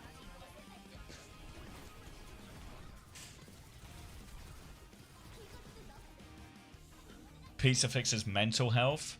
My mind is okay. The body is unwilling. Can we get a PG cell check while we're here now? Like, this is a PG checkpoint. PG cell check right now. All right, and let me do my little birdie message in the Japanese chat. Like, let's see how long until this stream is over. I'll wait until it says the thank you screen, and then I'll drop my bird again. Lose a whole bunch so I can snipe you in 6v6. Do you know how fucking hard that's gonna be, chicken? Seeker OG Scissors would save NA. I mean, genuinely though, like that's a pretty good roster, you know? Like, that's a pretty good roster. I think OG, Prime OG versus Prime Vega, OG was misunderstood. No way. Okay, I really thought OG had like real potential. I really thought OG had real potential. He did kind of fucking lose like a lot when he got into the league. I feel like he had like 3 months of potential. You know what I mean? There was a point where it was like, oh, this guy is next, and then he was just like rubbish for I think ages. he was not a good match player. Like, I think he was not a good match player because I remember like I remember this one time that they nearly beat us at the start on Gladiators, and then like he just came out of spawn on a new Queen Street and dropped the stinkiest beat I've ever seen in my entire fucking life in OT. It was like they needed to win 2 fights in a row. He comes back, they're like 4v2, like their advantage with an insane respawn advantage, and he just broke that shit down. And I was just laughing then and there. It was like that was his entire career summed up in my head. Is that one moment where he just dropped a really ugly beat? Like, can't get past it. my key memory of OG, it was when I was on British Hurricane, and we would scrim American Tornado, and what we would normally do is we'd like 50-50 the server, so first half EMEA, second half NA, and then for whatever reason on this particular day, OG decided he wasn't okay with this. So we play the first half on NA, and then we go to move to the second half of EMEA, and everybody's in the lobby waiting. All of our team, everyone on their team except for OG, and we have to sit there and wait for like 15-20 minutes because OG just refuses to come EMEA server and just holds the whole lobby hostage. So at that point, I knew this guy's got the mental game on lock. I mean, I think you're right about Speedily like kind of being the problem on that roster, but like, I don't know, that team was just so crazy to me. That team was so crazy to me. Like, they rolled a terrible meta for their friends. Like, they had the friends roster, and then they have to play Sombra Tracer for forever when they don't have a Tracer player nor a Sombra player. Like, that's pretty tough. But like the way that Speedily clocked out of that roster so quick and just started fucking playing. What was he playing? Was it Rivals or something else? I feel like it wasn't Rivals at that time. It was 2023. It might have been Valorant. Valorant, maybe? Yeah, a few of them went that. Like, Speedily was playing that a lot, right? But he was on the Friends team that they'd all like specifically negotiated their contracts for and like waited so long to like make happen. And then it actually happens and he just clocks out instantly, doesn't even try. And the team's just mid as fuck. And then you get an Echo meta at the end of the year, and they have Spectra playing Echo instead of him. Right? Yes, yeah. Just like amazing. Like if he had just kept playing, just waited his time, there would have been like a real chance to shine. Oh well. Oh well. Yeah. Oh well. I don't know. Just don't mention Charlie Kirk around Speedily. You'll start fucking crying.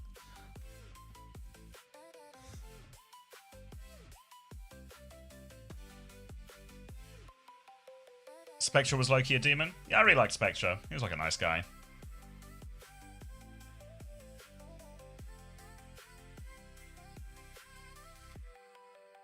Soon.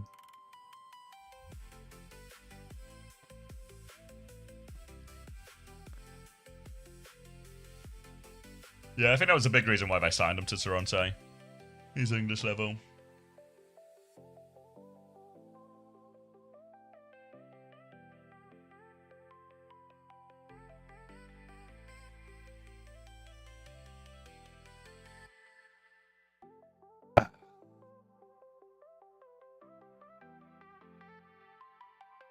You can actually just mental gap 6v6 games. I mean, I think we would have been more likely to win that 6v6 game if the delivery to the feedback for the Diva, instead of coming from C-Tones, came from, you know, the whole flies with honey versus flies with vinegar thing? Like, unfortunately, C-Tones doesn't know what it means to be honey, you know? C-Tones is just He's only acidic, vinegar. disgusting. Yeah, exactly. C-Tones is he's just not good people. So he's never won through personality, you know? C-Tones actively, when he communicates with other people, he detracts, like he reduces his chances of winning. Hot Dog Merchant, thanks for 4 months. Welcome back. Bang. Salt and vinegar, yum. So yum. Yeah, I mean, good on chips, not good as, you know, a friend. Yeah.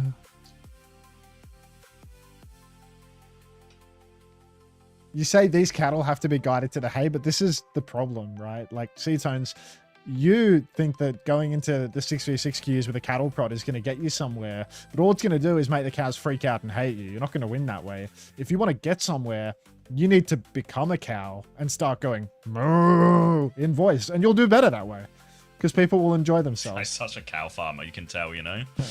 He just you can tell he speaks. Be the to cow. Be the cow. Be the cow you want to see in the world, you know. That's what we always say. All right, I'm going. I'll see you tomorrow, similar time. See you, mate. All right. See you guys. Appreciate you. I appreciate all the support today. No, it's going to be kind of low energy weekend, but I'll go get some rest. Hopefully I'm like trending up tomorrow, and we'll be in there. Third place game, super important. Grand finals should just be a really good game, so should actually be worthwhile games tomorrow. I'll see you guys all in the morning. Take care, everyone. I'm uploading the VODs too if anyone's missed anything, you know. do all the normal things. Join the Discord. Watch OWTV. Maybe there's a video coming out later today. Maybe there's a highlights video. It's either today or tomorrow. But go check it out anyway. Let's go. So I might go check how AIDS my fantasy has been. But yeah, take care, everyone. I'll see you on the other side.